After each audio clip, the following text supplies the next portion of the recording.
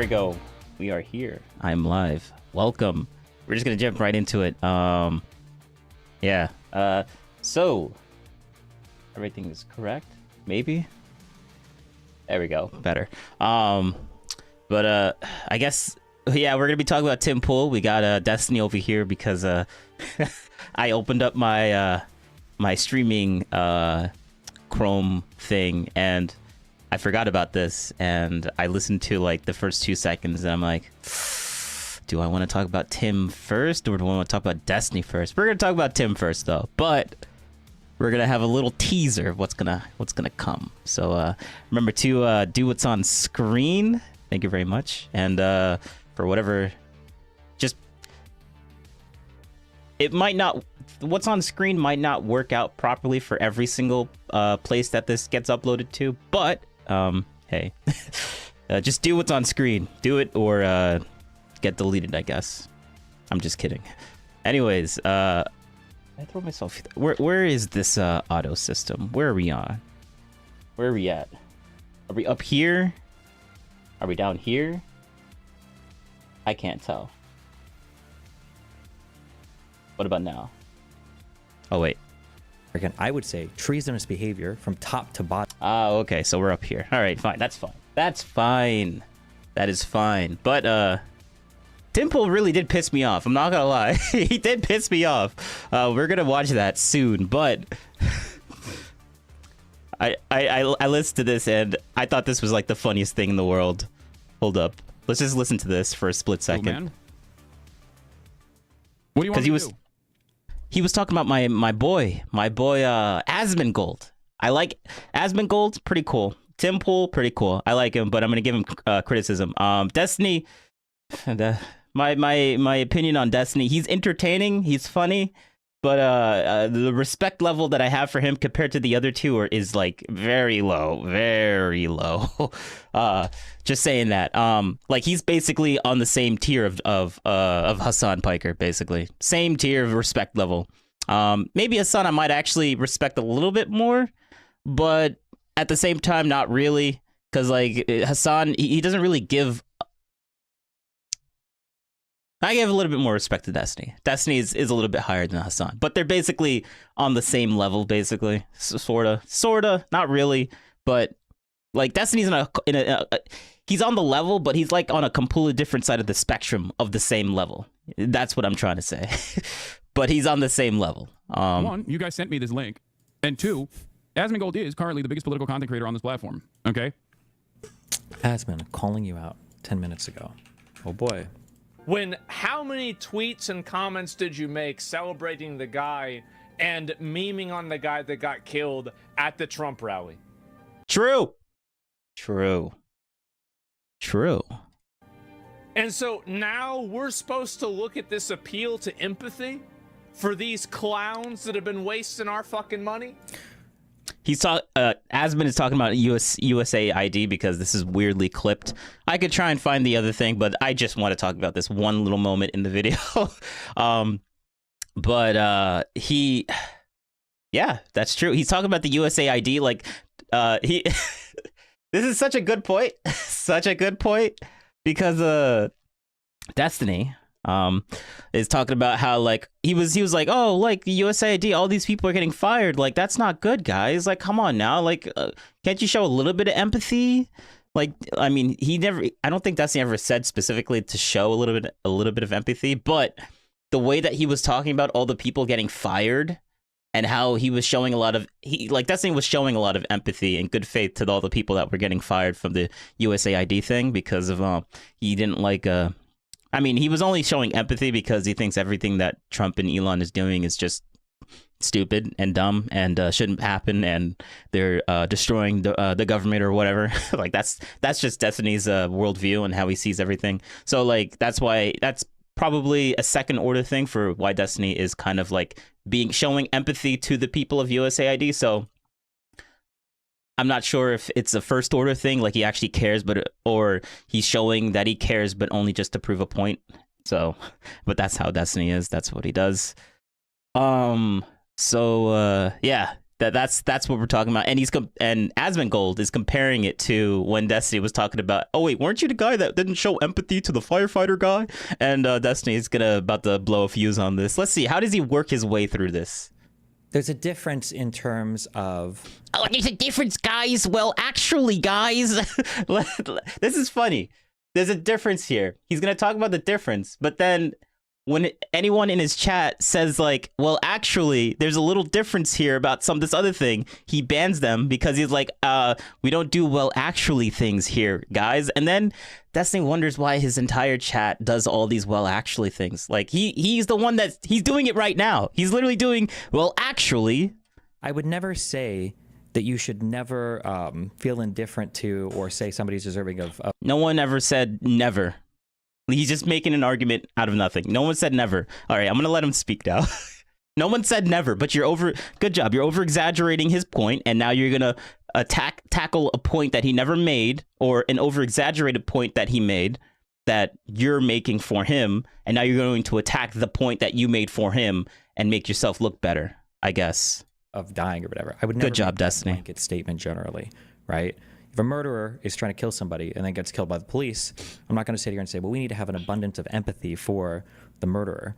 My lack of care for people that are supporting Trump at Trump rallies is you have a guy who tried to coup the government. Now we're going to go into opinions. The reason why I don't care is because I think he did a bad thing, even though there's no there's no like conviction on doing this stuff. Like, I think he did bad thing, and I made arguments in the past. So Trump did bad thing, and if people go to bad person, then they kind of deserved it, right, guys?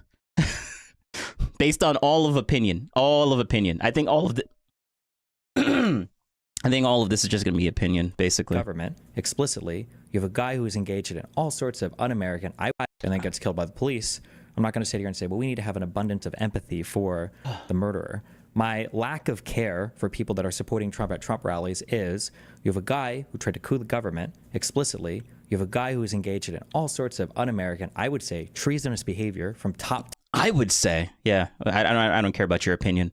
To bottom, and has directed other people to do the same.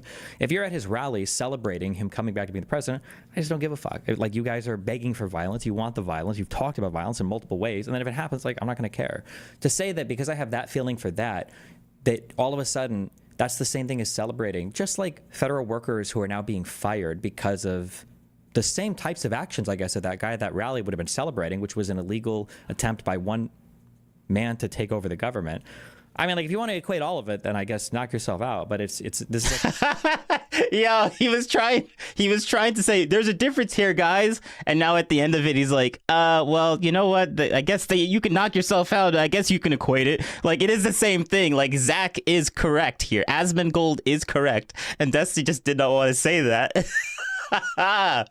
Let's go, base. Let's go. True. Destiny. You're actually seeing the light. Yes, we are going to equate it because it is basically the same thing. Now shut the fuck up now. Like an intellectually bankrupt position. Oh, it's intellectually bankrupt, guys. Let's give an ad hominem because we have no argument. I'm sorry. I'm sorry. Let's keep going. What is this? How are you gonna do that? It doesn't make any sense, man. Doesn't sound like he's mad at you. Sounds like he's disappointed. The thing is that Destiny and I, you guys might not believe it, but we agree on a great number of things. It's one of the reasons. No, that is probably not true. All right. Well, I don't know what. I do not know what we would agree on at this point. I'm not sure. Or wait, then how could you state in the definitive that you said no, we don't, but you don't even know what you could agree on, which means. Oh wait, I was about to do a little bit of a fallacy. Just because he doesn't know what you could agree on doesn't automatically mean that the opposite is true. That he doesn't know what they don't agree on either. He probably knows a lot of things that he disagrees with the Asmongold with, but he doesn't know anything that he agrees on with Asmongold. But we're only specifically talking about that. Okay, let's just keep going. Or rather, this goes back to that thing that I said a long time ago, where I said, I don't know how to like separate out these. I don't have like a clever, snappy name for it, But like people will agree on these amorphous kind of like moral beliefs. Slogans. Just call it slogans. Come on now. Slogans. But then when you actually distill them down into some solidified form, and then you ask, you find out that they're worlds apart, right? So it might be something like you get two people to agree, all life is precious, right? Yes, of course. Everybody deserves protection to the fullest extent under the law in the United States, right? Of course. And then from like these two things, then it's like, that's why women should have the right to have an abortion. Their medical decisions with their doctor is completely protected. And the other person will be like, wait, hold on, no. I was talking about a baby's right to live. They should never be aborted. That's crazy. So I don't like this agreement. This is why I've done this for probably years now, I guess. I don't know, over a year. Right? Destiny's basically complaining about, I don't like vague statements because they're over-inclusive and I don't know what people are agreeing on, even though it seems like they're agreeing with stuff. Like when people that say they're pro-choice, they're like, oh, we're pro-choice, but that's too inclusive. Like he doesn't like that. Because like people that are anti-vaxxers, they'll say, oh, I'm pro-choice, like my body, my choice. But then when people typically say my choice, they're talking about my right to abortions. Like, oh, my body, my choice. Like, it's the same thing. It's the exact same thing, same slogan. Both sides agree on it, but the outcome, the reason why they're saying it is completely, is basically different. Not completely different, because obviously both things are, they're the same kind of, like, they're both like my body, my choice.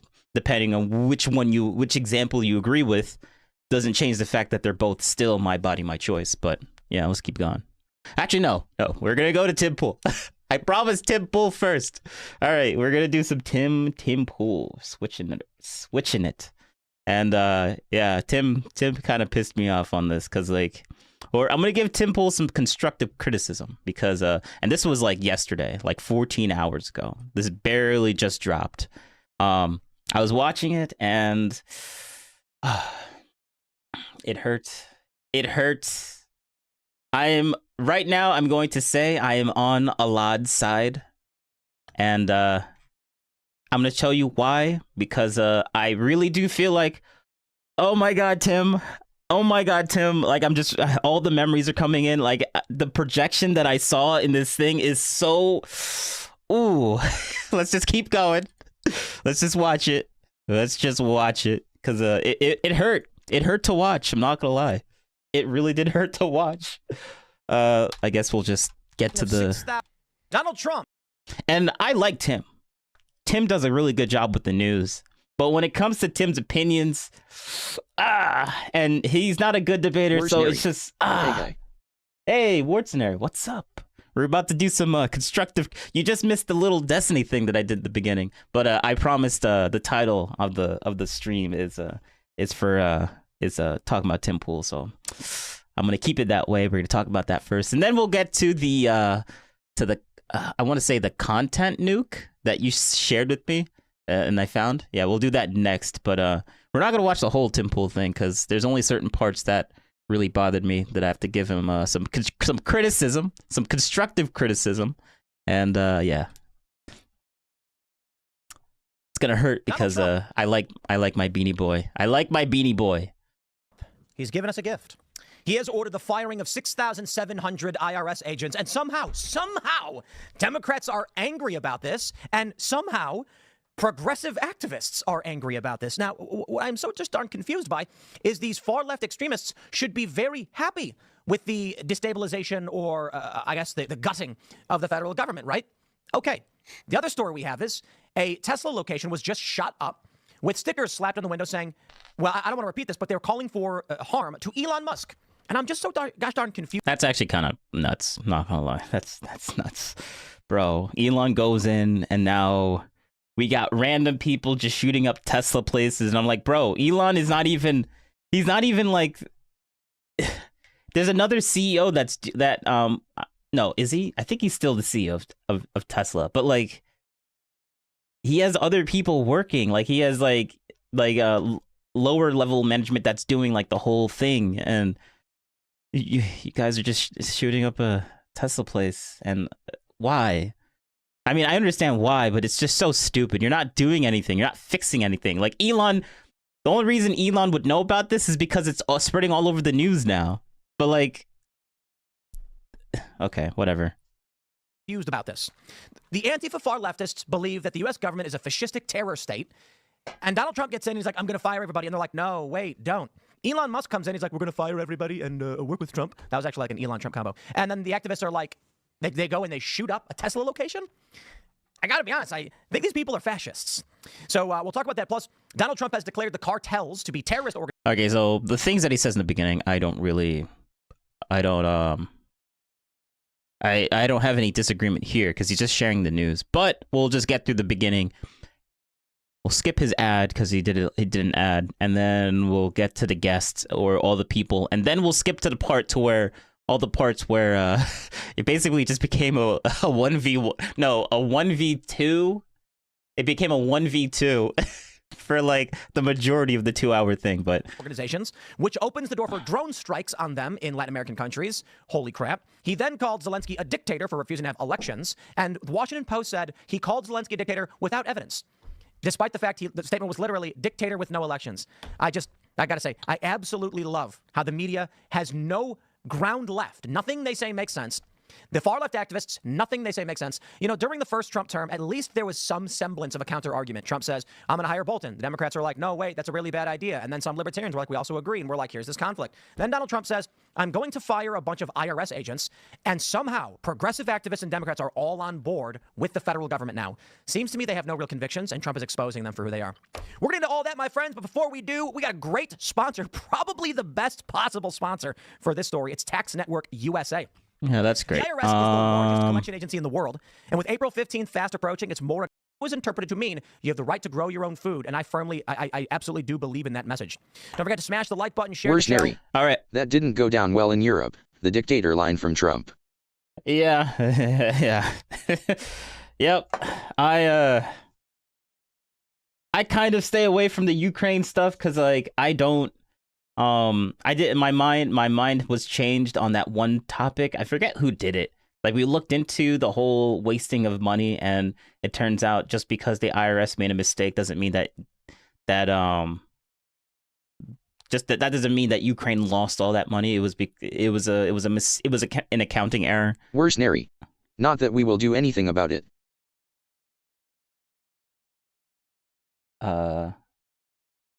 Yeah, Trump's statements are not the best, and I understand why Europe doesn't like it. Like Trump is very isolationist compared to every other president that we've had, and Europe is just not used to that. So it's just like they want, like, we're supposed to be buddies, but Europe doesn't like the fact that Trump isn't really being buddy anymore with I guess you guys. So I understand why Europe is very critical of Trump, and it makes sense. And I don't disagree, but I can't really sympathize because I mean, we won't fight Russia, Europe, that is. Well, actually, that makes me even less sympathetic. If Europe is gonna be like, America, you need to do all this stuff, but we won't do it at all. Like, do they want the US to just do everything for them? Like, isn't NATO in? Where's Nary? Not over Ukraine. Not over Ukraine. Yeah, okay, I guess that makes sense. But isn't NATO like in the European Union? Like the headquarters of NATO, I think I want to say in the UK. I think, right?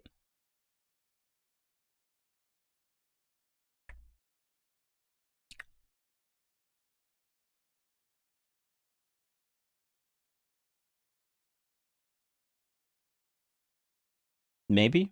I mean, we could just look it up. Where is NATO located? Nah, it's all in Belgium.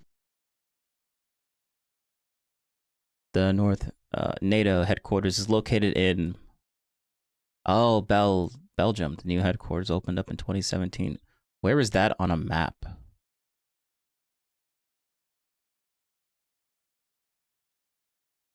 Oh.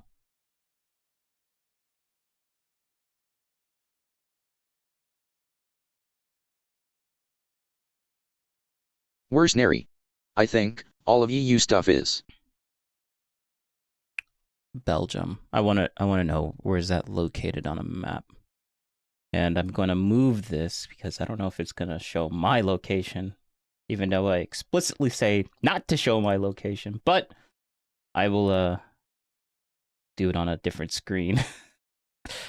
Oh wait, we can just go to maps.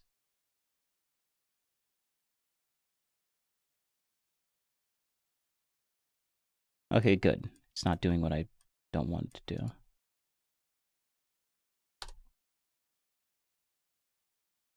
Oh, it's right by... Oh. Oh, wow. Okay. That's where it is. Look at that.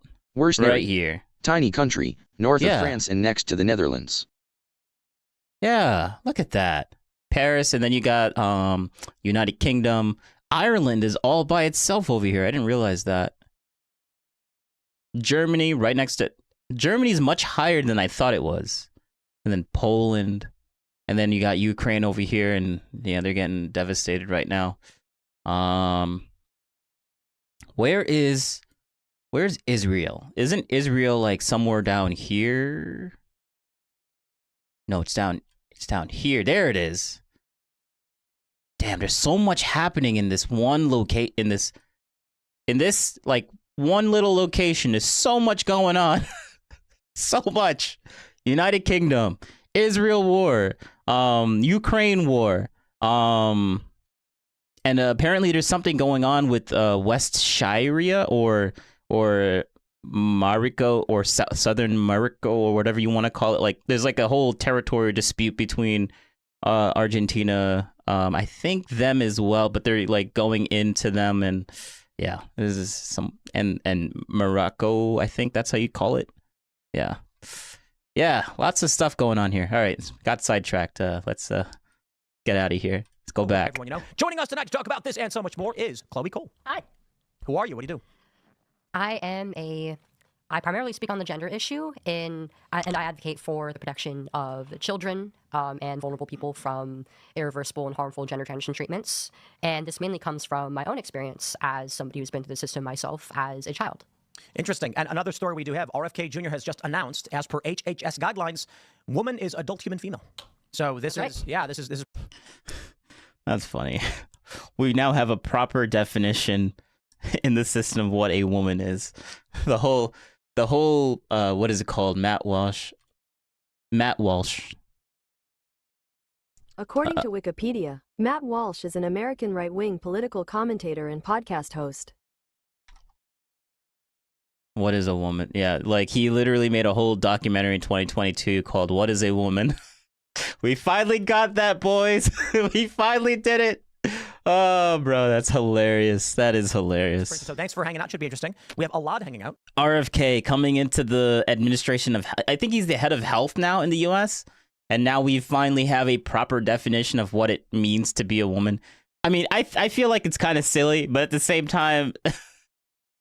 It's so weird how that we need to have that definition like made. Like, wouldn't that definition exist already? But like, it's funny how it's now coming into existence. Like, it felt so self-explanatory, but whatever, I guess. Let's just keep going. Hey, everybody. What's up? My name's Alad Eliyahu. I'm a journalist here at Timcast. Chloe, it's so nice to have you on tonight. I've been following your story for years, and I'm happy to see the tide finally turn on this issue, especially with Trump coming into office, and we'll dive into that. Alad, I was on your side. Wait, no. I said was. I'm still on your side. A little bit more later. What's up, Raymond? Hey, bud. Good to see you here. I'm looking forward to talk to my first neocon. What's up, guys? It's Raymond G. Stanley Jr. I work here. I do good things. I'm blue collar, a U.S. Marine Corps veteran. But I also want to shout out Mr. W. David Lilly. He painted a beautiful painting of... shoot. Literally the mascot of the entire thing, the chicken. Roberto Jr.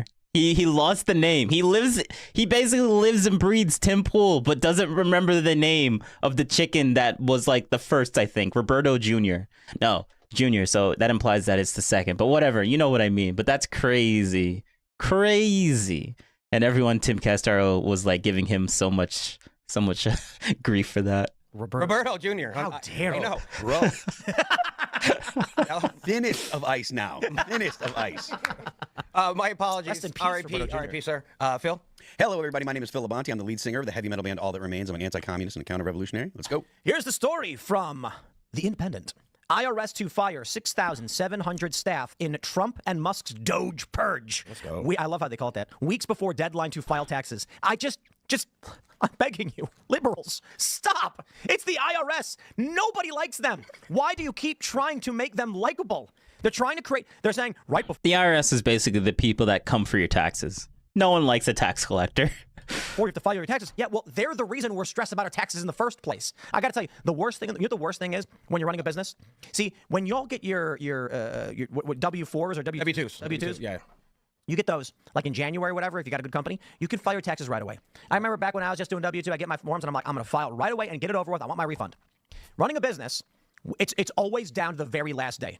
Because you've got all these different accounts, you've got all of these different invoices, you're chasing after everything. All right, we're going to just skip to the part to where they actually start disagreeing. A lot. I think it's right here. Is it his first comment? I think that starts it off, maybe?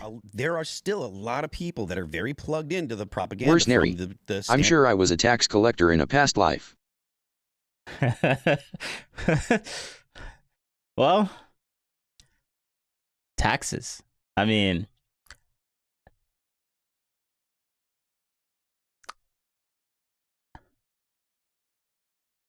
I don't know what to say to that. Because, like, they help the government and they're employed, but they also cause a lot of grief to all the citizens that like might have slipped up on their taxes and then they owe all this extra money for some reason. And yeah, tax collectors, they don't like, no one really likes them. No one really likes them. But people don't necessarily hate them. They're just kind of not even indifferent. They're more on the side of like, I don't know. Standard news media. Well, I know a lot is a big. I don't have any personal experience with the tax collectors, so I don't have any personal grief for them, but I understand why people don't like them. Fan of the IRS. No. Where's Neri? What do you mean? I always side with Sheriff of Nottingham, not Robin Hood. Not Robin. Oh yeah. Well, I only heard the whole. I only know the Robin Hood thing. Stealing from the rich and giving to the poor. I feel like stealing, period, is wrong. So, like, Robin Hood is seen like as like a good thing, but you shouldn't be stealing from people. Like, what if you became rich and then Robin Hood started stealing your stuff to give to the poor? You would be really pissed off. Like, just don't steal. Come on now. Why steal from the rich and give to the poor when when the poor can just like build themselves up to become the rich? Like, that would be a much better and moral thing to do, I think, personally. Afford that mustache, that Bolton-ass mustache. Well, but how are you going to fund your wars? We fund our wars. Good question. Bro, they give him so much grief. But they're kind of just joking around right now. Right now it's joking, but it turns to a little bit less joking later on. Well, through the trade that our military is able to facilitate. I guess. Wait, what do you mean? What? Because our Navy is what allows free trade to happen on planet Earth. So without our... Wait, are we charging people for that? No, I don't think so. Should we? Yeah, we should. Maybe. Okay. Or we should actually use that influence to get countries to do what we want them to do, which is what we do. They got to pay. I mean, with the Panama Canal, they should be paying. We built it. It's American. And now the Northwest Passage is coming. The U.S. definitely wants to control that. But yeah, maybe we got to stop doing all this work for free around the world. You know what I'm saying? Maybe get rid of the income tax. We go with tariffs, and we go with control of these canals that we built. Maybe if we fire these 6,700 staff from the IRS, the West Virginian tax officials won't come after me from trying to pay tax in multiple states. Wrong. Trying to get me to pay. So that's a whole other component of the West Virginia ridiculousness, is that they're trying to require out-of-state residents to pay taxes in the state because they sold a product to the state. It's. I'm not gonna lie. The reason why I wanted to move to West Virginia was because of Tim Pool. But now Tim Pool is talking about how West Virginia did this really terrible thing, and now they're kind of screwing over his business. And I'm like, you know what, Tim? I understand now, and I'm glad that he told me this, because now I was like, all right, you know, maybe I should have moved it to West Virginia, because like I was only doing it specifically for like the business stuff, and he was praising it a lot for the past couple of years, and now he's basically made a 180, and now he's like, West Virginia, you suck, and you're disgusting, and your tactics are terrible. And Tim is pretty mad. Tim is pretty mad and upset about it because he literally built this whole headquarters in West Virginia. I think he has 2 of them now, and like he could literally just build another. He could just rent another place outside of the state and then move his headquarters there. Legally move it there, not like physically, because that would be impossible. And then he doesn't have to worry about the contracting stuff that's like basically destroying his. He's gonna explain it. Absolutely insane. I don't want to just keep going over and over on that story though, but it's almost like the government is broke and they're desperately trying to squeeze as much money out of you as possible. Now let's just go back in time a little bit. Remember when the Democrats hired 87,000 IRS agents? Yup. Yeah. Where's and then Neri? they started tracking Texas? Maybe, or Florida. Too hot for me. Nah, I wouldn't go to Texas or Florida. Maybe Texas because it has more dry heat, and I would prefer dry heat over Florida's very swampy heat, swampy, muggy. I would even do California, but I hate the politics of California. It's disgusting. But California's environment is like, it is all year temperate. You can go to the pool in the summer and snow and go snowboarding in the summer. Like, it's the only place on the planet that you can snowboard and go to the pool or to the beach right after. And I'm like, bro, because of the mountains, the very high mountains and the high altitude, there's always snow on it. It's very cold up there, but the moment you get all the way down and come back to like basically sea level, it's like super warm in the summer. And it's not even muggy. It's not Where's even. Neri? It's. I'd miss the seasons. Yeah, Oh, actually, I wouldn't mind if it was just temperate all year round and not muggy, not rainy. I mean, fires because it's very dry there. But when there isn't any fires, I mean, it's. I would like the location is really good, but the politics of that state is just terrifying. So I refuse to go there. But what is it called? I think in Tennessee. What is that place? There's a city, Nashville. I don't know if that's in Tennessee. I think it's in Tennessee. But apparently that location is a really good spot. Tennessee, not too far south. So I'm not sure about how the environment is there, but I know that's like a really good city. So, yeah. Any purchase or transaction, $600 or over. They're trying. I think the Daily Wire is headquartered over there, and a lot of people in the Daily Wire is like have their own little space somewhere in that location. To tax the poor, and They are trying to tax the poor. The IRS has come out and said that taxing the poor is more effective than going after the rich because the rich can afford to fight in court. If you're going after a rich guy for $2.5 million of unpaid taxes, he will absolutely blow $1 million taking you to court. And the government's got to that's money the government has to spend. They're not going to get the money out of. The guy's going to drag it out as long as possible. Because if the government were like, hey, we're after you for $1 million, and I had the money for it, I'd be like, well, I'll spend $999,999 to make sure that you don't do that. And it's particularly the probation folks. He's been firing folks who have been probation. All right, so this guy sparks the debate because he uses a trigger word, and I will explain what that trigger word is as soon as he says it. For the government service. Yeah, they're new. Years. That's all it is. Goodbye. It's the same thing. Well, sorry, folks. You know, Chloe, you're not a like heavy news, culture, and conflict commentator. So I feel like the IRS stuff is probably outside your wheelhouse. Yes, like I'm slowly moving in that direction, but this is like kind of foreign to me. Perfect. Do you like the IRS? Not really. All right, that's the point. So I'm glad you're here. Because we get, like all of us, we sit here, we read or watch the news all day, every day. We deal with, filing our taxes. You're in this regard, I know like you're a specialist in a specific cultural area, but in this regard, you're more of a layman. And if you don't like the IRS, then I am right. No one likes the IRS. I don't know any American. Let me really steel loves man. the I IRS think this except for- argument. I don't necessarily agree with it, but I think the. Oh, okay. All right. Steel manning. I feel like, steel manning is not the trigger word per se, but this probably is definitely a second runner up to the trigger word that I'm talking about.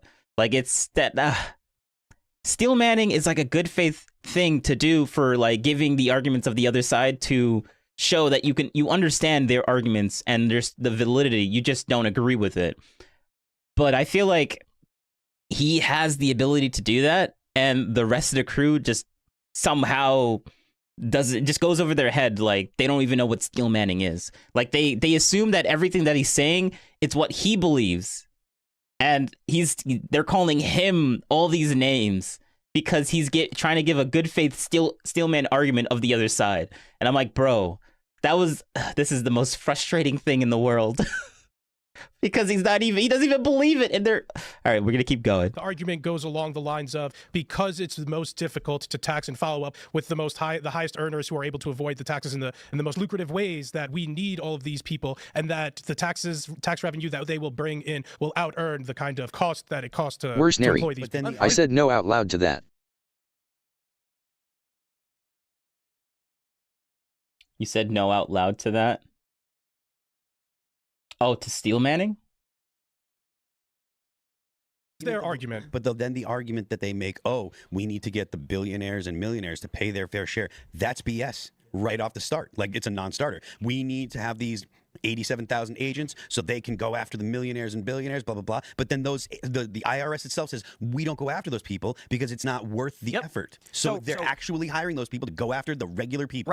Right now, I guarantee you, Democrats and liberals are probably making YouTube videos where they're them not knowing what stillmanning is. Okay, so they do know what it is, but I feel like I feel like, okay, well, let's just keep going. I might be over exaggerating that point. But that's just the feeling I got. They're like, Elon Musk is firing IRS agents so that he and his crony buddies don't have to pay taxes. Let me just explain something. It takes one IRS agent to handle an account of a billionaire. Now, if they want to do a full audit and go through everything, it's going to take a lot more agents than that. But we haven't even hit debate mode yet, but I see how everything is kind of connecting the dots, because I was listening to this passively live, so I didn't know what was going to happen. I wasn't really paying too much attention to the beginning part. But then when they started getting into debate mode, I was like, wait a second, what's going on here? Let me pay attention to this. The decision to target an individual and look at their general finances is not the most complicated thing in the world. What's impossible for the IRS is to go after 3 million individuals. Let me put it this way. One billionaire, as Phil already pointed out, and we as a corporation, and every corporation deals with this, if the IRS comes to you and says, we think you owe X amount of dollars, you look at your tax lawyer and you say, do we owe that? And if they say no. Okay, wait. I felt like we were getting close. Okay, wait. This guy was the one that started it. Okay, let me skip all of Tim's rambling. Like, I don't really need to listen to this right now. I want to... Then we'll fight it. That's what the IRS is all about. That's what they're doing. And I don't care if they're probationary or otherwise. And I don't care what they were doing. Fire them all, as far as I'm concerned. And the billionaires, the rich folks, they know the loopholes. That's the word. That's the word that started it all. Loophole. Loophole. Remember this, boys. Remember this, boys. Remember this, guys. This is oh, this hurt. This hurt, man. Loophole. That's the trigger word, guys. That's the trigger word. Yeah. Well, let's just go. Thank you. Thank you for throwing this. It's funny because he says this word and then he never speaks a word ever again ever again for the entire podcast. He doesn't say anything after this podcast, after this one moment. Well, until they got off topic and then they start actually talking to the guest and going through her past and stuff like that. But then they, at the end of it, when super chats, they go right back into debate mode, and I'm like, okay. They can get away. What? It's let me explain it like this. I don't actually they're probationary or otherwise, and I don't care what they were doing. Fire them all, as far as I'm concerned. And the billionaires, the rich folks, they know the loopholes. They can get away. What? It's let me explain it like this. I don't actually think it's fair necessarily to call them loopholes. It's not fair to call them loopholes. Okay, all right. That's an argument. Well, that's a claim. All right. Now give your argument. It's a claim, and I think that's more opinionated. Like, he's giving an opinion right now, basically. Like, because he says it's not fair, which is like, how can you objectively say if something is not fair or not, right? I don't think that's possible, because like what you think is fair isn't what everyone else would think is fair. Or you're gonna find someone else that's gonna look at that same situation and say, well, actually, no, it's not fair. I mean, or it is fair. Like some people will agree that it probably is fair. So that's more of an opinion statement. But he's making a claim, so now he's going to make the argument.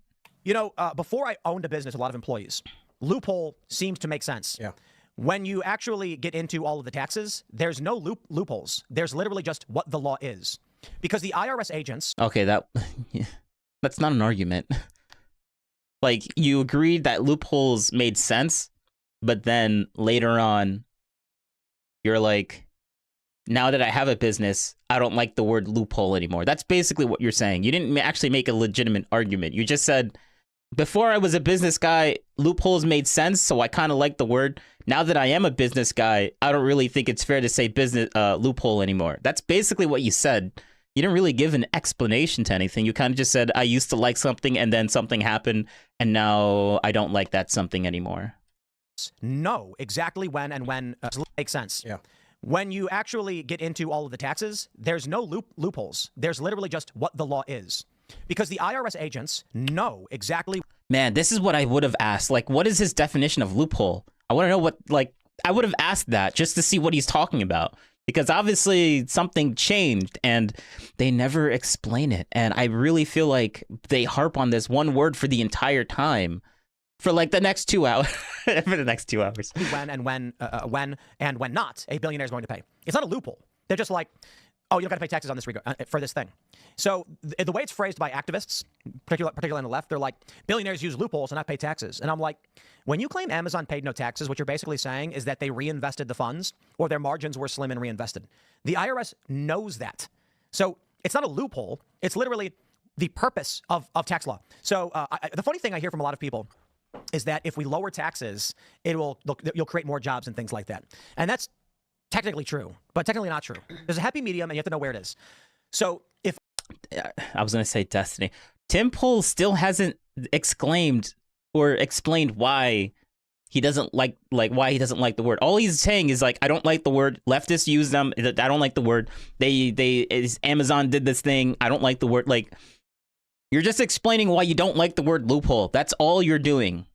You're not actually giving like a factual basis of like, we shouldn't use a loophole in this way. So it bothers. I'm frustrated because like later on he's like, he's like saying that the other guy is wrong. And I'm like, what do you mean wrong? You just disagree with that he thinks loophole is okay to use or would be okay. But I'm like, okay, whatever. Let's just keep going. If I was told, hey, they're increasing the corporate tax rate to, 70%. I'd be like, wow, okay, well, we better reinvest that as much as we can. So what would... I know I'm harping on a lot of little things that he's saying right now, but it's only because I have so much knowledge in the future. I'm just going to keep going. I'm going to shut up. we do here, we'd hire as many people as we could because we're going to lose all that money if we don't. So it's not necessarily true that lower taxes means more hiring or the other way around. It just really depends. But you'll hear from a lot of these activists. They will say whatever... Activists bad, guys. Activists bad. And they use the word loophole bad, right?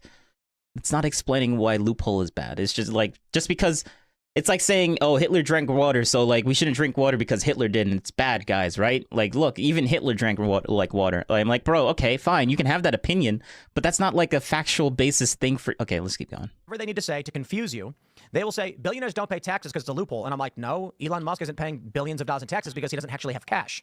That's not a loophole. Okay, well, he made X amount of profit last year, and I'm like, and it's locked up in stock. Wait, but stocks.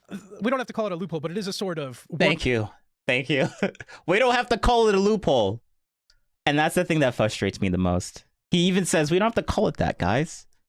But then people still pin... Okay, all right. Workaround that is an issue with the ultra cash. That's not a loophole. We don't have to call it a loophole, but it is a sort of workaround that is an issue with the ultra wealthy. And well, whatever there are laws created that allows them to pay much less. Actually, I'm going to give him constructive criticism right now because for his entire argument, he did do a poor job of explaining himself. The only reason I was able to understand what he was saying is because I took a really good faith. Well, let's see. Maybe you guys might not see it, but I feel like I was able to see his argument, even though it was kind of difficult for him to explain it properly. I really wish he would explain it in the way that I was saying it in my head when he was saying it, just so you can make the other guys understand. But I feel like the other guys were just... let's keep going. An ordinary person doesn't taxes, and I'll explain to you how it goes. I'm not talking about Amazon the corporation, but Jeff Bezos, for example, was famously paid something like only $100K, $83,000 while he worked there, but the shares and his net worth was a lot higher than that. So while he was paying a lower marginal tax, his net worth was like in the hundreds. I understand it's not cash, but hold on. You want to play a game? No. I don't support this, and I don't even support a wealth tax. But I'm saying these are ways it's not a for loophole. It's just a generic term. There are laws. He's literally saying he doesn't support this. I'm just telling you what there's a problematic issue here. All he's saying is that there's a problematic. Okay, I'm gonna explain this, and we're gonna use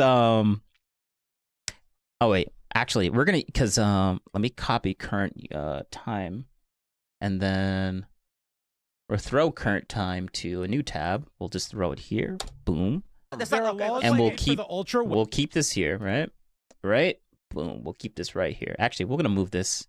Now we'll leave it right here. We'll minimize it, and then we're going to jump to when they show a graph. There we go. Boom. Okay, so this is what they use, right? Uses this. So the argument that Alad was using, right? This Alad guy. He was basically saying,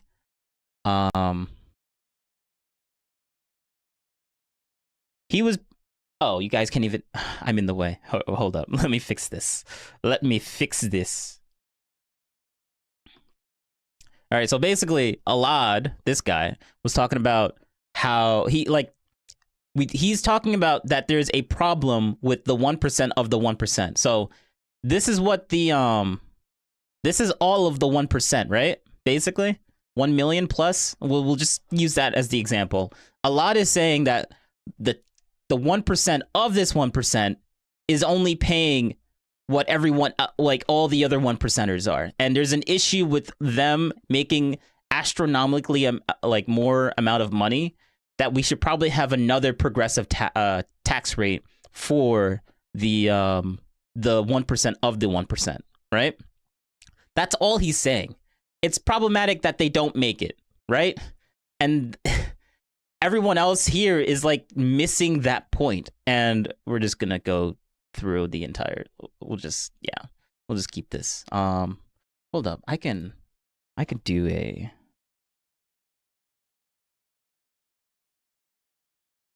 Boom, and then expand canvas. Yes, there we go. Because we might use this later on.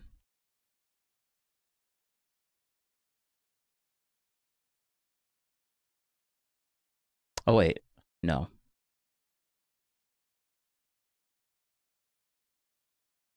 There we go.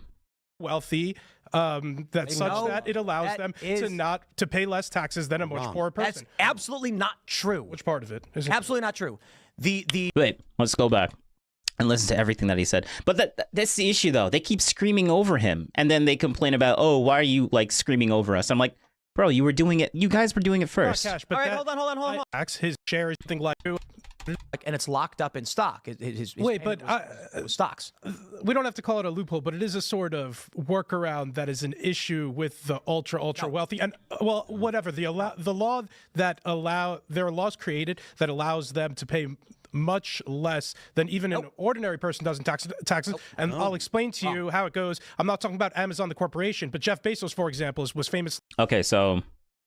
Okay, no, we keep going. He paid something like only $100K, $83,000 while he worked there, but the shares and his net worth was a lot higher than that. So while he was paying a lower marginal tax, his net worth was like in the hundreds. I understand it's not cash, but hold on. You want to play a game? No. I don't support this, and I don't even support a wealth tax. But I'm saying these are ways. It's not a loophole.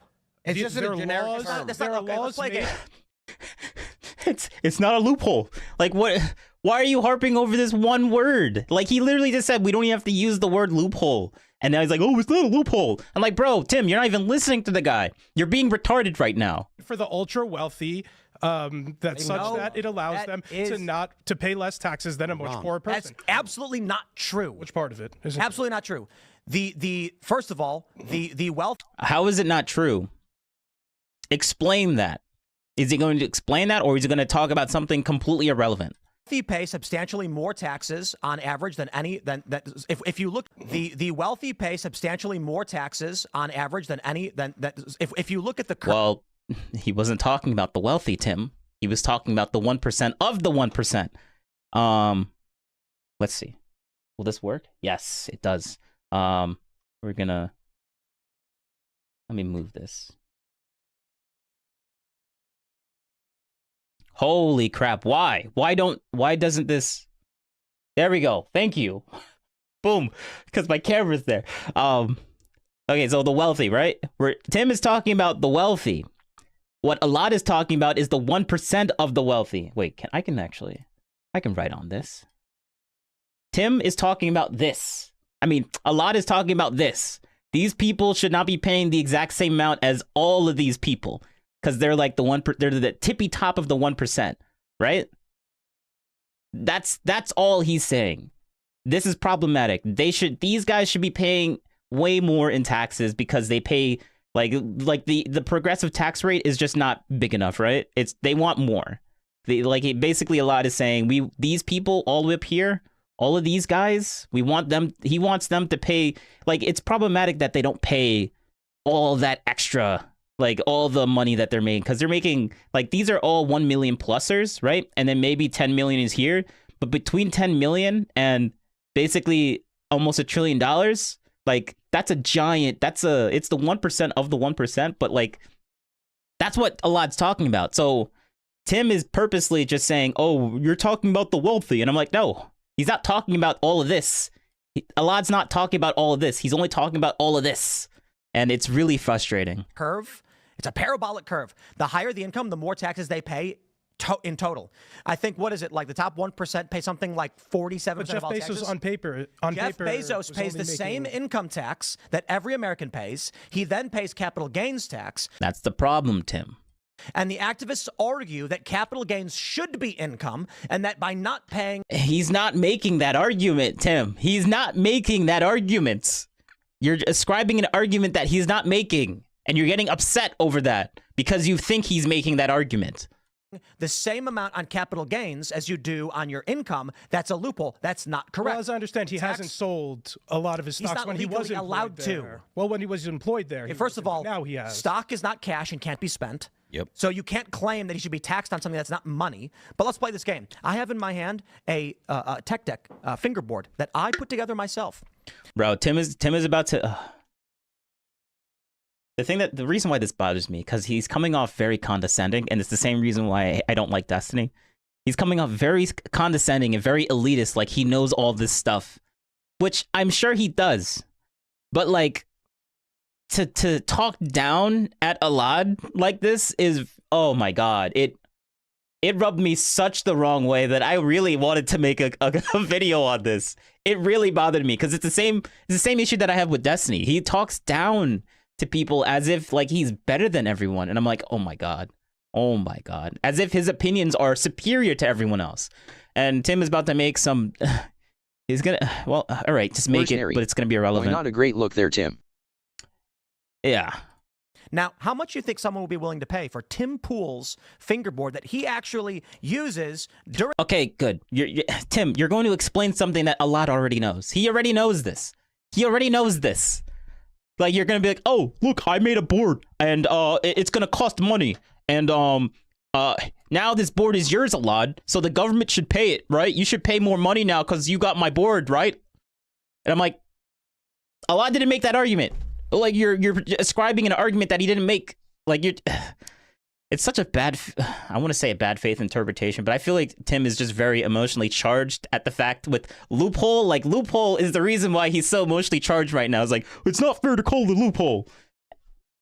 And Tim just says because he doesn't like the word, basically. Like, he didn't actually give like a legitimate explanation on why he doesn't like the word loophole. He just says it's bad because leftists use it, and yeah.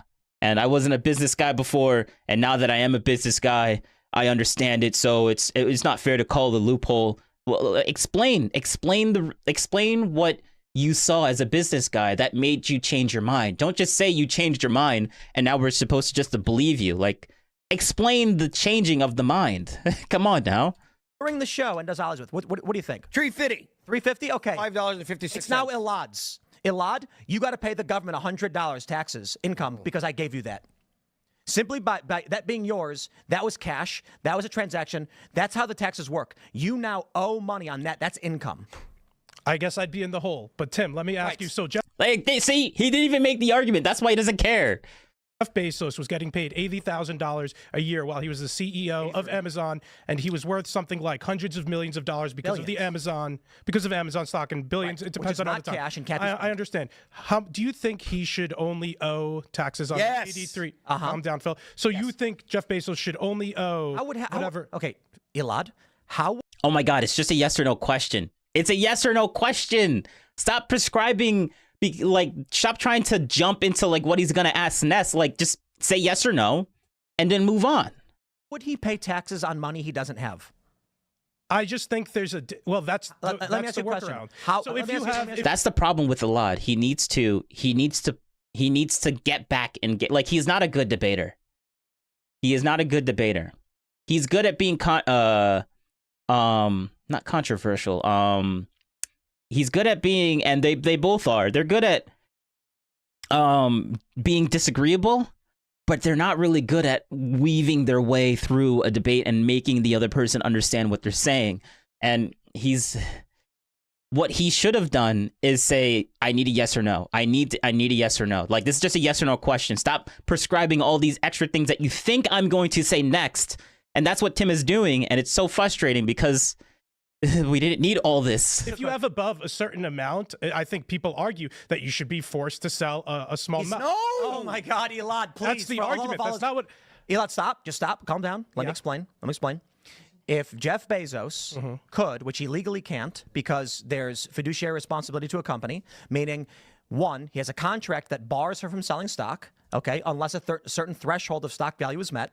Two, if he dumps stock, the stock price collapses and it could cause the company to spiral into a free fall. The stock is used to generate revenue for the company to operate if they're not generating substantial revenues. So if Jeff Bezos was ordered by the government to violate his contract and sell stock so that he could cover the wealth tax they put on it, the company would enter free fall. Everyone would dump the stock overnight. It would become worthless. And then paradoxically, Jeff Bezos' net worth would be $100 million. And then he wouldn't owe those taxes in the first place. The issue at hand here is Elad knows all that information, Tim.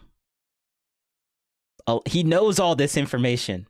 You're explaining something that he's not arguing against. Like this started off from a steel man, right? And now they're getting upset that he's actually like really giving like they're losing they understand what a steel man is, but we're so far away from when he said it that they don't even remember that he said that. Now they all think that everything that he's saying right now is his beliefs, and then they're just gonna call him names. And I'm like, bro, you have no argument when you just start calling him names. Is that there's clearly an issue with how we're taxing people like this. Wait. Hold up. Let's go back. Paradoxically, Jeff Bezos' net worth would be $100 million, and then he wouldn't owe those taxes in the first place. The issue at hand here is that there's clearly an issue with how we're taxing people like this. Yes, I agree. And the reason why I agree is because we're going to go back to this chart here. This nice little chart that Destiny, that Tim Pool brought up.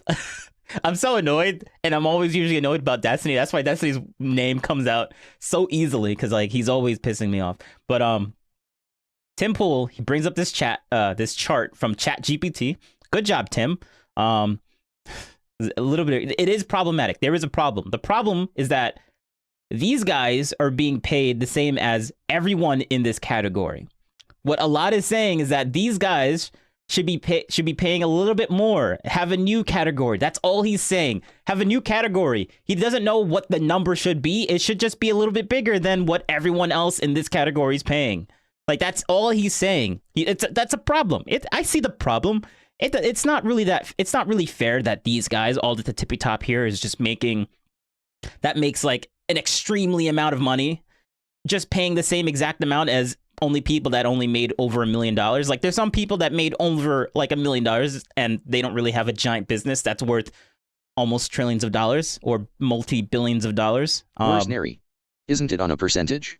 So yes. And Elad is saying that we should have another percentage bar. So like, let's just say this is 1 million and the percentage is like 50% of your value. I don't think it's that high. Actually, it might be, but let's just say this is 50%, and then this would be everything less than everything less than 1 million would be less, right? So this would maybe be 40%, 30%, 10%, 20%, 10%, 5%, 1%. Like it's progressively lower. Alad is saying that it's a problem that these guys are only paying 50%. Maybe they should be paying another number higher. Maybe 51%. What? Like these guys up here, if your net worth is this high, is that justified? I don't think it's justified. I wouldn't implement that. But it's a little bit of a problem. It seems a little bit unfair. And I sympathize with that. I wouldn't put that into practice, but the fact that Tim doesn't even want to acknowledge that this is like even an issue or even perceived as an issue from any other point of view is the thing that really bothered me. I'm like, I can see it. I understand it. I wouldn't implement it, but at least be charitable to his argument. Like he's not even making like such a radical thing, and they make it seem like he's making this such a radical thing. Like multiple times Alad is going to say that he doesn't know what the number is. He just says that it's a problem or it's problematic. And problematic is a problematic word because problematic is like it's a problem-ish. Like, do we really need to like go into this? He sees it, but he's not going to personally implement anything. So you think Jeff Bezos should only owe money on overnight? It would become worthless, and then paradoxically, Jeff Bezos' net worth would be $100 million, and then he wouldn't owe those taxes in the first place. The issue at hand here is that there's clearly an issue with how we're taxing people like this. If you think Jeff Bezos should only I already explained. He owe money on his $83,000 of income while he was working there, and not anything on any of the hundreds of millions of dollars that he had in stock and net worth. There's a serious issue there because there are people who are making. Okay, he's gonna make hundreds of thousands of dollars who are again paying more than Jeff Bezos was at the time. I gotta stop and if you don't think there's any issue with somebody like that paying significantly less than again, like people like millionaires, people making millions. I'm gonna mute you if you just keep ranting and saying wrong things over and over again. He's not saying wrong things. Shut the fuck up. Like you just disagree with what he's saying. He's not saying wrong things. Like, oh my God. I'm just gonna mute you if you just keep saying wrong things. He's not saying anything wrong here. He just has a different opinion than you. Like, that's this has really pissed me off. Saying wrong things. You literally sound like Destiny right now. Oh my God. Shut the fuck up. So I'm gonna mute you if you say wrong things. All right, fine. It's your show. Okay, do it. But like, the respect level is going down now a little bit. Going down just a little bit. That's an L, Tim. Yes, that is a big L. He did not make cash. There's no income. I said his net worth. His net worth is... See, you're purposely not understanding what he's saying. He's like, Tim is still talking about net worth. Like, oh, we should do net worth. I'm like, bro, that's not what he's saying. It's paper that exists in a nebulous concept in the mind. Do you know what paper value means? Oh, wait, let me go back. Making millions I'm going to mute you if you just keep ranting and saying wrong things over and over again. He did not make cash. There's no income. I said his net worth. His net worth is paper that exists in a nebulous concept in the mind. Do you know what paper value means? How much is Jeff Bezos worth? I think $170 billion. Okay, and when he was CEO of Amazon, what does net worth mean? What does net worth mean? It means your culmination of your assets. Okay, and where does the value of those assets come from? The demand for them. And what happens if the government says we are seizing your stock? The stock value will go down. And then what does he owe? Nothing? He'll owe some. The issue is that he should be paying more. The amount more. What? He has no cash. Okay. Bro. Tim is triggered. Tim is very triggered right now. He's playing. Oh, Tim's debate strategy is so garbage. His debate strategy is to keep asking him little questions over and over until he says that he doesn't know, and then harp on the one thing that he doesn't like, that Alad just doesn't know. Like, okay. I mean, Tim is a bad debater, but this guy, he's not. He's smart, but he's not a debate. He doesn't have the debate tactics. He needs to be listening to Destiny a little bit more. I'm not gonna lie, to navigate through this a little bit easier. But I think he's purposefully setting up his assets in such a way that this will be the net result. And this is what people. Yes. Okay. That's the thing that's problematic. I wouldn't change it, but I understand the issue. The issue is that Bezos, that makes tons of money, and or actually is worth tons of money, is only paying himself 80-something thousand a month, which is equivalent to about $1 million per year, and that means he'll get taxed on that system. Jeff Bezos doesn't have to pay himself that little. Jeff Bezos could pay himself even less if he wanted to, or Jeff Bezos can pay himself even more if he really wanted to. Like, that's not fixed. There's a like, you can go higher than $1 million per year. It's not like Jeff Bezos is saying, oh, I can't give myself more than $1 million. No, that's not what's going on here. Jeff Bezos can give himself maybe $200K per year if he $200K per month, which would be way over $1 million per year. If he really wanted to, and he would put himself into a higher tax bracket, because I think there is higher tax brackets, but people they only want to pay themselves $1 million so they don't have to pay a higher percentage. That's the loophole, or that's the thing that's the issue. They pay themselves lower just so they're in a lower tax bracket. But that's how the system is, and Tim Pool is triggered by the word loophole, and that's why Tim is like, oh, you're saying something that's leftist or progressive. I'm like, okay, whatever. Okay. Like, that's, if you want to have that low tiered, low IQ type of that one-dimensional thinking, I mean, it's annoying, because Tim, like, it's Where's okay Harry? to call it a loophole. They should fix that loophole. That's the issue. I don't Where's think Harry? I don't think they need to Winky fix face. it. I don't think they need to fix it. I don't think they need to fix it. It's just so annoying that Tim is just not understanding this, and then calling his opinion on why he thinks that's a problem wrong. Like, why are you saying it's wrong? It's not wrong for him to have this opinion. He thinks that's an issue. That's fine. Oh my God. People are talking about when people like Raymond were saying the loophole. If he this is sells the the loophole. stock- The loophole is If the he laws sells that the stock, he has to pay on the gain, on the realized gain of all of the cash. Oh my God, Tim. You're harping on the stock. Who cares about the stock? Jeff Bezos could pay himself more. Focus on that. But you're not gonna focus on that because you don't want to call the loophole. Like, it's so stupid. Like, Jeff Bezos could pay himself a little bit more to be in a higher tax bracket so he can pay more in taxes. That's it. That's all he could. But Jeff Bezos chooses not to do that because, hey, a lot of people don't want to pay more in taxes. And a lot of people could live off $1 million a year. So, even though I'm making all this money, or my companies are making all this money, I'm just going to pay myself a modest amount of $1 million a year. That's fine. It's a little bit of a loophole, but like, it's fine. I think he should be able to do that. I don't think we should change that. But Tim is just so focused on the loophole aspect. Oh, we shouldn't, like, oh, you're saying that he's doing this out of malice, and I'm like, bro, like, what?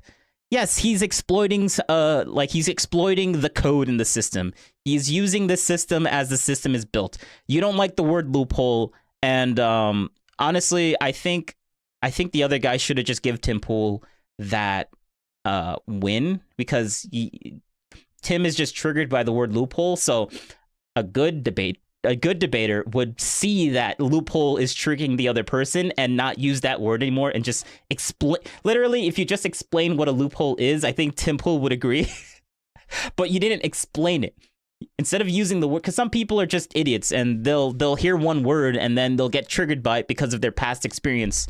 And that's literally what Tim is doing, and it's so annoying because he's being so arrogant right now with this guy. Like, I think the fact that he just called him like his opinion is wrong, that's the thing that really bothers me. So I'm kind of being uncharitable with my beanie friend here, but come on, Tim. She brings in. You could do better than that. Tim, you understand So that he's when purposefully he taking a realized low. the He was income taking a low. Yes, He has yes. to pay on the gain, on the realized gain of all of the cash he brings in. Sure, but Tim, you understand So that he's when he purposefully taking a realizes low. the He was income- taking a low income on purpose. He was taking a low salary on purpose to be able to affect this loophole. And Yes. That's true. That is true. He could pay himself more if he really wanted to, but Jeff Bezos chooses not to. That's the thing that's problematic to him, or to the steel man of him, because I don't even think he he necessarily disagrees with that, but like that's the thing that looks like an issue. Like people on the left would say this looks like an issue, and I think he does a really good. I think he does a good job at steelmanning, but he's not like he understands the other point of view, but he doesn't know how to sell it to these guys. He doesn't know how to sell it, and I mean, he's not really trying to sell it, but at the same time, he's not doing a good job explaining the other side, which kind of goes back on the whole point of me saying that he's good at steelman. He's good at understanding the other argument. He's just not good at articulating it back to other people. Yeah, let's just say that. That is the issue at hand. No, he purposefully set it up this way so he would fundamentally misunderstand how any of the corporate structure works in this country. Let's try this. Let's start. You fundamentally misunderstand the point that he's trying to make. Tim, shut the fuck up. Slow down. What is a C corp? There's like. Oh my god. What does that have to do with anything? What's a C corp? What does that have to do with anything? That's his response. That should have been his response. What does that have to do with anything? What is a C corp? What do you mean? What is a C corp? What does that have to do with Jeff Bezos? Like, bro, get out of here. Get out of here. Like, we're talking about tax income and stuff. Like, okay, say that Alad doesn't know what a C corp is, right? What's the next question? Oh, you're an idiot. So why should you be talking about this? Oh, because I don't know what a C corp is? I shouldn't have an opinion on what I think Jeff Bezos should be in a higher tax bracket or not? Like, oh, I don't know what a C corp. Oh, that trumps everything, guys. Good one, Tim. Like, good one. Like a C corp and an S corp. I don't know. Off the top of my head, I don't know the exact. You don't know why they exist. Okay, one's for an individual, I believe, and one's for a group. You could go ahead. Right. So the issue here is.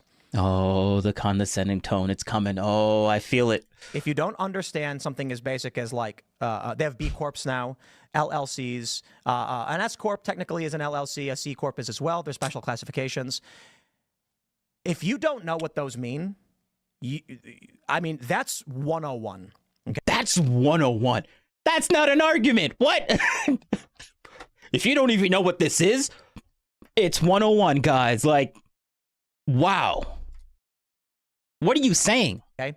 So if you look to a CEO who's running a company and then you go, he should pay money on money he doesn't have, is what you're saying. That is not what he's saying. That is a very bad interpretation of what he's saying. Like, I can see why he says that, right? I can understand that what Alad is saying kind of sounds like that, but that is a very bad faith interpretation of what he's saying. It's not that he's wrong. He's just doing this in a really bad faith type of manner because he's emotionally charged by the word loophole. Good job, Tim. Because the company he runs is worth a lot of money. We have a problem here where logic has failed.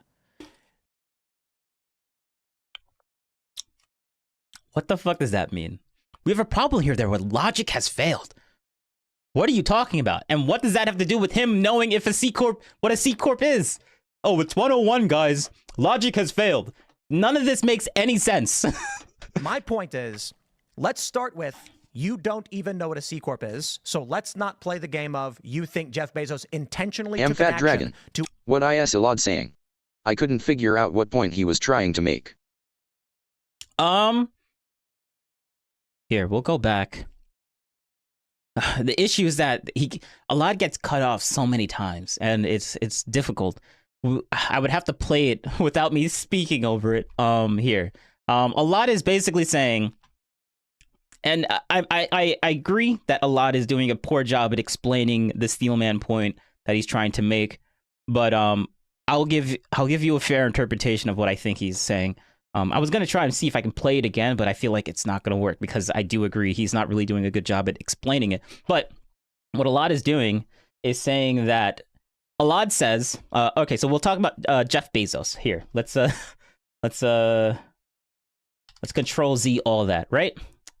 So Alad is this is a chart of all the tax brackets in the US, basically, right? So we'll use Jeff Bezos as the example. Alad is basically saying that Jeff Bezos, where on this graph would Jeff Bezos be? He wouldn't be down here, basically at where 1 million is. He would probably be all the way up here, where 1 million is, right? So like people that make just 1 million plus, right over here. People that make maybe 10 million, it's probably right over here. People that make 100 million is probably right up here. And then we got the multi-billionaires that are like way all the way up here, this tiny little smudge all the way up there, like all this. Alad is basically saying it's problematic. It's problematic. So not really that much of an issue. Like he wouldn't change this, but it's problematic that these guys all the way up here pay the same amount of taxes as all of these people. All of these people. If you just made over $1 million, you pay the exact same amount of taxes, or you pay the exact same percentage compared to all the people that are up here. And that's all he's saying. That's all that he's saying. And I'm like, you know what? It's fine. It's problematic. It is problematic. But there's another let's just say let's just pretend that there's a whole other tax bracket over here on this side that's even higher, right? Tax bracket that's even higher. Now, Jeff Bezos is purposely paying himself only $1 million a year. So on paper, Jeff Bezos looks like he's down here, right? Because he's only having an income of that because he's purposely paying himself this amount. And he should be, so which puts him in this tax bracket, but he should be on this tax bracket because Jeff Bezos is obviously could pay himself way more than what he's paying himself, but he doesn't want to be in this tax bracket over here paying a higher percentage. He wants to stay here, and that's perfectly understandable. Jeff Bezos should do that. That's the way that the system works. And Alad says that's kind of unfair because, like, it doesn't, like, it's kind of unfair because, like, the system that we have these tax brackets for a purpose. Like, he can afford to come over to this tax bracket and pay a little bit more in taxes. Like, there's no reason for him not to, except for the fact that it's a higher tax bracket and Jeff Bezos doesn't want to do that. And Jeff Bezos can do that. Like, that's perfectly fine. I don't have a problem with it. Alad has a minor problem with it, but he's not really interested in, like, changing the system and how it works. And that's basically what Alad is saying. That's all that Alad is saying. The way that he's explaining it makes it seem like he's agreeing, like he wants to force Jeff Bezos to go onto the other bracket, but, like, that's such a bad faith interpretation of what that's what Tim and everyone else in the entire thing is basically saying about him, and that's not what Alad is saying. It's a really bad faith interpretation of what Alad is saying. He's not saying that Jeff Bezos should be forced to be going into this place. And they're trying to make it seem like that's what he's saying, but he's not. And it was so annoying because this all started off from a steel man, which means he doesn't even agree with the argument in the first place that we should even do this. He just sees the point, and this is what they're saying, and there's a little bit of his opinion on it, but, like, when Tim just calls him wrong for having that opinion that maybe Jeff Bezos is abusing the system a little bit, like, it's okay to say that Jeff Bezos is using a loophole. It's not bad for him to use the loophole. That's just the way that it is. And Tim is getting triggered by the one word loophole. It's like one-track mind right here with Tim when it comes to this stuff. And that's why he's basically giving this really terrible interpretation of what Alad is saying. But yeah, that's the way. Hopefully that makes sense, right? I'm gonna go back a little bit because I talked for, like, so long. My point is, let's start with, you don't even know what a C Corp is, so let's not play the game of you think Jeff Bezos intentionally took an action to obvious. Play the game of, you're basically saying, oh, he doesn't know what a C Corp is, so, like, you shouldn't have this opinion. That's all you're saying, Tim. And that's elitist right there. Like, what? It's like me saying, oh, you don't know this really, you don't know this, what's that word? What's that word? Something that's hyper specific.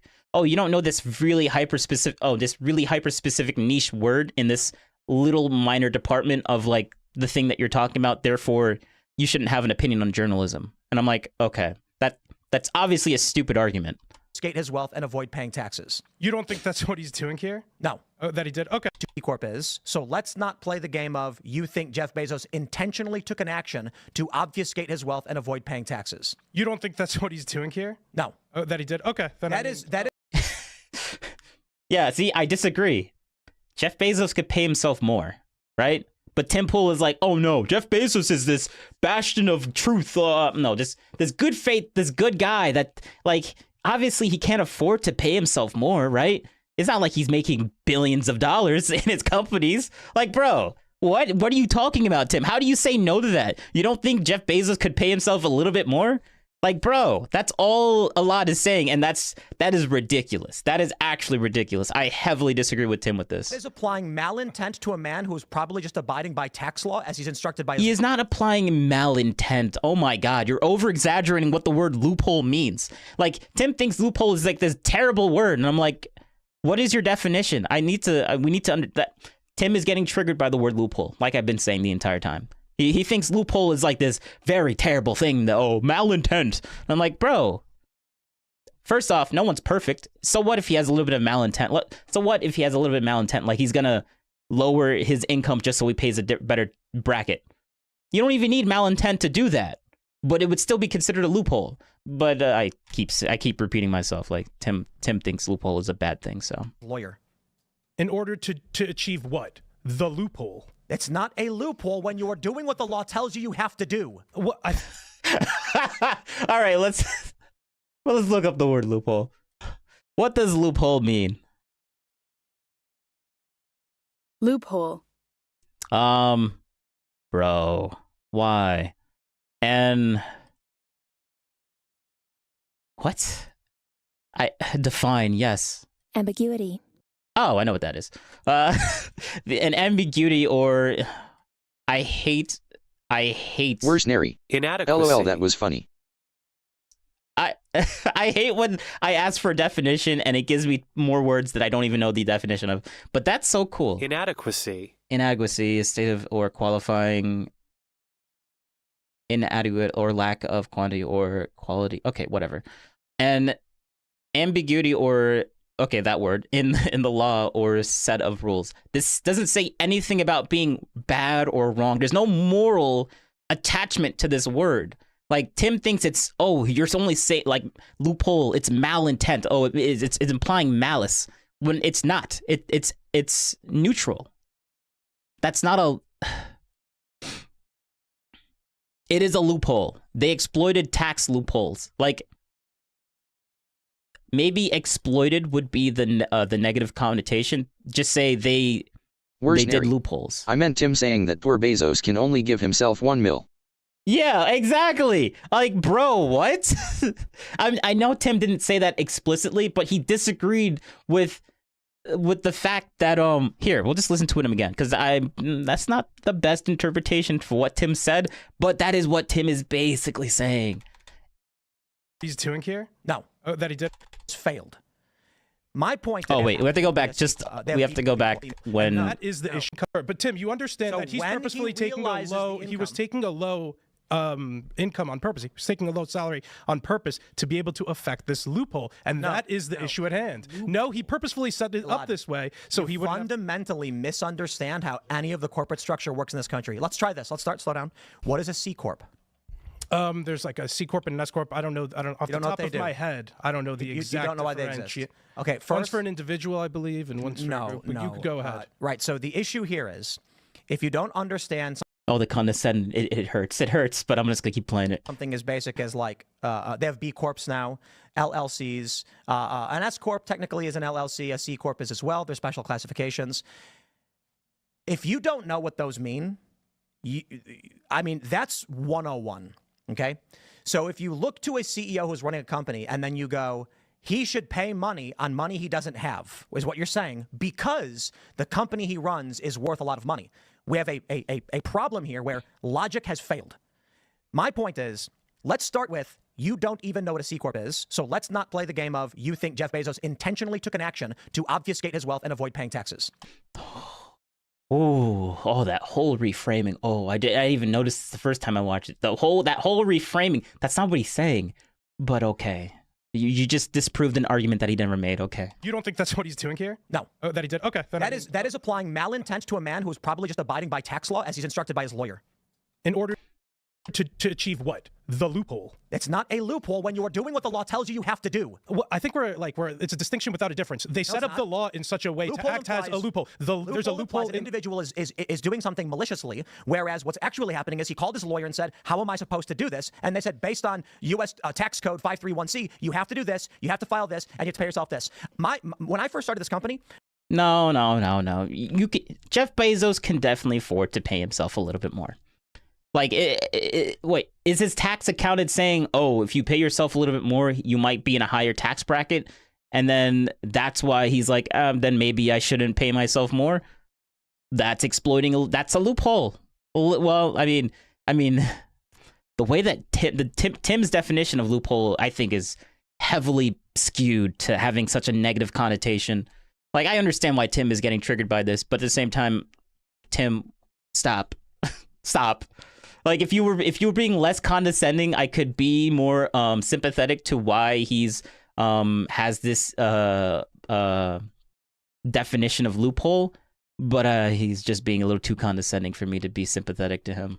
my accountant told me, here's the range at which you can pay yourself. I said, okay, then I'll just choose a number. We have profits for this company. Profits tax at a lower margin than employment. So CEOs want to pay themselves less, but so they don't pay. So they don't go into a higher. A loophole is avoiding something unattechically. Yes, on a technical. Yes. Why did it say like on a technicality? Yeah, that's. I mean, I don't know why the thing said it like that. That's funny. Wait, hold up. I'm gonna copy this, bro. Okay.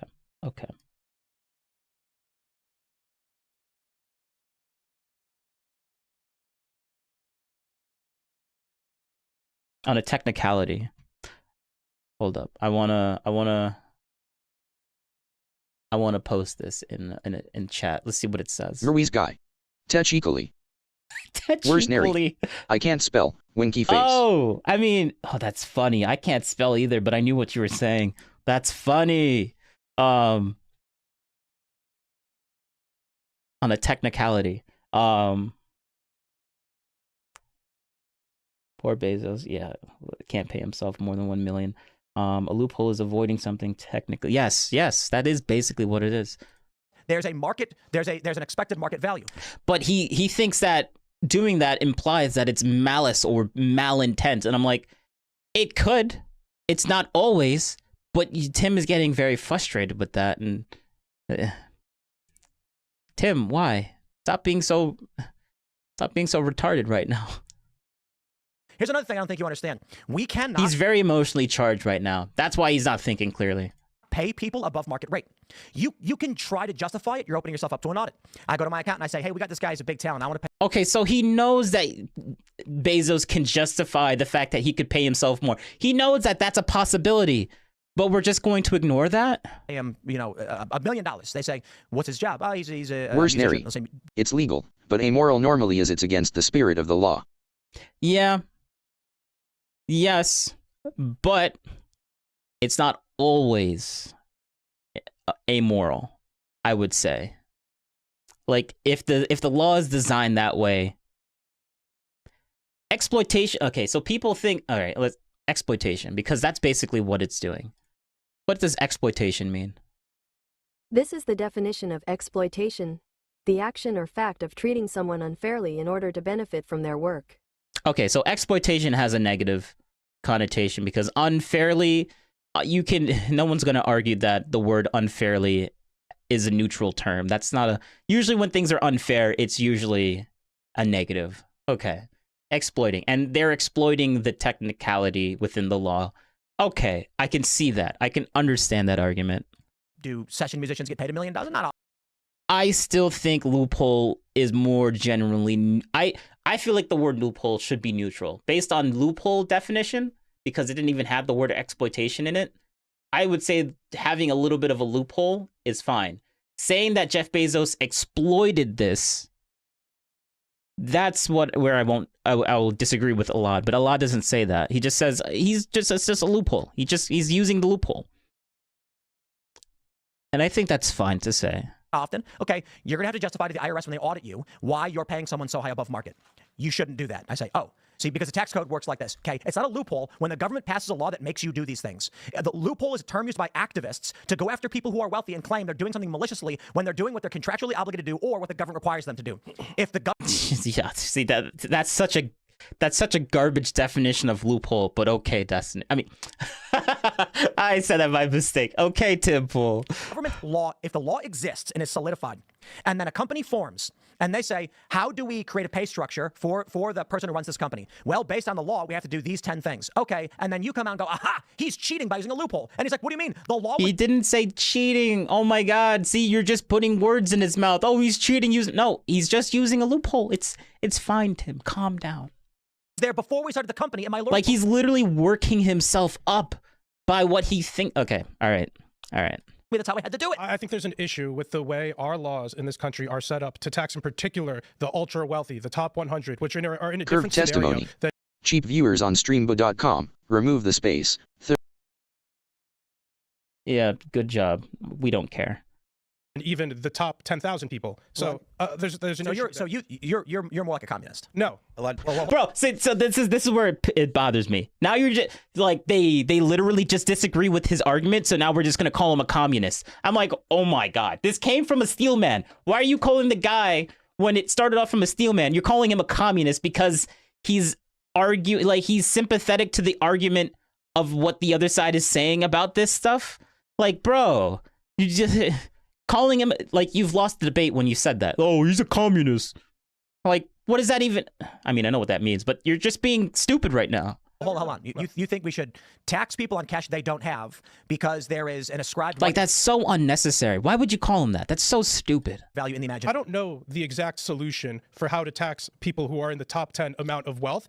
Thank you. He doesn't know the exact solution. All he's saying is. But if you look at the amount they pay compared to the amount that the top 10,000 earners are, the top 10 have worked. You are wrong. It is substantially higher. Okay.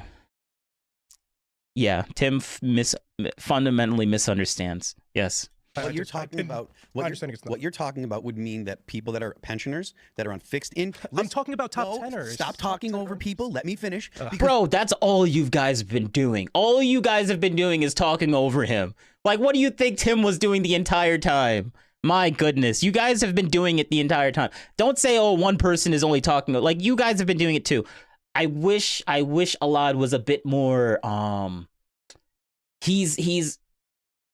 Alad will give, maybe he's not controversial. No. He's okay with being controversial, but he's not okay with being pushy, or he's not good at being aggressive.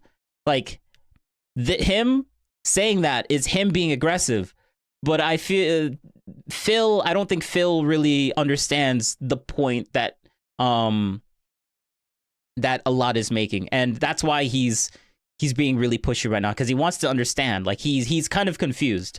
Because what you're talking about is talking about taxing unrealized gains.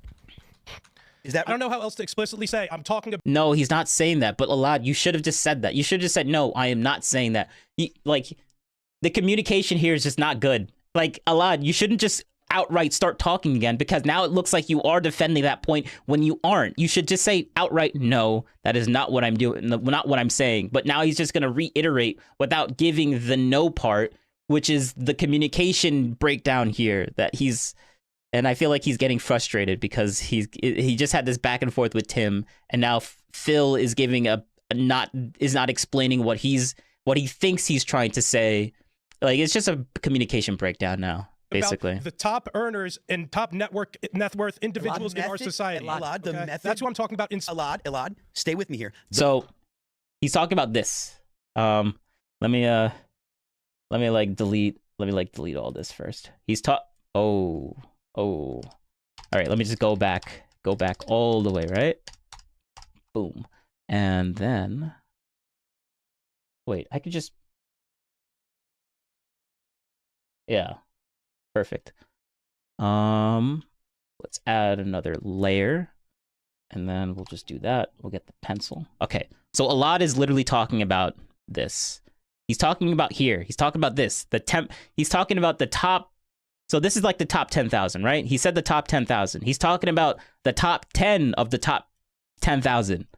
That's what everyone keeps missing here.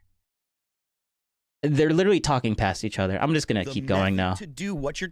Phil, you could have carve-outs. If we're talking about specific people, we could have the law set up in a way that pensioners aren't. Here's a Jeff Bezos Now you guys are talking over each other. All right. law and an Elon Musk law and you're an insane person. Let's just rein it in. That is not what he's saying, but okay. That's a bad faith interpretation. Votes. What? Well, you know I abstained because I try to have Oh, thank God. journalistic integrity.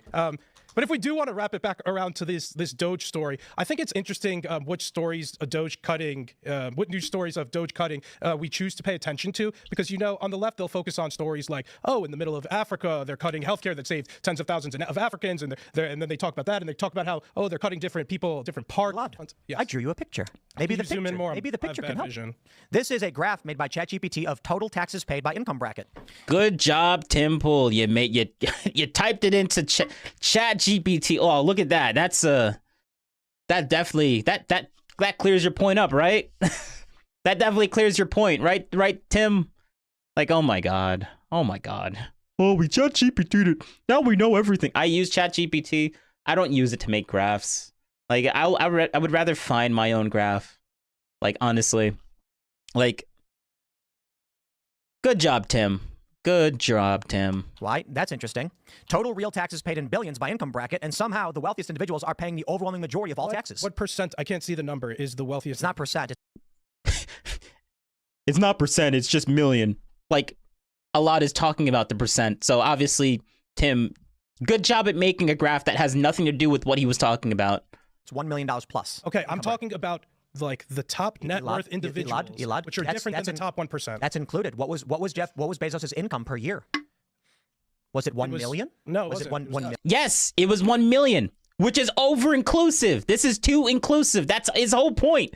His whole point is that there's 1 million tax bracket. Yes, Jeff Bezos would be here at the very top. But guess what? It's too over inclusive. That's what he's saying. He said Jeff Bezos should probably be in a higher tax bracket because he makes so much money.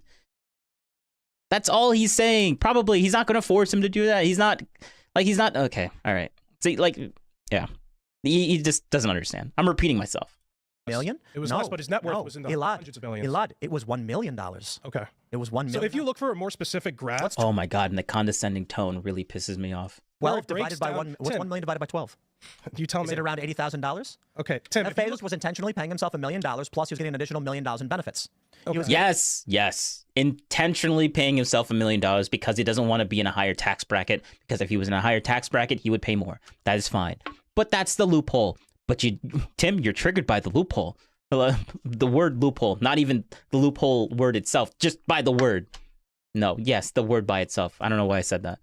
He was getting a $1 million bonus plus $1 million salary. This isn't talking about like the specific details that I'm trying to explain to you guys about top net worth individuals that are getting bumped into the top 1%. Everybody under. Yes. He explained it here. I don't know why they didn't like see this. Yes, okay, good. Like he's literally saying that you guys are just not understanding. You could but this graph is specific to the individual. You just said that. You must not hear. I'm talking about the top 10, 100 net. Thank you. You must not hear. Thank you. Worth individuals who have completely unique situations. You're not articulating yourself clearly. Wait, you're so saying you just said. I agree, Phil. He is not articulating himself clearly. Perfectly. That's the perfect response for this. Situations. That means you want targeted taxes. So Jeff, let me finish so I can make sure that I understand. For specific people that make an amount of money that you deem as enough, you want specific tax law for individuals specifically because they make too much. That's unconstitutional, you psychopath. That's unconstitutional. Yeah. So we have a progressive tax law already, you want tax law aimed at people that will make. That's not what he's saying. That's a very bad interpretation. Like, first you were saying, I want to understand if this is what you're saying, and now you're basically saying, I wanted to understand, but this is actually what I think you're saying, and I think you're saying this, and I'm going to call you very unconstitutional. Like, you're not listening to a lot at this point. You're just screaming at him. No. We're going to move on. Okay. We're going to go to the next story, but I'm going to say this. Elad is simply just trying to say anything that gives him the correct position in the argument, even though nothing he said has even aligned with anything he said prior. Right? You were... Bro, this is why I said that Tim was projecting. This is why I said Tim was projecting. Here, let's listen to this one more time. We have a progressive tax law already. No. The argument, even though nothing is. We're going to go to the next story, but I'm going to say this. Elad is simply just trying to say anything that gives him the correct position in the argument, even though nothing he said has even aligned with anything he said prior. What is asking? Okay, so what were you doing when you were asking him what a C Corp is and he didn't know? And then you said, oh, it's 101, bro. Oh, logic doesn't, like, that doesn't logically track. Like, what are you? You literally just did that. You just said a bunch of random nonsense, and now it doesn't track onto anything that you're saying right now. Like, that's literally what you did. What was that questionnaire thing that you did before? Like, what do you call that? You literally just explained what you did. Bro, that is projection. Good projection there, Tim. Good projection. I'm really annoyed. I'm really annoyed.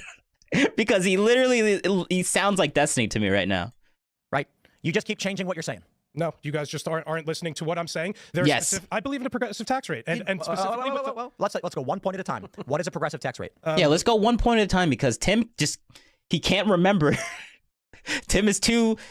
His brain just he can't keep a lot of information in his head, so he needs to go one point at a time because I don't got a lot of memory. You know, I'm being really mean to Tim right now. I'm being really mean to Tim. All right, let's keep going. The more income that you have, the higher income that you have, the higher percentage that we tax you at. And how does a progressive tax rate work? The more income that you earn, there are different brackets. So let's say if you earn, I don't know, up to 50K, it'll be something like 15 to 20%. Then you go to 100K, it'll go I like how he said we're going to move on, but now Tim wants to stay on this topic. Good one, Tim. To like 20, 200K, 25. The issue is when you are you saying that if you pay 100K, you would have to pay 30,000 in taxes, but if you paid 50K, you'd pay 5,000 in taxes? The issue is with the top individuals that I'm talking about specifically that don't pay taxes in a normal way. And what does that mean, a normal way? So again, people like Jeff Bezos, where their net worth is bound up in, again, what are some of the biggest companies in the world right now. You have stock? Yes, I do have stock. Are you paying Oh my God, he focuses on stock when we're not even talking about that. But good one, Tim. Good one, Tim. Good faith. Good job at trying to understand his point. We're going to go back into stock. We're going to harp on stock because he said the word stock. Tim, you're being really retarded right now. Taxes on that stock? When I sell, I do. Oh, so Jeff Bezos should have to pay when he doesn't sell because... No, but see, Tim, here's the issue. That's not what he said. That's not what he said. Good job, Tim. I'm not comparable to Jeff Bezos in any way. It doesn't make sense to tax me in any similar way that you're going to tax Jeff Bezos. So you're somebody who has... All right, slow down. Yeah, but that's my point. Slow down. Okay, let's try this again. So you're saying that at a certain level of imagined wealth, that's what it's called, imaginary wealth. It's not there's real wealth and then imaginary. The value of stock is considered imaginary, and that's the actual term. So you believe that there should be a law that states at a level of imaginary wealth, we should take cash from you, real wealth. So I'm not sure about... That's not what he's saying, and like he said, he's not sure about how we're going to do this. He's just saying that it's a problem. But you think... I'm just repeating myself. Specific mechanisms of how the laws will be set up. I think there are issues with how we tax our top net worth individuals in this country. And I think that's plain and obvious. What issue? That they pay less than the people... Well, hold on. No, the issue is that Jeff Bezos could pay himself more, but he doesn't. That's the issue. And I can see why that's unfair. I'm not going to change it because if I was making that money, I would do the exact same thing. But hey, it's an issue. Or it's to him, it's an issue. To me, it seems a little bit unfair, but like, I would do the same thing.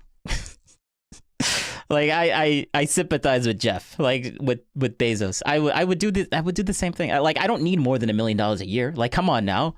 It doesn't matter how much I'm making more or how much my companies are making more. Like, I'm just gonna choose. Like, I could choose to pay more in taxes.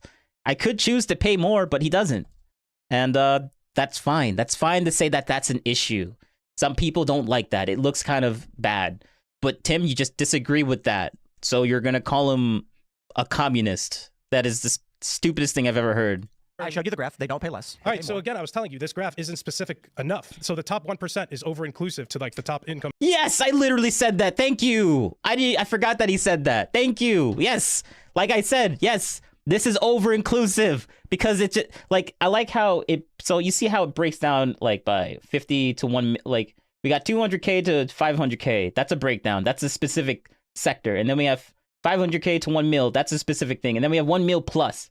That means 1 mil to infinity. That's over-inclusive. Yes, it is. Like this graph that Tim brought up had nothing to do with what he was talking about. And thank you. Thank you for saying that.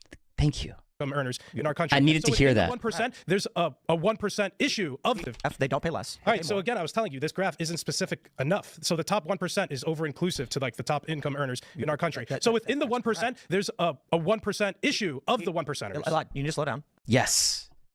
What do you mean he needs to slow down? Shut the fuck up. Get out of here. Like, yes, there's an issue with this being included with all of this. Yes, there's an issue with this being included with all of this. Yes, that is fine. And now Tim's like, oh, you need to slow down. Like, what the fuck are you talking? Like, what? What is that even? Okay.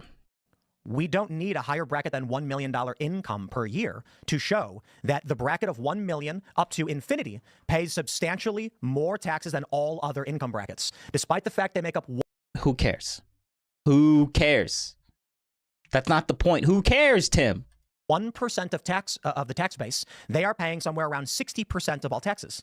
I think within the bro, there's not even a percentage on this graph that you're talking about. But now you're gonna be like, oh, we're gonna talk about percentage. There's no percentage here. It's just money making, income brackets. 1%, the 99% pays more, a lot more. The 1% of the 1% isn't paying their fair share. I guess that is incorrect. What do you mean that's incorrect? Yes, obviously the 1% of the 1% is paying exactly the same as the 99% of the 1%. Yes, that I see why that's unfair. The 1% that's making billions of dollars versus the people that are only making millions of dollars, they're paying exactly the same. The billionaires are paying exactly the same as the millionaires, and I see why that's unfair. The billionaires should probably pay more than what the millionaires are paying. Yes, that seems unfair. I wouldn't change it because I kind of disagree with it, but I understand why they see it, why that's unfair. But Tim's like, oh no, that's not a problem. That's okay. It's okay if the millionaires do that. It's fine if the millionaires and billionaires are paying the exact same thing. That's literally. I don't even think Tim is even using his brain right now. I'm gonna be a little bit more good. I don't think Tim is using his brain. I think he fundamentally just does not understand what Alad is saying. He fundamentally doesn't understand. He thinks this graph proves everything when obviously it shows that it's over-inclusive to what Alad is specifically talking about. Yes, true. Thank you, Alad, for saying that. But Tim, you're not.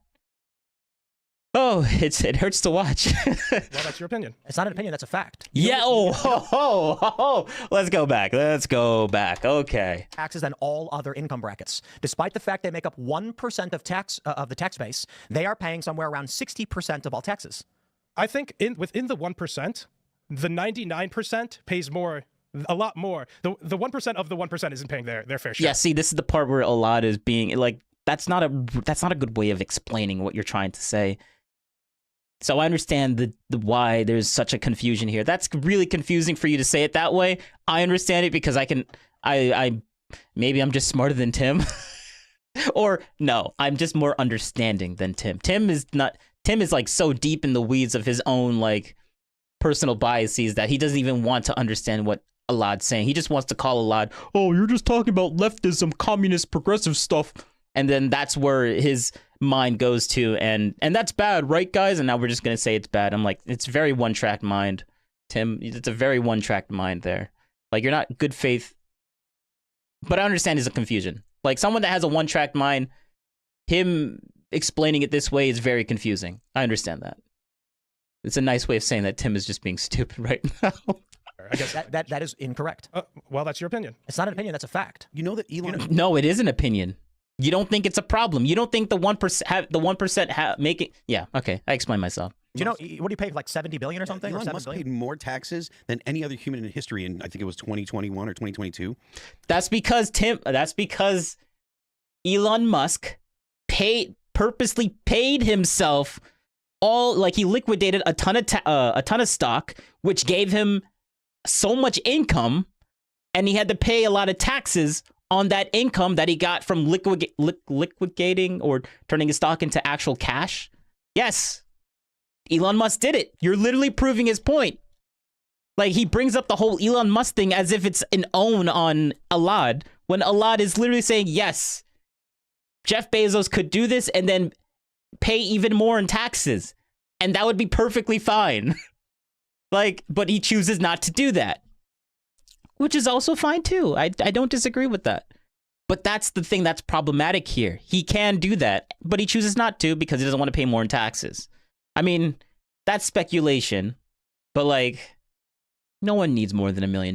Like, he can argue that, but like, yes, this is a point for Elad. This is a point for Elad. The impression that you have, Elad, the impression that you have is not actually reflected. I think you have a misunderstanding. I literally tried to articulate your argument back to you, but you were too busy talking over me. We're gonna go to the next. We're gonna go to the next story. I'll just wrap up by saying Elon Musk paid $11 billion cash taxes in 2021. How much? 11 billion? $11 billion, more than any other person in human history. Okay, so your talking points are progressive leftist activist talking points. They're incorrect, but we're going in circles. What? Oh, your talking points. It's just talking points, guys. It's progressive left bad thing. It's bad thing, guys. What he's saying is bad thing, so don't listen to him. You're being so stupid right now. Like, so retarded. This is the most low IQ thing I've ever heard him say ever. Like, you lost the debate, and now you're just going to call him names. This is stupid. This is retarded. Why are you being so retarded, Tim? Oh, we're going to move on now because it's my show, and I don't like being called, like, I don't like losing debates, guys. So let's go move on now.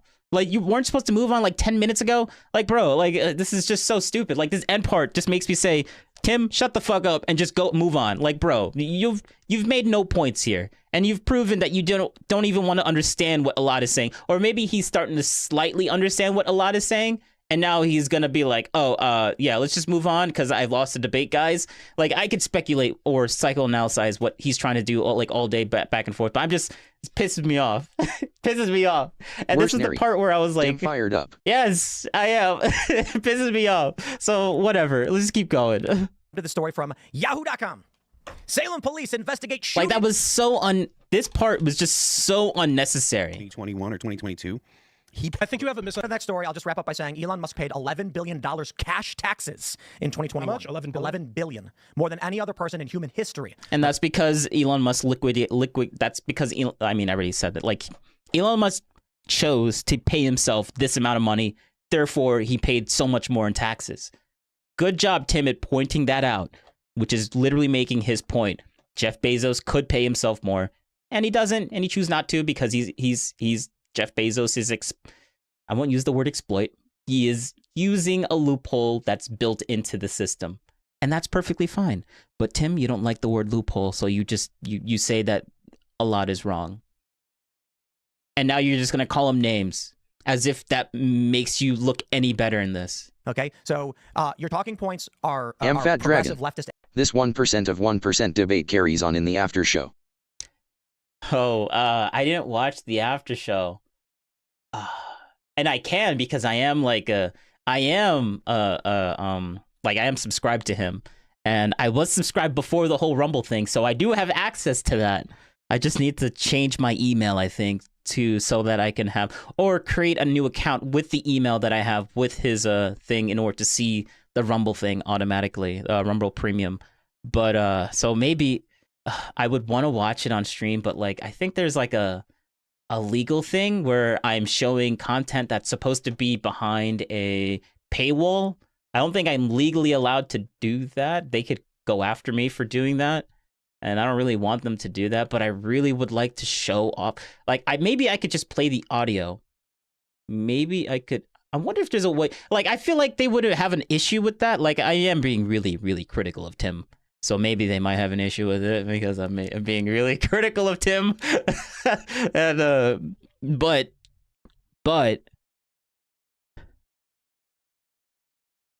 nah, I don't think I can. Maybe I could just play the audio and have like gameplay at the background. But at the same time, it's locked behind a paywall. I don't know if I'm allowed to do that.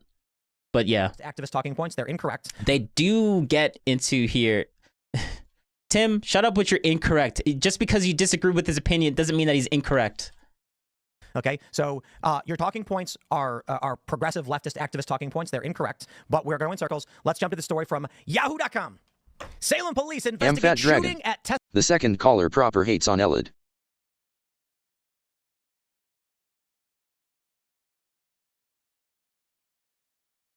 Proper hates on Anna. I need to watch it. I have to watch it because this was such, oh man. And I wanna watch the Milo episode with Tim because Milo says something. I saw Destiny made a video on it. I'm like, oh wait, what? That's what happened? And but like I only watched like the beginning of that Milo one, but I didn't go into like I didn't watch the rest of it because I was just passively listening to it while I was doing something else, and then I changed the video to something else. I missed that part, and Destiny made like a video on it or his, and I saw a little bit of it, and I was like, oh wait, what? That actually happened? So I need to rewatch that too. But I need to go AFK because it's Red Bull. It's Red Bull. It's making me do some yeah, well, just say the Red Bull is causing some sort of imbalance right now, so I'll be right back. Give me like a minute or so, I think. Yeah.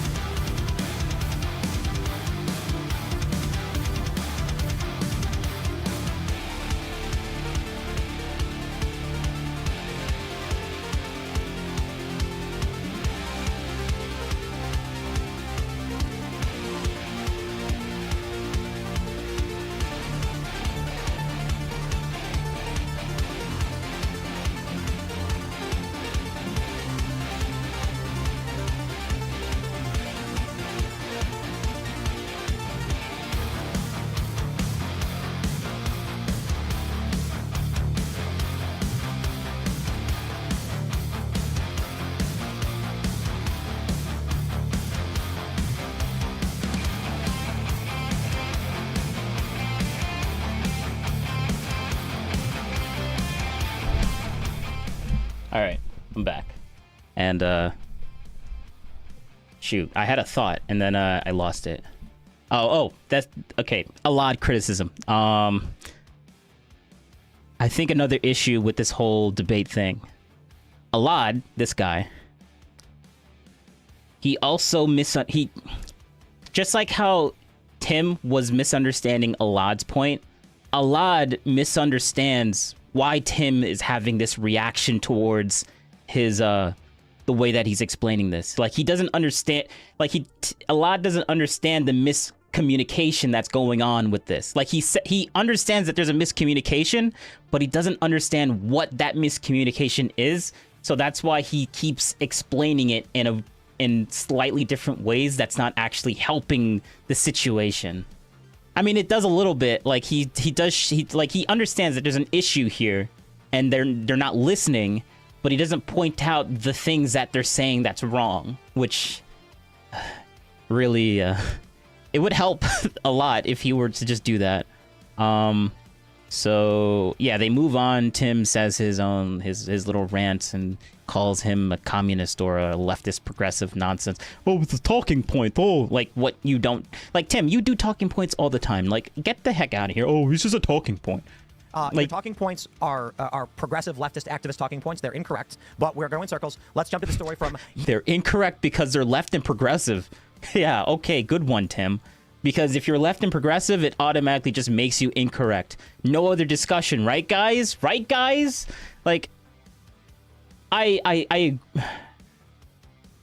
in general, I think leftist progressives talking points are incorrect. But just to say that outright and write him off like that, as if that's true, like, you're just, like, you're calling him leftist progressive because you disagree with his point.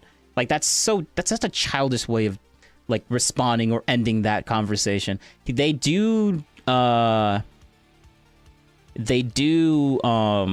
talk about it Mercenary. later. Left and progressives wrong. Tim wins. Winky face. Yes. Yes. I mean, I understand why he says that, but like, yes, that's such a garbage argument. Like, just because they're left and progressive doesn't mean that they're automatically wrong. But in general, they are. So I'd sympathize with that argument. But I'm really annoyed with Tim, so I really don't want to give him that good faith response or agree with that. Like, I want to be contrarian so badly with this guy because he pissed me off. But he is right about that, sorta. It's just not fair to call Alad that, though. That's stupid. Yahoo.com. Salem police investigate shooting at Tesla dealership. Heavens me. Elon Musk. I mean, that's great. I want to, that's good. I mean, the Tesla dealership shooting, that's obviously bad, but I'm not here for the news. I'm here for the debate, so we're going to skip around a little bit. People who probably make $60,000, $70,000 a year at a local car dealership. That's how. And Tim makes a really good point. Like, Tim does make a good point. Here, I'll give some good Tim response where I actually agree with him. Point Fat Dragon. Don't sympathize too much. You might become left and progressive, lol. Yeah, maybe, according to Tim, because Tim knows all in that, right? Right, guys? Yeah, he's the bastion of truth here. He knows everything. He can't be wrong. It's impossible for Tim to be wrong. Worse nary. I'm off if he does. Winky face. I'm off if he does. Tesla dealerships. Let me just make sure I iterate this before. I know, guys, I'm ranting, but these people are so psychotic. Like you weren't ranting the entire time beforehand, but okay. They would threaten the lives of... It's Tim's show, so Tim can do whatever he wants. So I just think it's unfair for Alad for him to say that at the end there. That's just... but okay, Tim. Floor salespeople who probably make $60,000, $70,000 a year at a local car dealership. That's how insane they are.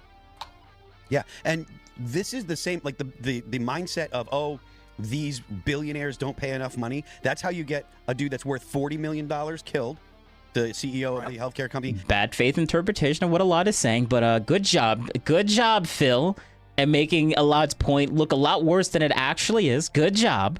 He got shot in the back because the rich don't pay their fair share, and the healthcare companies are taking advantage of us, even though the issue at hand is that there is the government in between people and their actual healthcare, right? The fact that there's insurance that has to be, you have to use insurance to be able to afford health insurance because there's to be able to afford healthcare because there's no actual market.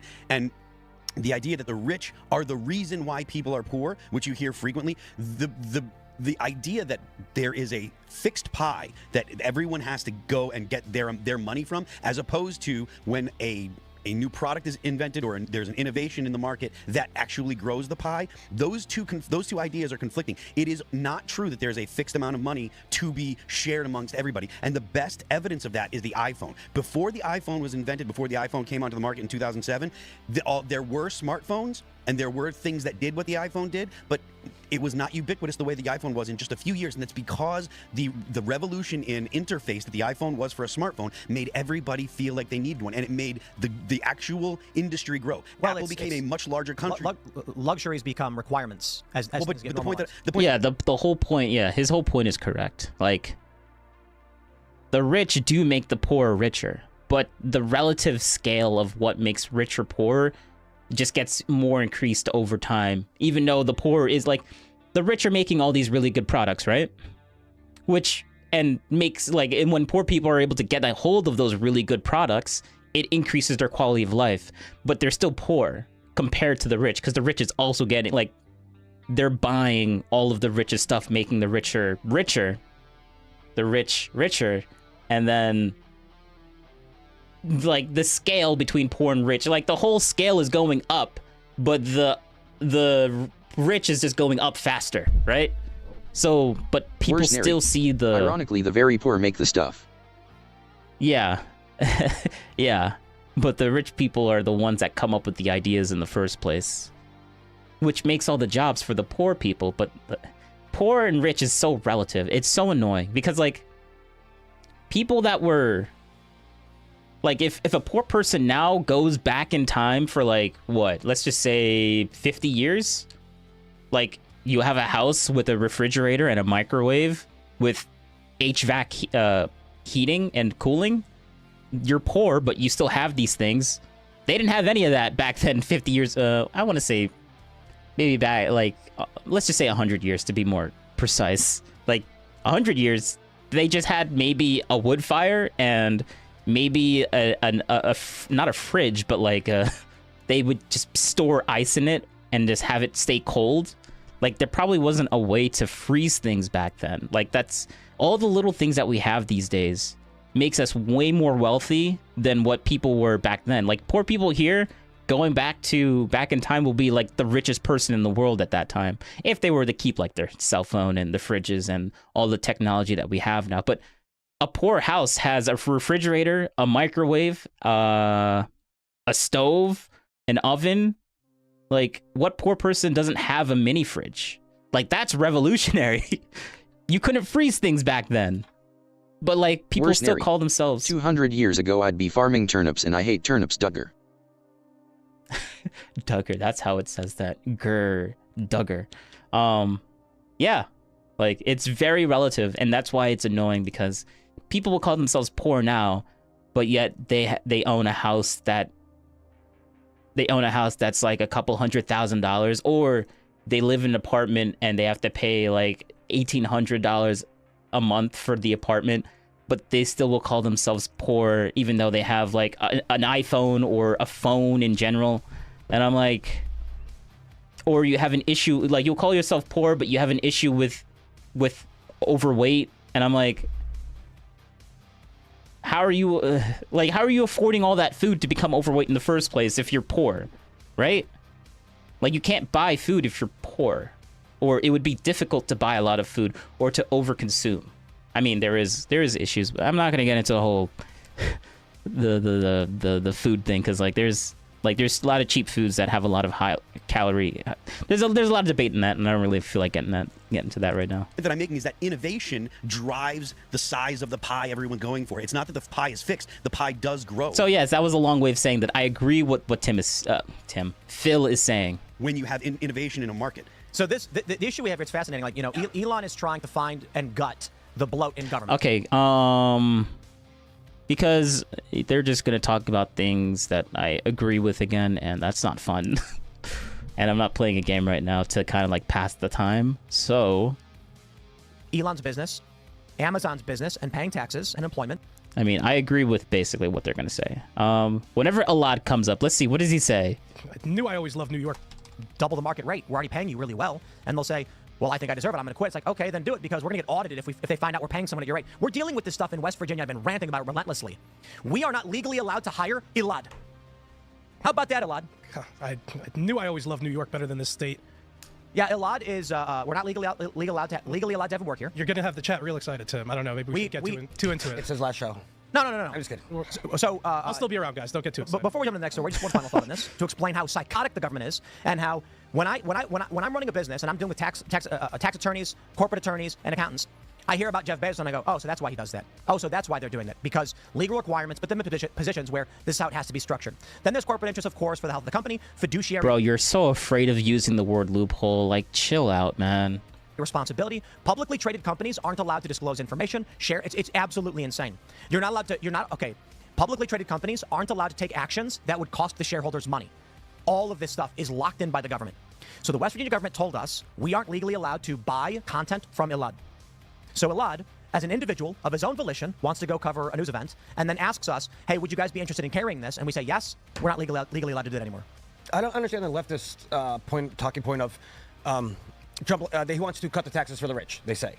And or like Amazon as well. They're giving Amazon a discount. Amazon's coming to New York, and AOC stopped it. But people who live in New York, because of the tax break they're going to get from the government, whatever, they're going to create 25,000 jobs. Yeah. How do they not understand that? Who cares? Amazon gets a little break. To be completely honest, they're going to give people jobs. And it may be a bit disrespectful, is because arguments from like Elad in that regard does not understand legal requirements, tax law, and the structure of how taxes and revenue is generated. Okay, Raymond, let me explain to you part of what the issue was. Yeah. Where's Harry? I'd have gone home if I was Elad. Actually, Tim is actually making a favorable argument for Alad because Alad works as a contractor, but West Virginia laws, Tim is pissed off at, because I did cut into, like, if I were to play a little bit before than when he was talking about Alad, he's actually agreeing with he's disagreeing with West Virginia on why he can keep Alad. Like, he's not gonna.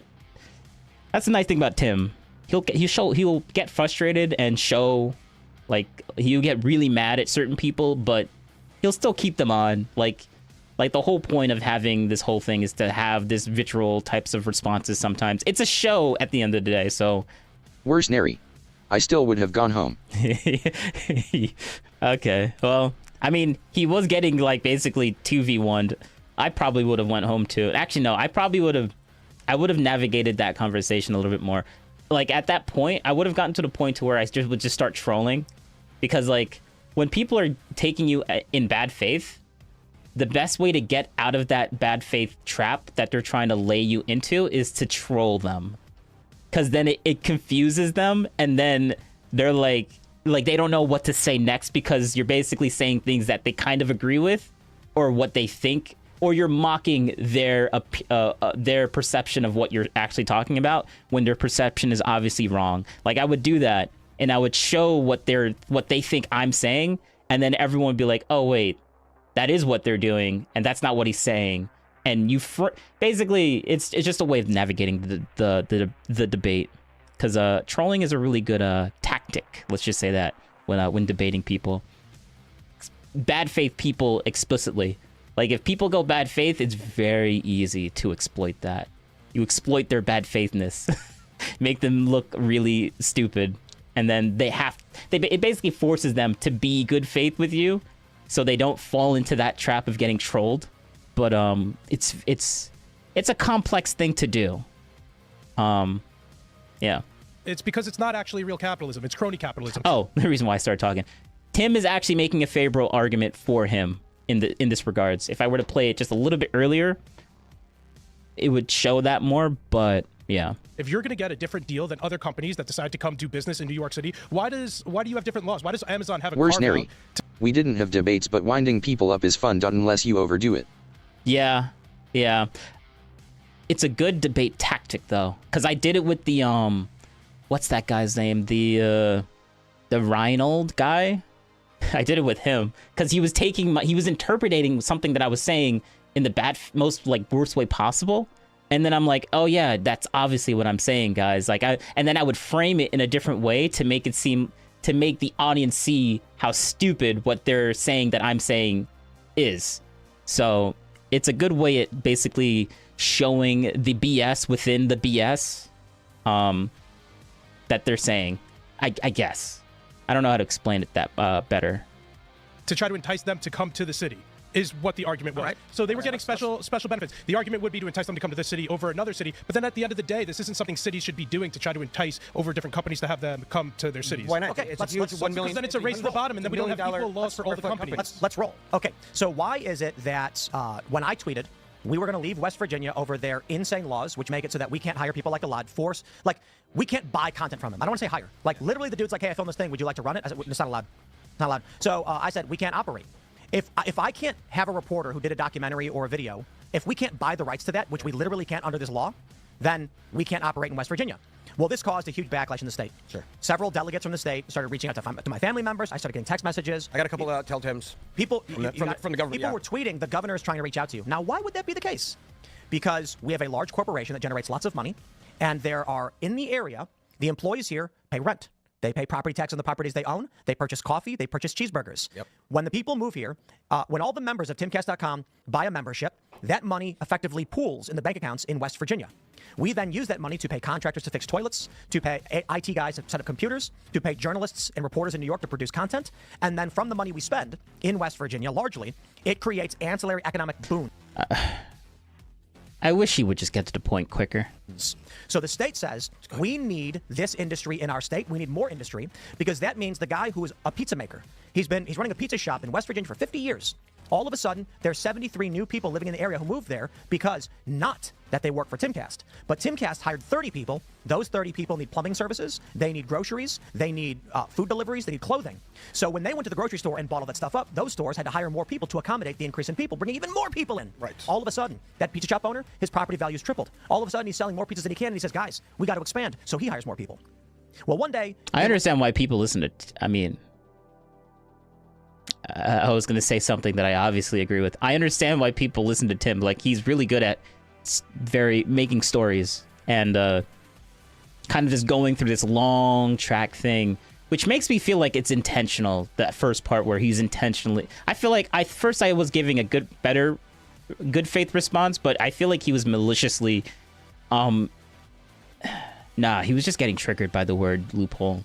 That's probably why. Because, like, he can understand things. He's not an idiot. Like, he can absorb information and he can explain things well, he's just narratorizing right now, just making a story. All right, let's just continue. Lod shows up and says, we shouldn't have laws like this. You shouldn't be allowed to offer tax benefits to these companies. Wait, his what? property value's tripled. All of a sudden, he's selling more pizzas than he can, and he says, guys, we got to expand. So he hires more people. Well, one day, Elad shows up and says, we shouldn't have laws like this. You shouldn't be allowed to offer tax benefits to these companies. No. I believe that you shouldn't be able to... Yo, so, like, come on, man. Yeah, thank you. Thank you for pointing out the obvious BS, bad faith interpretation of what Elad was trying to say. To give special incentives to specific companies that our government negotiates with corporations that give them different rules than other corporations in the neighborhood. Because that isn't capitalism, it's crony capitalism. Let me finish. Yes. I don't, like... If the little pizza place was benefiting from a crony capitalistic, like, corrupted thing going on in the state, well, that's too bad. I guess the pizza place might go out of business because of it. Wow, who cares? I mean, I'm just so... Okay, how does Tim respond to this? Groceries, they need food deliveries, they need clothing. So I went back a little bit. Store and bought all that stuff up. Those stores had to hire more people to accommodate the increase in people, bringing even more people in. Right. All of a sudden, that pizza shop owner, his property value's tripled. All of a sudden, he's selling more pizzas than he can, and he says, guys, we got to expand. So he hires more people. Wow, look at that. Like, all these good things are happening to the little pizza shop owner because of the crony capitalistic corrupted stuff that the big corporations, like, basically get a pass on happening. So, like, if the state was to make everything more fair for everyone so that every person can have that type of benefit, like, too bad, basically, is what I'm saying. Too bad. If you were basically living off of a corrupted thing in the first place, and now when the corrupted thing is gone, you lose business. Well, that's just how it works. Which one would you rather have? Actually, that is a good question. Which one would you rather have? I don't know the answer to that question.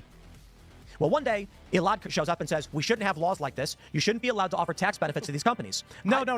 I believe that you shouldn't be able to give special incentives to specific companies that our government negotiates with corporations that give them different rules than other corporations in the neighborhood. Because that isn't capitalism, it's crony capitalism. Let me finish. Yeah, like, Tim is like, oh, you're framing it in a way that I don't like, so I need to finish, guys. I need to finish. Don't listen to him now, guys.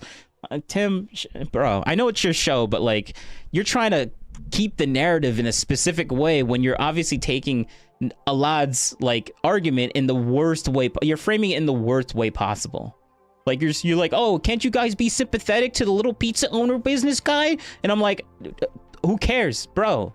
Who cares? They shouldn't be having these unfair rules in the first place. If the little pizza owner guy was benefiting from an unfair ruling in the first place, well, and they take it away and he loses those benefits, like, tough luck, man. But that, like, Tim wants to frame it and basically give you an emotional argument so you would side with Tim, and I'm like, bro, like, this is just, life is not fair, man. But Elad, that also was a point against Elad. Like, life isn't unfair. Like, life is not fair. If they were to get an unfair thing from the government, I'm like, I understand your point. I sympathize with it. And the only reason why I'm against Tim right now is because of how bad faith Tim was representing your point. But I don't agree with Elad's point. Like, I see it. It's unfair. Maybe we shouldn't have it. But I'm not going to say that we should or shouldn't. Because I don't disagree with either of their points. I'm staying kind of neutral. So, and that's why you don't want to... doing How about you let me finish?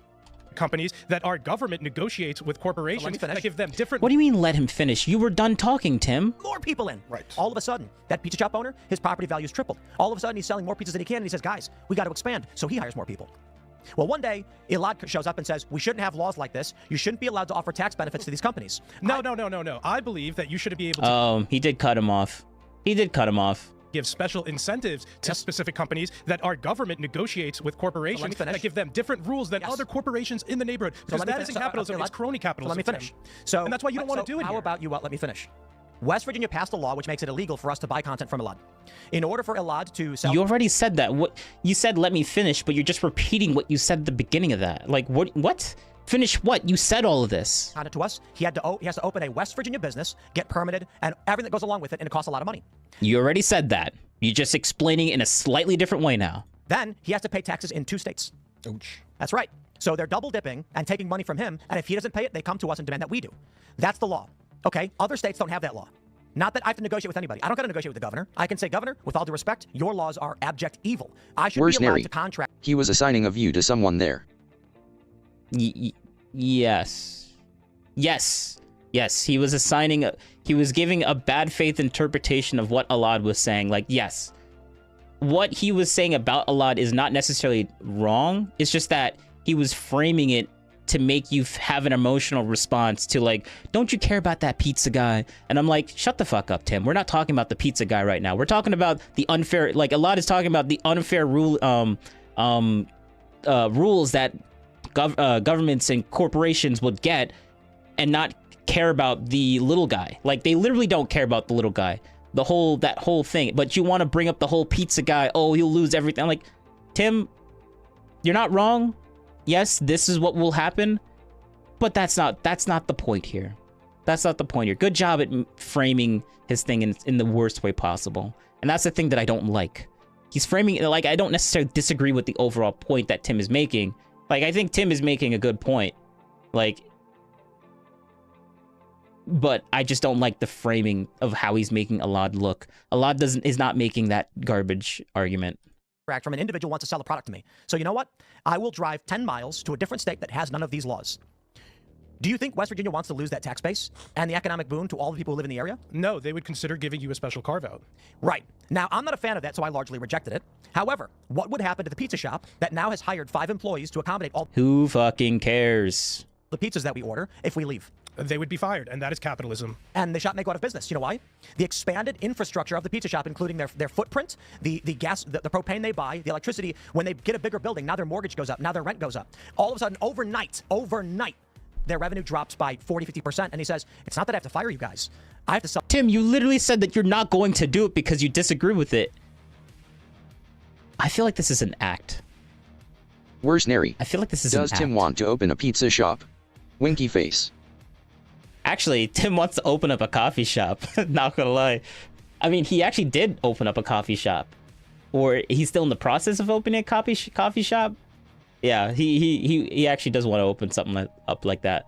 But I think this is like a like, he obviously agrees with a lot. Like, he said, yeah, we're not going to take that and the pizza shop is going to get deleted. But, like, don't you feel bad for the pizza shop though? Like, I'm obviously not going to take it, and that pizza shop is going to go out of business. But don't you care about the pizza shop? Like, this is what he's like. What are you doing here, Tim? This is some sort. I feel like this is some sort of like gotcha or something for Elad. Live in the area? No, they would consider giving you a special carve-out.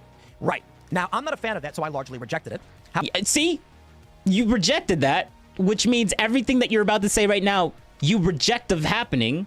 Like, what you're saying right now is like, oh, it's okay for you to do that. Where's Neri? I'd say I don't like pizza. I love pizza. Pizza's good. It's so good. However, what would happen to the pizza shop that now has hired 5 employees to accommodate all the pizzas that we order if we leave? They would be fired, and that is capitalism. And the shop may go out of business. You know why? The expanded infrastructure of the pizza shop, including their footprint, the gas, the propane they buy, the electricity, when they get a bigger building, now their mortgage goes up, now their rent goes up. All of a sudden, overnight, their revenue drops by 40, 50%. And he says, it's not that I have to fire you guys. I have to sell the building. Yeah. We were expanding, and then they pulled the rug out from under us. Now there's no pizza shop. Who cares? Well, what's your point here, Tim? Why are you going into so much depth into something that you obviously are not going to take part in keeping alive anyways? Like, bro, Tim, you literally said we're not going to do it. This is what's going to happen to the pizza shop. You don't care. Now you're going to ask if Alad cares about this shit? Like, bro, you don't care about it either. So why are you pinning this all on him? Yeah, it's all gone. So what does West Virginia do? They say, let's talk to Tim Pool and figure out how we can make this work for him, because clearly something is not right. That's called standard negotiations, and it's called how humans operate with each other. We do not live in a rigid machine world where everything is predicated upon if this, then that. Human beings we have judges, and the reason we have a judiciary is to interpret the law as to what makes the most sense. And that is, two human beings are allowed to come to an agreement, like Eric Adams and Donald Trump. Does that mean Does that mean that it's two people or two human beings are going to come into an agreement? So, like, okay. I mean, the example that I literally said in my head when I was watching this the first time, I'm like, okay.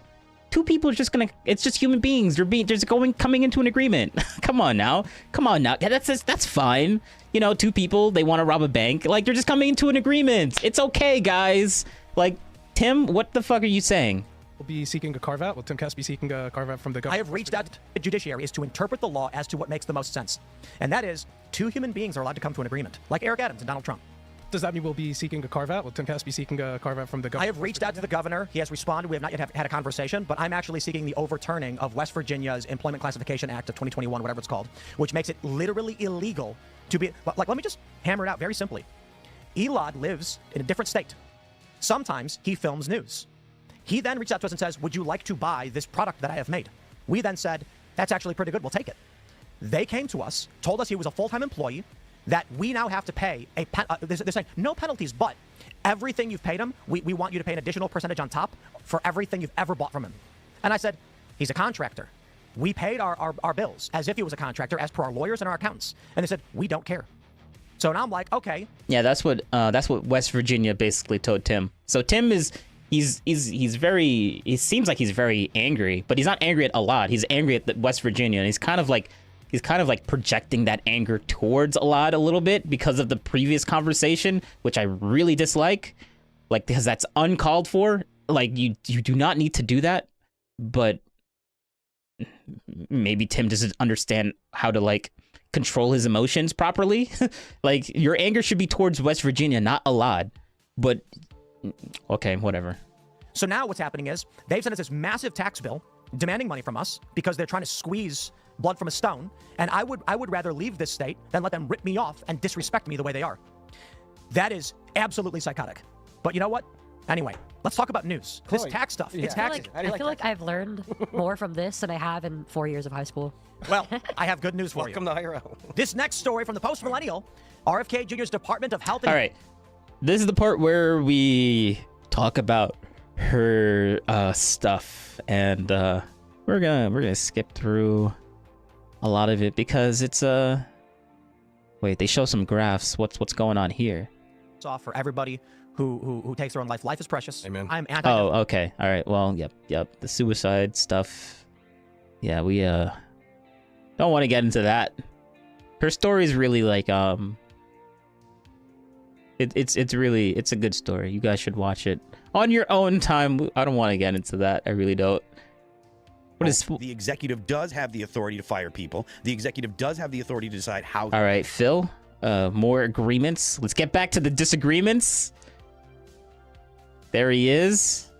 Yeah, you know. Former KGB spy, Yuri Bezmenov. Yeah. I love his work. I think he's spot on about the threat from Russia in particular. Yeah, I agree. And I would even go further than what Alad says. I would. Yes. Agreements. Yes, they don't hate each other at the end of this. That's the nice thing that I like about Timcast Tyrell. They'll have these debates, but they're all good. They're all buddy at the end of the day, which is nice. I mean, they put up a really good show. Got me really angry at the beginning, but I would say that. Where's Neri? The whole. I know of her and what happened. Sad story. I hope she can move on. Yeah, I think she is moving on, which is good. It's good. Yeah. Leftist ideology. So it was the KGB and was the Soviet Union. But after the fall of the Soviet Union, the people that are leftists, the people that believe in communism, the people that believe that is the goal of society, that it is an inevitable march towards a global society with no currency and no property. Those people didn't just go away, and those ideas just didn't go away just because the Soviet Union fell apart. So I think that I think Putin's one of them. Yeah. He was a KGB guy. Oh, yeah? Yep. And he's long lamented the fall of the Soviet Union. There are a lot of people in Russia who feel the Soviet Union did not have to collapse. And I don't completely disagree. I mean, there are ways to keep people oppressed, but it did. And a lot of these people were pissed off about it and want to bring it back. I think the Soviet Union's collapse is one of the great American triumphs over communism, and it was a good thing. And we probably should have pushed harder before the CCP became a thing in China. Better to nip it in the bud sooner than later. But Yeah, You can thank the U.S. government for empowering China, Yes. enriching them as well. who was it? Kissinger? I think Nixon. Nixon and Kissinger helped open trade relationship. Why is Wilcox kind the of new normalized? Kissinger then? Why is Steve Wilcox the new Henry Kissinger? He's Well, labeled Henry as. Kissinger was viewed as like a realist diplomat who, did he really open China, or just was he not thinking that pretending that Taiwan was how long could we ignore China for before we try to... All right, let's get to super chats. Let's get to super chats, because that's where a lot of disagreements come back. Or longer. Yeah. I almost always wake up feeling great. And that's good. Maximum recovery. I wake up feeling great just because I woke up and I woke up breathing. So it's always a benefit to me. For me, the issue is I work, basically 16-hour days. So For sure. when I'm going to bed, if I'm not... it is... But okay. Taxation makes you a communist now, believing in progressive tax. Oh, wait. Okay, so this is when super chats start. All right, because whenever Tim is looking down, he's reading the super chat. Story. Nice. It's very interesting. So if you want to get the straightforward story from Chloe, it's up on rumble.com/TimCastIRL. But for now, we'll grab your super chats. All right. Fukit Freddy says, Elad is in the top 1% of the world and clueless. Good one. Good one. That must make you feel so good, Tim, right? Let's read all the negative chats for him. It must make you feel so good, Tim. Good job. Well, all right. Cool. Jay Shield says, damn, Bernie aged in reverse. I don't know. Oh, is he talking about Elad again? What was that one? Uh-oh, it's getting bad for you, buddy. I said Bernie aged in reverse. As long as they're sending the super chats in. It is money. I hope they don't start roasting me. I want No, everyone loves you. That's A Siri design says, Elad, you're a communist and you don't even realize it, bro. I don't think you're right, but okay. Taxation makes you a communist now. Believing in progressive tax rate makes you a communist. Yeah, true. Believing in a progressive tax rate makes you communist. True. Obviously, that's not true, but okay, that's just retarded, but okay. Communist. Yeah, Well, I mean, you ask a libertarian and they'll say yes. Well, I think the libertarians are a Trojan horse for the left, if anything, so I'm good for them to think so. What would you Chaser describe yourself says- as? Anti-left. All right. Jay says Milo was right. Oh, man. Imagine why? Milo being a role model. So good for you. Yeah. Normies get out to... Yo, Elad has the really good snarky comebacks, though, but he didn't want to do it to Tim, though. I guess Elad was like, yeah, I don't want to be mean to Tim, but I will be mean to the commenters that give him money. All right, cool. That's good. That's good. Says Elad is a commie. I'm gonna skip over those. 'cause Normies, get out. Come on. Lance says the income tax was sold as a temporary tax for the... The only reason the super chat was saying Elad's a communist because you guys called him a communist. They're literally just saying that because you guys said it. You do realize that, right? It's stupid. Obviously, it's super stupid, but they got it from you. This is a... I want to say this is indicative. I don't know if I'm using that word right. This is indicative of what you were saying before. I feel like I'm using that word right. What does indicative mean? Here's the definition of indicative: serving as a sign or indication of something. Yeah. Having recurring dreams is not necessarily indicative of any psychological problem. Yes. Is not, well, they say not necessarily indicative. So they use a sentence, but they're using the opposite of what this word means by adding not necessarily. Okay. All right. Maybe I'm using the word right. It sounds like I'm using the word right. wealthy only. Elad does not realize whatever we agree to will come down on everyone. That's an interesting point. Or understanding of the argument. But... Sure. So let's say... True. Let's say we go, no, you're right. Bezos is a special case. Let's tax his unrealized gains. 50 years from now, every single person in this country will be taxed on anything they own, including a chair. That's not what he said. He's not saying a specific person. He's saying the specific 1% of the 1%. That is the thing that he's talking about. You're hearing the word specific, and then you say, oh, so he means that person. And I'm like, no, that you're being retarded there. I don't know how else to say this, so I'll say it one more time. The top net worth individuals in our country need a special case, and the laws that we apply to them will not apply. Yes, he is talking about them. He's not talking about a specific person. The 1% of the 1%, them. That's what he's saying. Not a person, but they're going to keep saying, oh, you're talking about Jeff Bezos because you use it as an example. Like, you're being retarded. Apply to people who earn less than like... Wait. I just feel like you didn't listen to anything I just said. Yeah, I did. You said how... You guys aren't listening to what he said. Oh my God. Yo, bro. Like, he's explaining himself, and then Tim's like, oh, you're not listening to what I'm saying. And I'm like, obviously when Tim reads something that doesn't make sense and he... Okay, all right. Whatever. We already talked about this a lot. And now if we move forward with taxing... I literally read a super chat that said, the income tax was sold based on exactly what you just said. Following the course of history, it will be applied no matter what we do to everyone. And then you said again, as if you didn't listen to anything I just said. No, the way I was expressing the mechanisms and how I want these laws to work. You're saying a bastardized version of what I'm advocating. Yes, for. exactly. Yes, yes, a bastardized version of what he's saying. You're framing it in the most negative way way possible in order to make it seem like it's a bad faith response of what he's actually saying. Like, they're not wrong. Yeah, they're obviously correct, but they're framing it in a very negative light, which makes his argument look worse than it actually is. And he doesn't like that. He wants to frame it in a better way, which is a better interpretation. Like, I would rather they have a good faith interpretation of what he's saying than the most negative framing. Like, the only reason you would negatively frame something that is technically correct is to make him look bad. And I'm like, why would you, like, why? There's no point in doing that. Just because you disagree with his argument doesn't mean that you should negatively frame it Yeah, whatever. Let's keep going. So, okay, let's start again. That's like saying, if you ever advocate for any sort of censorship at all, don't you know that censorship could be used against things you like? Therefore, we shouldn't censor anything. So the argument is, yeah, the income tax it's stupid. Sold is only on the wealthy, and the fear then is, following that, it will be the same. Whereas the censorship argument... he's trying to make a slippery slope argument, which is just stupid right now. Like, why are you going to make a slippery slope argument on this? It's just retarded. Oh, he said the hyper 1%, so eventually we're going to keep going from the 1% of the 1% to the next 1% of the 1%. Like, bro, like, okay, all right, Tim.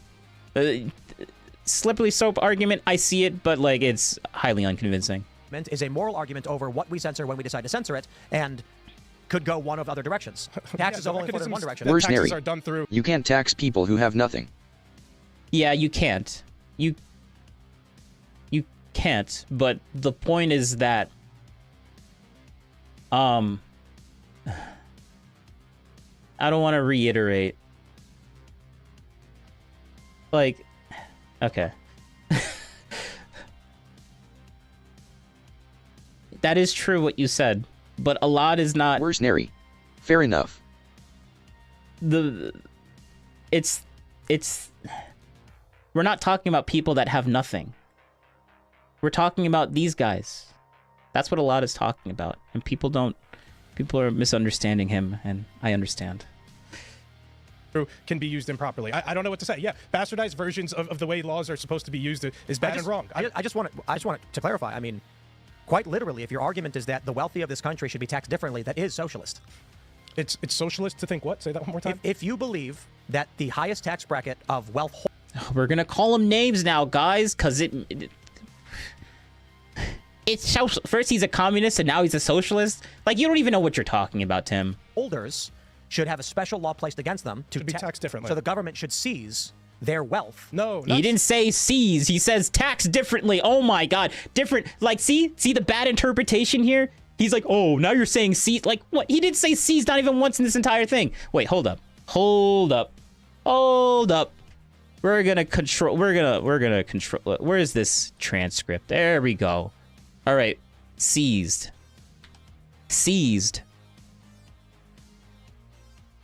No. Wait, hold up. Where are we? We're here, so.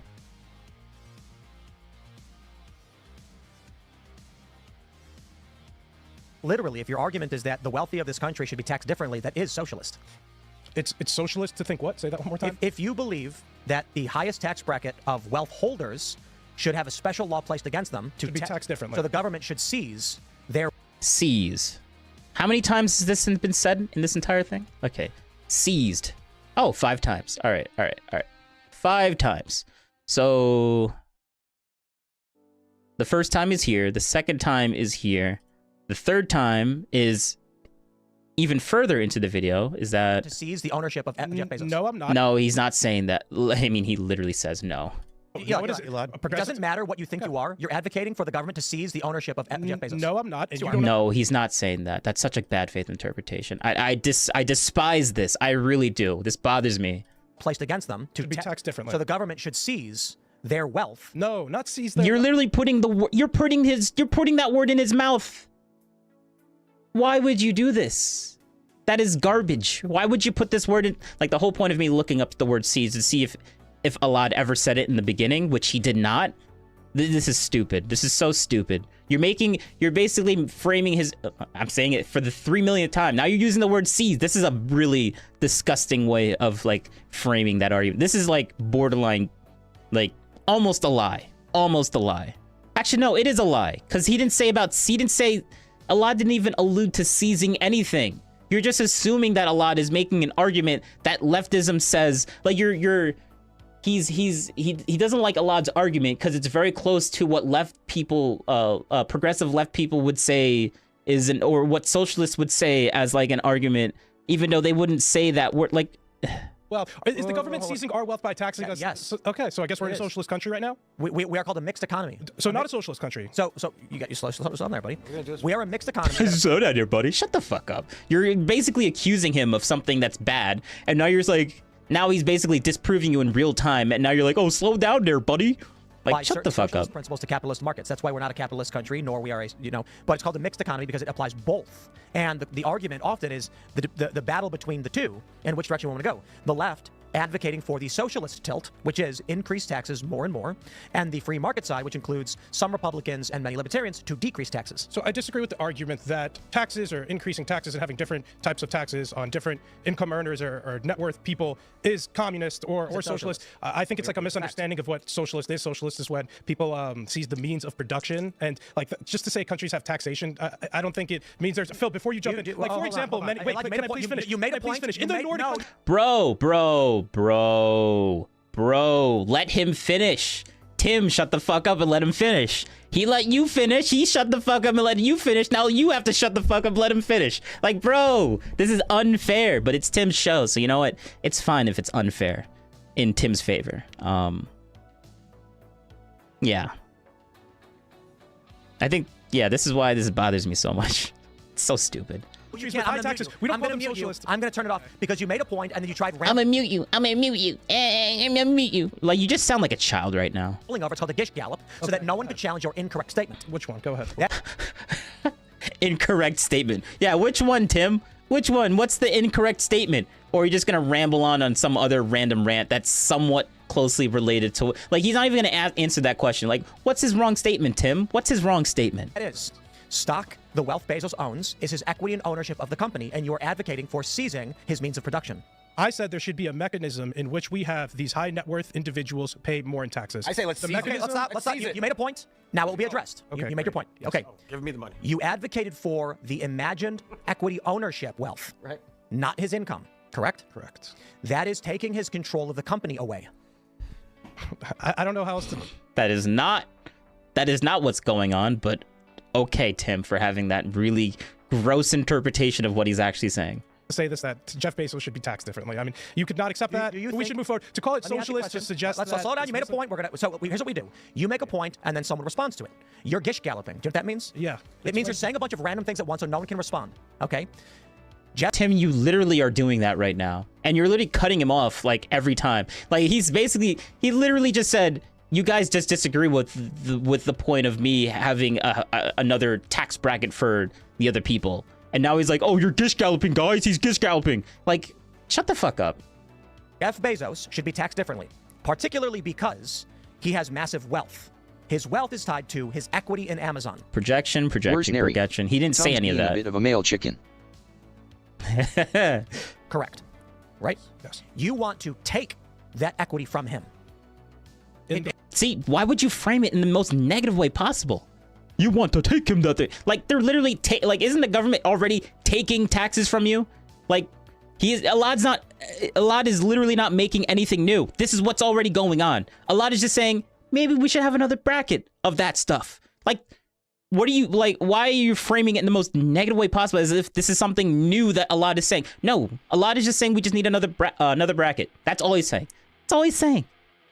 Maybe we should have another bracket or something like that. Basically, that's a much fairer interpretation of what he's saying. In some form, be it 1% or 10%, I don't know the There number. should be a mechanism Yes. for these high net worth individuals Where- to pay more in taxes. Okay, well, hold I am on. not an accounting professional. So Are you- whether that be they have to sell certain amount of taxes or what have you, I'm sure Jeff Bezos has many. He said he misspeak. He didn't say taxes. He meant stock. But like it was a misspeak because Tim is being very, very aggressive right now, and he's Mercenary. getting a little. I wish he said that. 5 bars on the chart, not 4.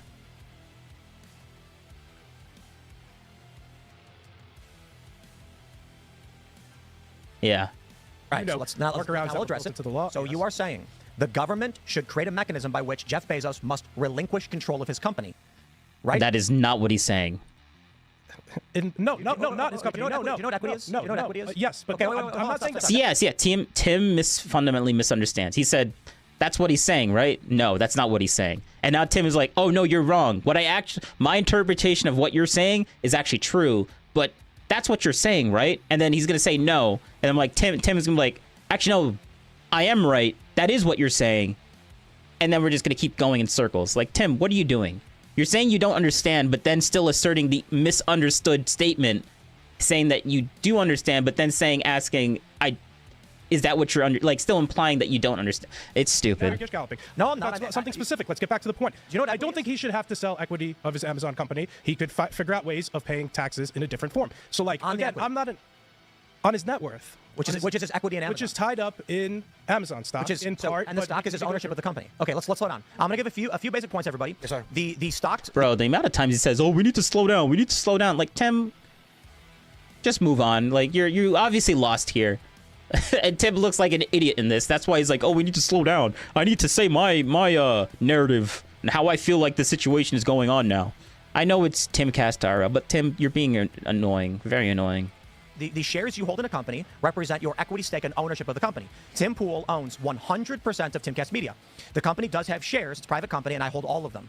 If the government said those shares have a value based on the revenue of the company, you have to pay taxes on those shares. That would force me to relinquish control of this company in some direction. That is called the government seizing ownership of the company. I don't agree with the specific mechanism you're wrong. that you're. Oh, all right. Well, there you go. You just think. Oh, he just thinks I'm wrong. Okay, yeah. Then debate 1, guys. Tim said he was wrong. Like, his opinion is wrong, guys. Debate 1. Oh, wow. Okay, yeah. Let's just keep going, guys. Like, it's so stupid. Like, Tim, oh, you're wrong. Now he's like, okay, whatever. This is just going nowhere. If you're just gonna say that my opinion is wrong, then obviously you're just being retarded. Like, Tim, you're just being retarded, calling him wrong. Like, it's stupid. Like, it's like saying that his favorite color is red. Like, it's like saying it's like Elad saying, oh, my favorite color is blue, and Tim's like, nah, you're wrong. I'm like, oh, okay, whatever, whatever. Like, it's so stupid. This is so stupid, Tim. I'm wrong. I think Jeff Bezos doesn't pay enough in taxes, and just like similarly, the top 100 net worth individuals You're a in our country. No, I'm not, and that's not the definition of socialism. Am Fat at all. Dragon. I chucked the whole episode transcript into Grok for its take. You want me to Discord it to you? Sure. Actually, hold up. Wait a second. That is so. Here, I'm gonna do exactly what you did, except live.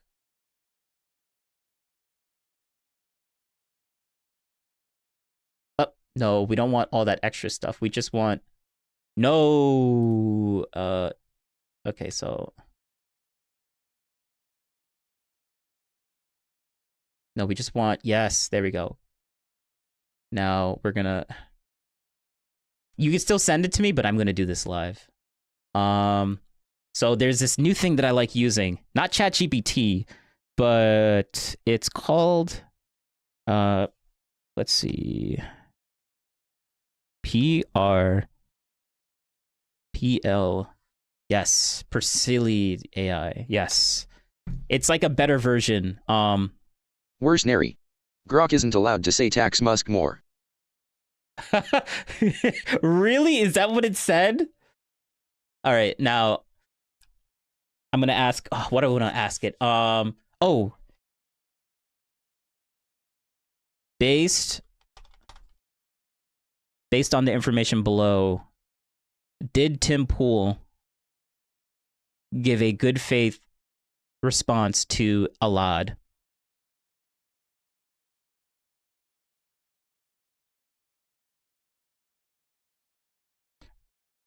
Argument. Where's Neri?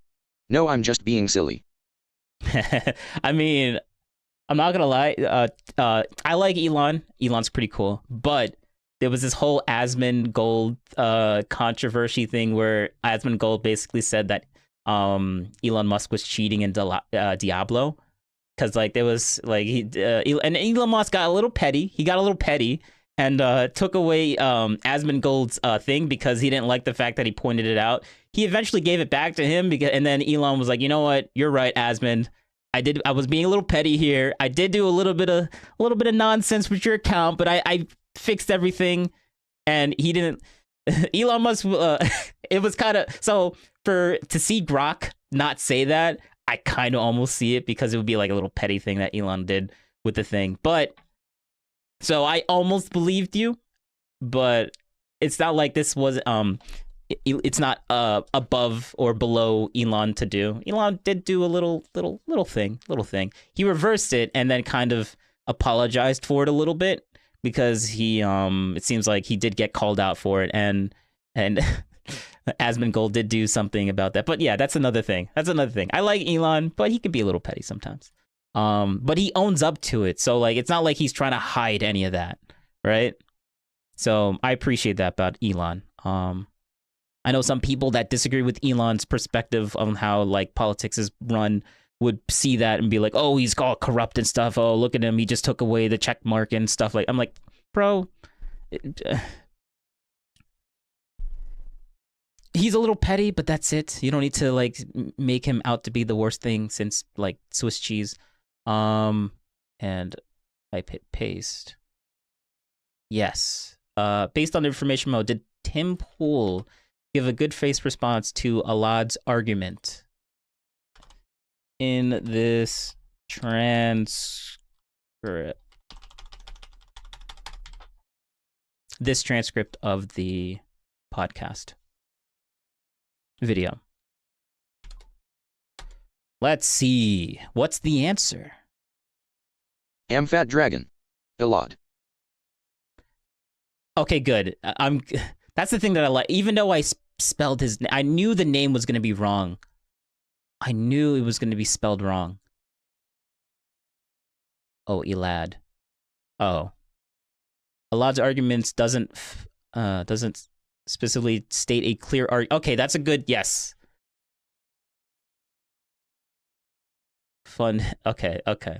Based on the provided transcript, Tim Pool appears to give a good faith response to Alad's argument, though it is somewhat indirect. Here's a breakdown. Really? Why do you say that? I think he did a really bad job at that, but okay. Alad's argument. Alad doesn't explicitly state a clear argument to the provided text. However, he jokes about not being the big fan of the IRS. Okay. Not sure what that has to do with anything. Tim Pool's response. Tim Pool jokingly questions how Alad would fund his wars in response to not being a fan of the IRS. While their exchange is brief and somewhat tangent. Brief? Wait, brief? What do you mean brief? There was so much more. Okay, I think the transcript that I gave it doesn't. Yeah, it's not. Oof. Because if I were to click this, it has all the text, but I think. Where's Neri? Too long. No, it's not that it's too long. This is actually really good. It's the way that it's formatted. Like it doesn't distinguish between who's talking. so it doesn't understand. It might not understand who's talking. There might be some clear points of when they're talking, but when they're having the debate, okay, maybe I need to ask it a more specific question so that it can. Where's Neri?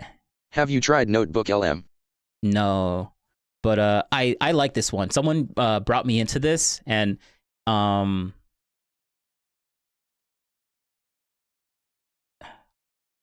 there was other arguments that were had,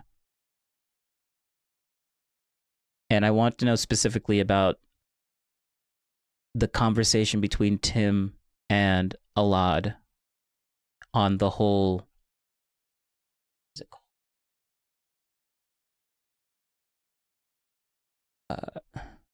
Loophole argument.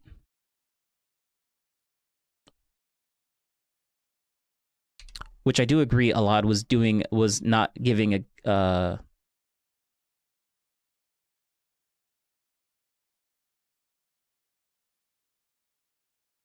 boom. Here, we're gonna, yeah, stay right there. No need to move. I want to know if Tim Pool was giving a good faith response to that.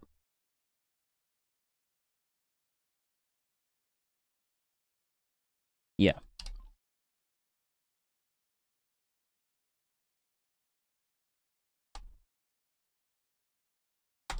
Let's see. Focusing on the conversation between Tim Pool and Alad relates to the IRS and taxes. Based on the text, here's my assessment whether Tim Pool was giving a good faith response to Alad's argument. Alad jokes, I am not the biggest fan of IRS. Responds, jokingly question about Alad's funds of the wars. Yeah, but these two pieces of information is irrelevant to the loophole thing. Continued back and forth. This leads to an exchange about how millionaires are funded and used for trade. Based on the conversation, Tim Pool appears to be engaging in a lighthearted and somewhat indirect manner.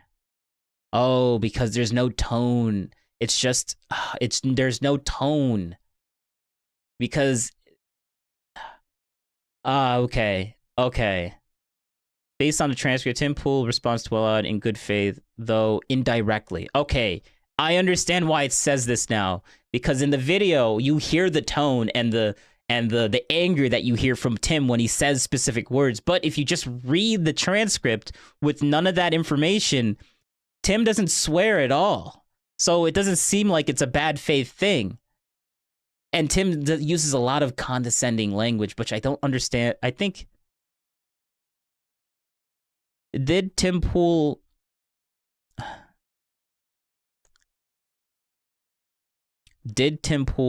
use condescending language within this transcript against Alad?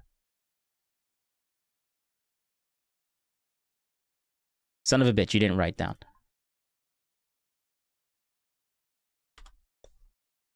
Did Tim Pool use condescending language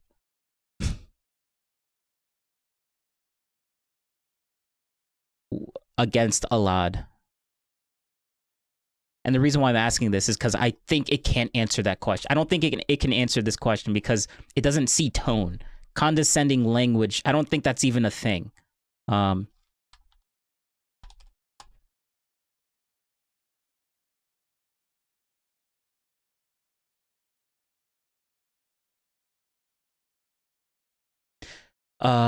Based on the transcript, here's my assessment. Alad jokingly uses, oh my god, stop using that. Tim Pool asks about the who what?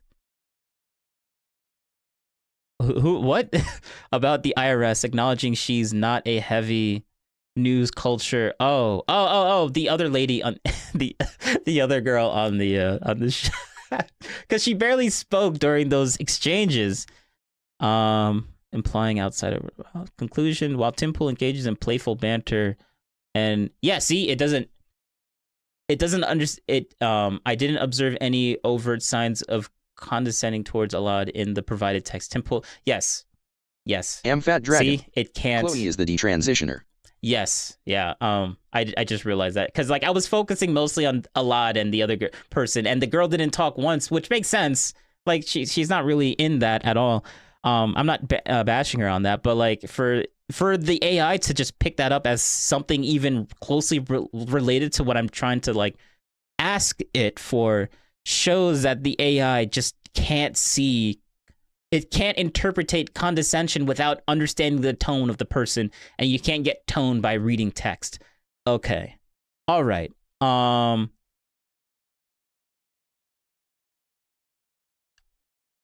Obviously, he didn't use any derogatory terms. What was the overall tone of Tim Pool's responses?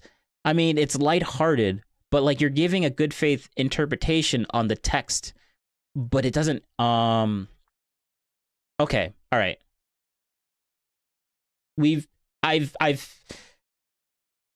What we've learned with this AI. I'm still gonna use it. I still think it's cool, but this is a you can't ask it the tone. It doesn't understand tone. It can't get tone unless it's explicitly using words that, unless it, I don't know if it hears someone search videos. I don't know what that's supposed to mean. It doesn't understand. It can't perceive tone based on words or text.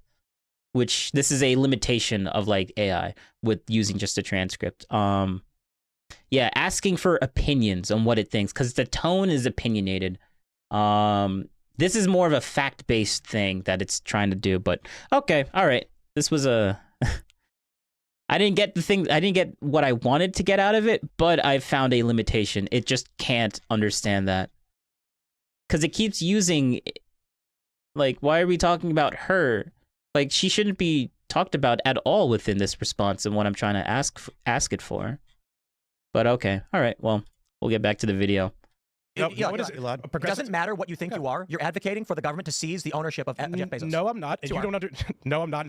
And how you're defining it of what I'm saying is a mischaracterization. Okay, so let's slow down. Yes. Just made $2 million in cash, and you think he's not paying enough based on that $2 million? Should he pay $1 million of it? I think based off. I feel like I'm reiterating myself when we're just going in circles, Tim, frankly. I think there's an issue with how we tax high net worth into the highest. What does that mean? I don't know how else to make it more clear. The way we tax what? His income? High net worth individuals. It goes beyond their income because high net worth individuals don't have an extremely high income. They have their money in assets. I have a question for you. If you didn't eat breakfast yesterday, how would you have felt? It depends. Some days I don't have breakfast and I'm not feeling hungry. Do you not? Why? What? I mean, no. I understand. Fat Dragon. I sent you a copy, but it turned it into a .txt file, so I added the link to the Grok conversation. Okay.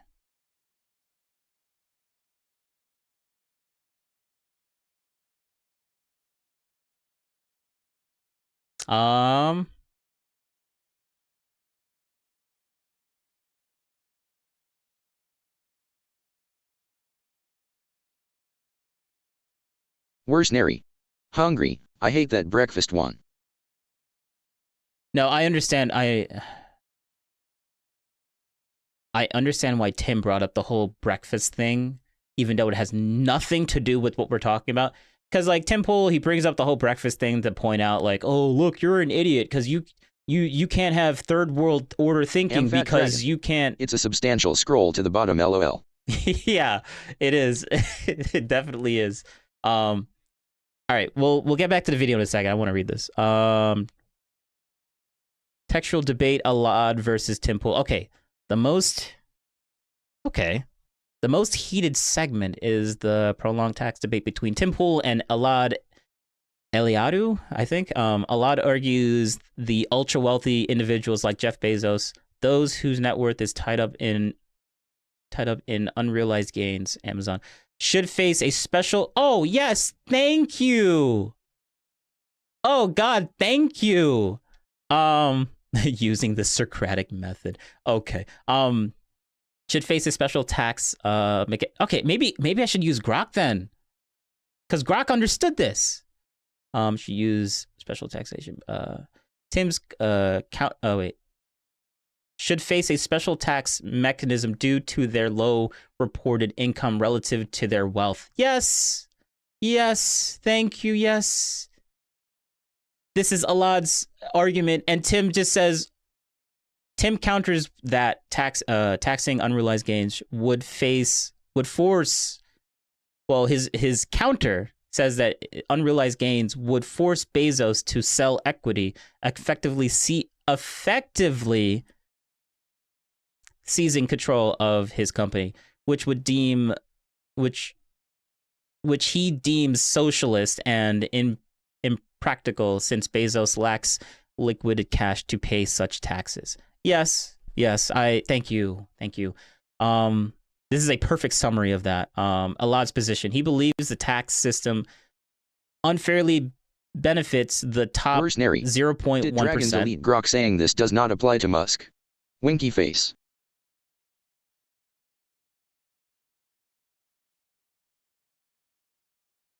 No, I still see it on my end, but I don't know, maybe YouTube?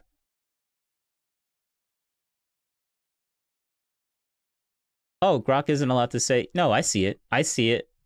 Oh wait. No, this is the link to it. So Amfat Dragon. He's joking again. Yeah. Sorry, I just realized that. Yeah, he literally couldn't, because this is a link to the conversation.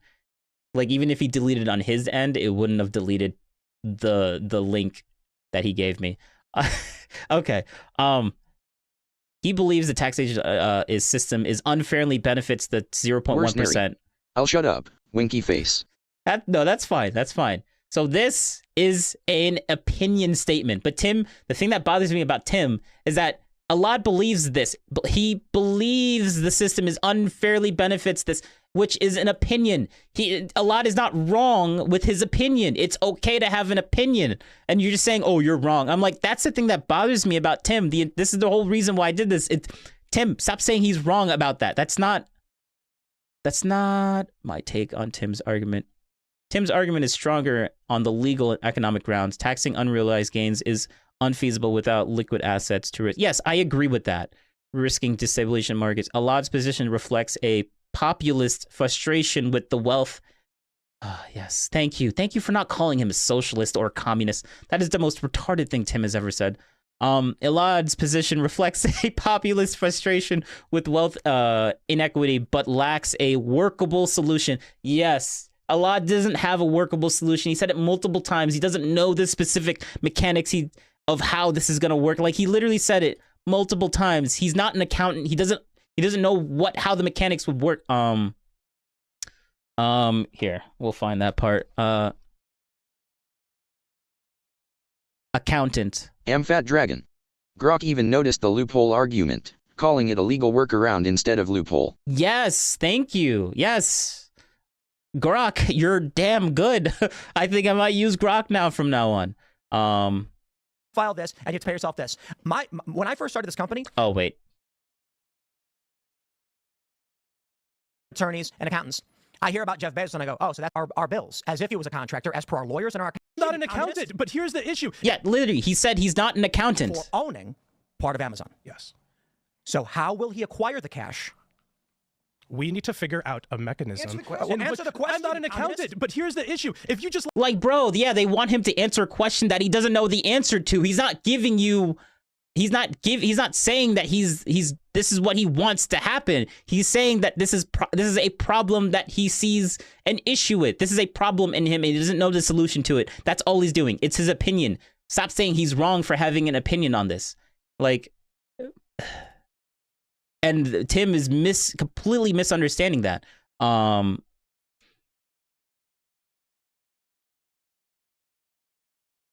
Wow, that's perfect. The debate reveals a broad divide.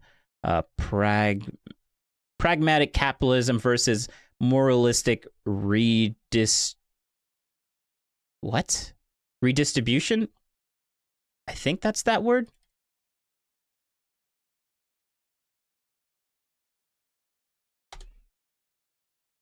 Meaning. Redistributionist. Oh, yes. Yes, I know what that is. That's funny. Oh, okay. I mean, we could get into that because she does talk about that. This giant bar on the bottom needs to disappear. Taxation debate. That's perfect. All right, let me read Tim's rebuttal. Using the Socratic method, Tim Actually, I didn't even finish this one. He struggles struggles to articulate a specific mechanism, admitting he's not an accountant, literally, but insists the ultra-wealthy exploits legal workarounds or loopholes to avoid fair taxation. And that's fine. That's fine for him to have that opinion. Thank you. Thank you. It is perfectly fine. I don't think I need to do any more of this. I think I'm basically burnt out. I'm spent. But I guess we'll just keep listening to this firestorm. Lock up all your money in stock, and you are stop, bro. No, you're not making one. Listen. No, he is making a point. Shut the fuck up, Tim. You're missing the point on purpose, Tim. You're not understanding. You're purposely missing the point. What I am doing is called the Socratic. Yes, they are purposely missing his point like we're almost 2 hours in. They're purposely missing his point at this point. Where I'm asking you questions. They're purposely missing his point at this point. That's funny. To dissect what your argument is, you're going in circles. I am trying Tim, you're the one that's going in circles. You don't understand. To lay out the logical base points of what you are trying to claim so we can understand what you're saying. Jeff Bezos. No, what he said, that was clever. Good one, Tim. Good one, Tim. What he said is that I'm reframing what you're saying so it sounds bad, and this is why it's bad. Because the way that I'm reframing your argument sounds really bad. And you really shouldn't be saying this because my interpretation of your argument is really bad. And Elad is saying, you guys are interpreting my thing you're intentionally giving a bad faith interpretation of what I'm saying so you can claim that I'm saying something bad when he's not. He's not. You guys are he just has an opinion. It's fine for him to have that opinion. Hypothetically it's reported he makes $1 million salary with $1 million. But listen to that again. You're going in circles. I am trying to lay out the logical base points of what you are trying to claim so we can understand what you're saying. In other words, reframe what he says so it sounds worse and then debate that instead of what Elad is actually saying. Jeff Bezos hypothetically it's reported he makes $1 million salary with $1 million bonus. That's the official reporting. He has estimated 170-something billion in his equity control of Amazon. This is stock he's not legally allowed to sell based on contractual obligations. You want to tax sell his stock, but when he's legally allowed to based on performance issues, meaning the stock reaches a certain value, he can sell a certain amount. That's when he can cash out some of his equity. What you have explained to us is that you want to tax Bezos on what's called unrealized gains. That is, Bezos owns a portion of his company, and that portion of ownership equals an imaginary value. Because that imaginary value is very high, he should have to find a way to... Tim loves that imaginary value word. He's like, oh, imaginary. Oh, you're just taxing things that are imaginary. It doesn't exist. Oh, like that's a point against him. Like, bro, you want to know what else is imaginary? Your entire money is imaginary. Technically speaking, we're gonna do a technically response to this. That actually is imaginary. Money is imaginary. Like the only reason people give money to other people in exchange for things is because we have confidence that this money means something. But the moment this money stops meaning, like if you were gonna go to, okay, so let's say that you're Chinese, right? No, you're an American, you go to China, but you give the people of China, like you want to buy something in China, but you give them dollar bills. It's worthless there. You could give them $100 bill, but what are they going to do with that $100 bill? It's worthless. It's an imaginary thing. You give that piece of paper, it doesn't mean anything to them. So that's imaginary. So that's what I mean by the whole technicality, like the whole, oh, it's imaginary, therefore it's stupid that you have to, like, he loves this imaginary word because it makes Elad look stupid, even though Elad never said the word imaginary ever at all. You're just reframing what he's saying and to make him look like an idiot. And I just keep pointing that out. So we're just going to keep going. Require cash to pay the government. The only means by which that could be accomplished would be if he sold equity stake in his company. That would mean the government put a requirement for him to relinquish a degree of control of his company, right? No, it doesn't have to be, and I'll explain to you why. Because certain stocks have more voting rights than other stocks, so they don't have to make him relinquish specifically stocks that have voting rights in his company. So there are ways around this, and that's why I'm saying there needs to be a mechanism. My larger point here is that money is a promissory note. I promise to pay the bearer of this note in physical money, i.e., gold. Yeah. Yep. But yeah. I only bring that up because Tim just gives.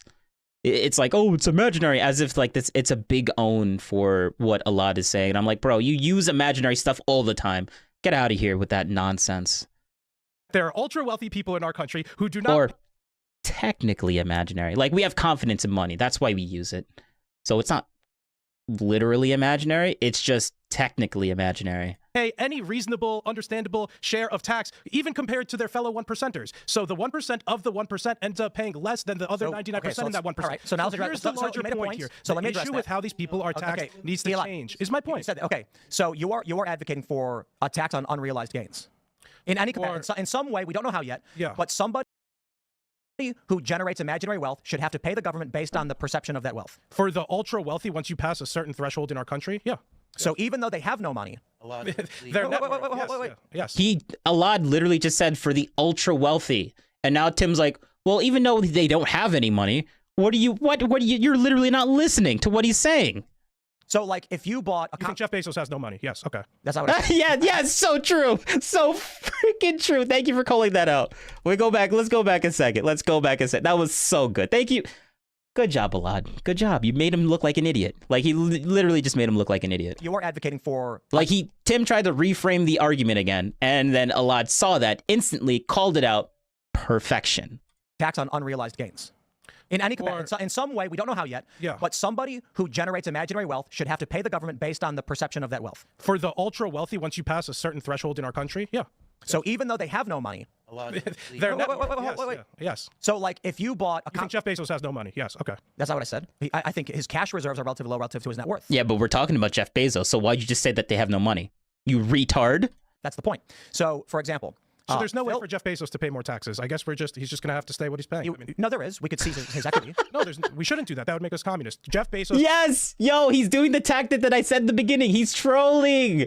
He's basically using his retarded arguments against him. He's like, yeah, that's exactly what I'm saying. And then reframe it in the most retarded way possible because the original retarded point was stupid. Like, why would you say that, Tim? Thank you. He did it. He just did it. He just wrote that. Yes, let's listen to that one more time. That was music to my ears. Well, like, if you bought... You think Jeff Bezos has no money? Yes, okay. That's not what I said. I think his cash reserves are... A certain threshold. Actually, that is what you said. So even though they have no money... What does no money... You said they have no money, and we're talking about Jeff Bezos. You literally just said that Jeff Bezos... You unintentionally said Jeff Bezos has no money because you used the word they in replacement of Jeff Bezos, even though we were literally using Jeff Bezos as the example for the entire episode. And now you're going to be like, technically I didn't say that. And I'm like, okay, all right, good one. Use the word they, which includes Jeff Bezos, in my opinion. Wait. Yes. So, like, if you bought... You think Jeff Bezos has no money? Yes, okay. That's not what I said. I think his cash reserves are relatively low relative to his net worth. That's the point. So, for example...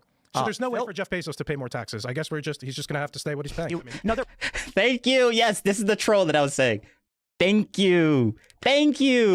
Yes. Make their arguments look dumb because that's what they've been doing to him the entire time. Like, they kind of deserve it, honestly. We seize his equity. No, we shouldn't do that. That would make us communist. Jeff Bezos has to be able to pay as much taxes as, people who earn millions of dollars. So if someone bought a Spider-Man comic for $1, and then 20 years later, it was worth $10 million because it was a rare Spider-Man comic, and it was graded 10, sealed in a box. They now have an imaginary net worth of $10 million.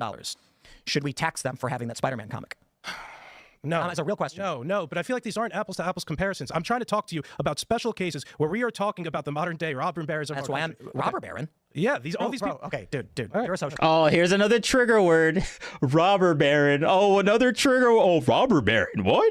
Robber baron. Oh, what? Oh, you must be a communist or a socialist. Well, let me find. Oh, you're a leftist, man. Let me go into my bag of name calling now because you said a word that I was that I dislike, man. Like, oh, robber. Oh my God, bro, that is the most unintellectual type of like engagement. He says one word that triggers him, and now he's like, robber. You just defeated your entire argument by saying robber baron, guys.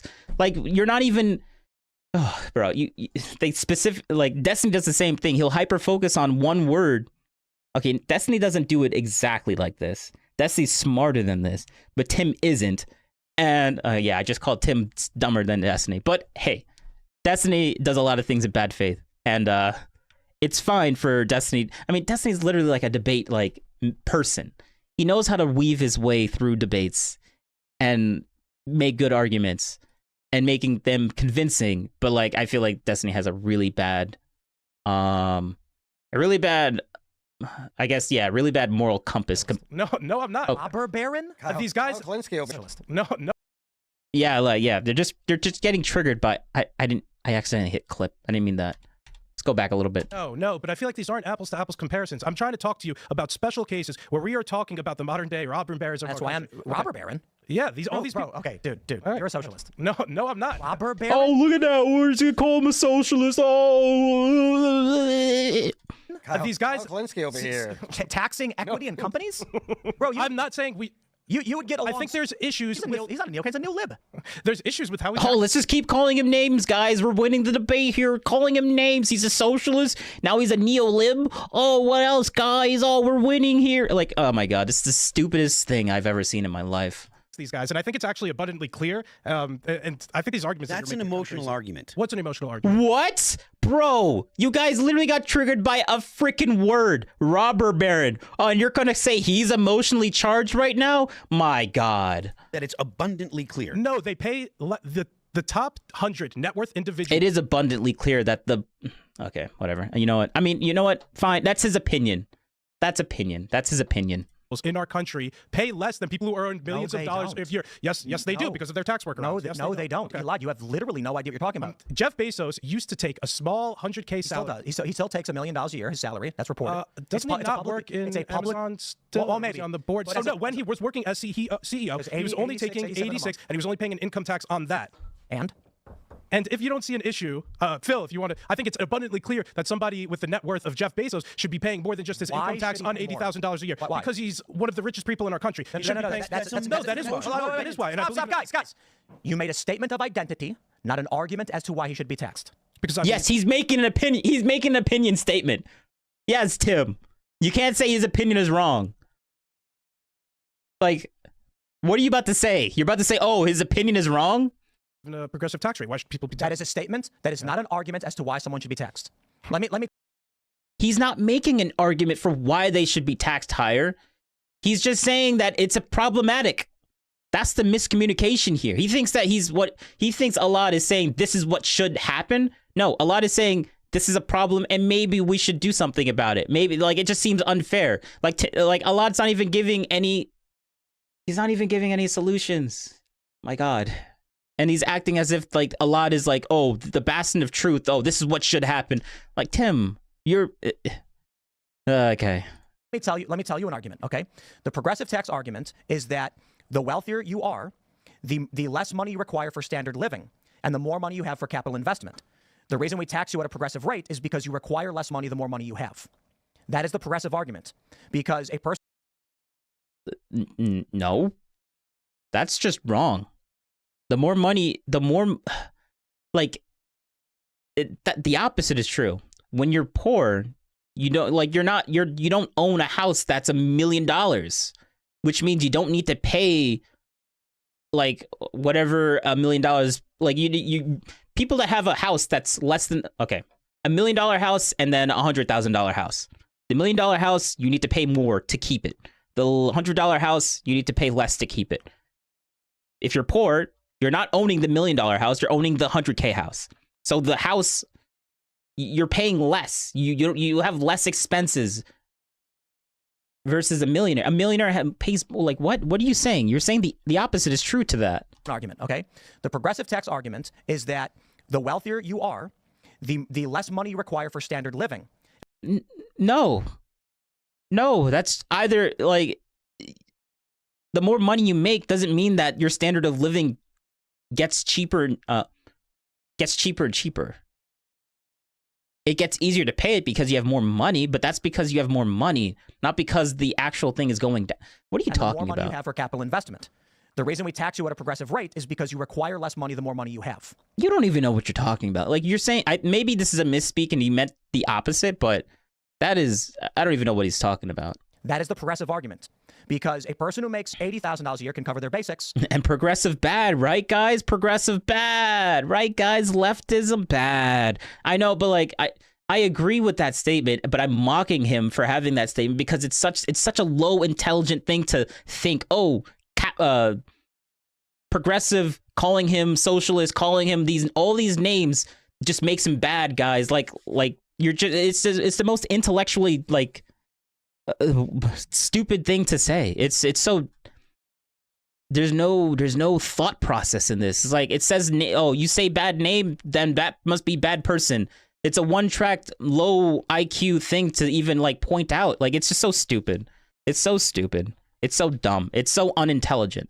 A person who makes 500,000 covers their basics and has extra money for influence power. That is a socialist concept. And I'm not telling you that. I'm saying there's literally one, the progressive tax bracket. I am asking you for what mechanical reason of law. He's not wrong about that, but I wish you wouldn't just because he advocates for that doesn't mean that he is a socialist or he is a communist. But like, okay. Law and society, should wealthy people be taxed? What mechanical reason? Yes. Of Where's law? Neri? Why would a Elad government... is just being a communist. Forget about him. Winky face. Forget about him. I get it, but the condescension that I despise the condescension from Tim Pool from the entire way that he's been treating Elad way more than I despise the fact that Elad is making a socialistic type of recommendation for how billionaires and millionaires should interact. I despise his little debate garbage nonsense tactic more than I despise the fact that Elad is advocating for a much more stringent or aggressive progressive tax rate. I'm not for what Elad is saying, but I'm just going to say the same thing. I just despise Tim a little bit more. Institute a mechanical policy codified in law. Or the way that he's been treating this entire conversation. It was that's just not right or good. It's not fair for Elad at all. Like, it's okay for Elad. Like, if Tim were to just say, nah, I disagree with that. I don't think we should be doing that, and just say that, then I would be like, all right, I'm on Tim's side. Elad, that's correct. Like, there's a lot more issue. Like, we don't need this.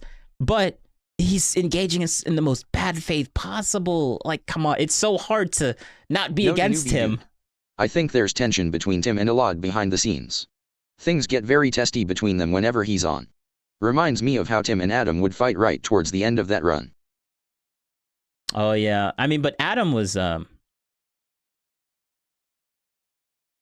Adam did some things that he really shouldn't have done. But... I didn't really like Adam either. Where's Neri? It's not good of Tim. He's being rude. I'd go home. Yeah, I would go home too. But I don't agree with Elad's more aggressive take on the progressive tax rate. So I can give you reasons. You can't murder people because there's two reasons. So why should they fundraise taxes? Why should wealthier people pay more taxes? Because it's an easier strain on them as it is to people who earn less. People who earn, again, like if you're in the bottom 50% of the tax bracket, you pay almost none of the actual tax revenue. Those people shouldn't be paying income taxes at all. You agree with the socialist precept I just presented? I don't think it's a socialist precept. I think higher and progressive taxes and higher taxes does not make one socialist. Yes, true. No, Thank you. Dude. I don't agree with Elad, but I think his takes are understandable if not fair. Yes. That's all we're saying. That's all I'm saying. Like, I don't agree with it, but, like, it's fair. Like, I see the problem. I see why he has that opinion. That doesn't make his opinion wrong. And you don't need to call him a socialist or a communist. Like, that's the thing that bothers me. Like, why call him all these stupid names for no reason? I mean, I understand the reason, but it's just stupid. Tim, stop being stupid. I don't like it. That's just not what socialists... I just explained to you. Not that you were a socialist, but the socialist argument is we should... Bro, you kept calling him a socialist and a communist. Now you're trying to backtrack away from that. Oh, bro, get out of here. You've been doing that in the entire time. I am not letting you get away with that. That's retarded. That is actually stupid. Tim, no, you shut the fuck up with I'm not actually calling you that. No, you've been calling him that the entire time. Get out of here. All right, actually, you know what? Let's do this right now. Let's do this right now. Communist. Oh, shoot. I forgot. I didn't have the transcript open. Wait, let's copy URL. paste URL. Tax the wealthy We'll because keep it right here, but we'll go back here and then we'll open up the transcript because we're just going to jump around the timeline. There we go, 11 times. All right. Let's go back to the second one, right? I'm an anti-communist and a counter-revolutionary. Oh. Let's go. here's Well, the story. that doesn't You're work. more like a communist. No. You literally just called him a communist. To tax in particular the ultra wealthy, the top 100, which are in a different scenario than even the top 10,000 people. So there's an issue So there. you're more like a communist. No. Well, hold on. You think we should tax people on cash they don't? Okay, so there we go. We got one instance of him calling him a communist. Bro, why do you do this? You're more like a communist. No. Okay, so we got that one. That's one. Okay, now number two. Leninist or what type of communist was, as long as it provided for the people and kept the Communist Party in power. And so that Okay, so that's number 5, number 6, they're all controlled by this. number 7. I think you're right, but okay. Taxation makes you a communist now. Believing in progressive tax rate makes you a communist. Well, I mean, you ask a libertarian and they'll say yes. Well, I think the libertarians are a Trojan horse for the left, if anything, so. Okay, all right, well. What about this one? People is communist or socialist. I think it's like a misunderstanding. So I disagree. And the free market side, which includes some Republicans and many libertarians, to decrease taxes. So I disagree with the argument that taxes or increasing taxes and having different types of taxes on different income earners or net worth people is communist or socialist. I think it's like a misunderstanding of what socialist is. Socialist is what. It's a fact. Oh, it's a fact. Okay. Do that would make us communist. Jeff Bezos has to be. All right, now we got all the communists. Let's see how many times did he said socialist. He did call him a communist at least once in the beginning. Socialist. Ooh, this was said way more times now. Oh, no, stop it. There we go.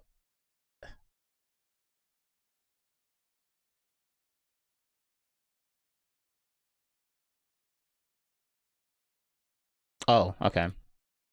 Literally, if your argument is that the wealthy of this country should be taxed differently, that is socialist. It's socialist to think what? Say that one more time. If you believe Worse, Nary. that the Dang, it doesn't let you say communist. Oh, really? highest tax bracket of wealth holders should have a special law placed against government seizing our wealth by taxing us. Yes. Okay, so I guess we're in a socialist country right now. We are called a mixed economy. So not a socialist country. So you got your slow on there, buddy. Oh, wow. Like, literally, you were just saying that makes it a socialist country. But then when he says, oh, so that means we are in a socialist country, he's like, well, actually, we're not. But, like, good job. Good. Thank you a lot for pointing that out. Calling out his nonsense. Direction we want to go. The left advocating for these people is communist or socialist. I think it's like a that you we think- should move forward. To call it Let me ask you a socialist question. just suggests Let's that slow down. it's You made a point. Here's what we do. You All right, whatever. He did call him a communist, so I don't want to hear that. Or he's been insinuating that he's a communist or a socialist the entire time. Like, whatever.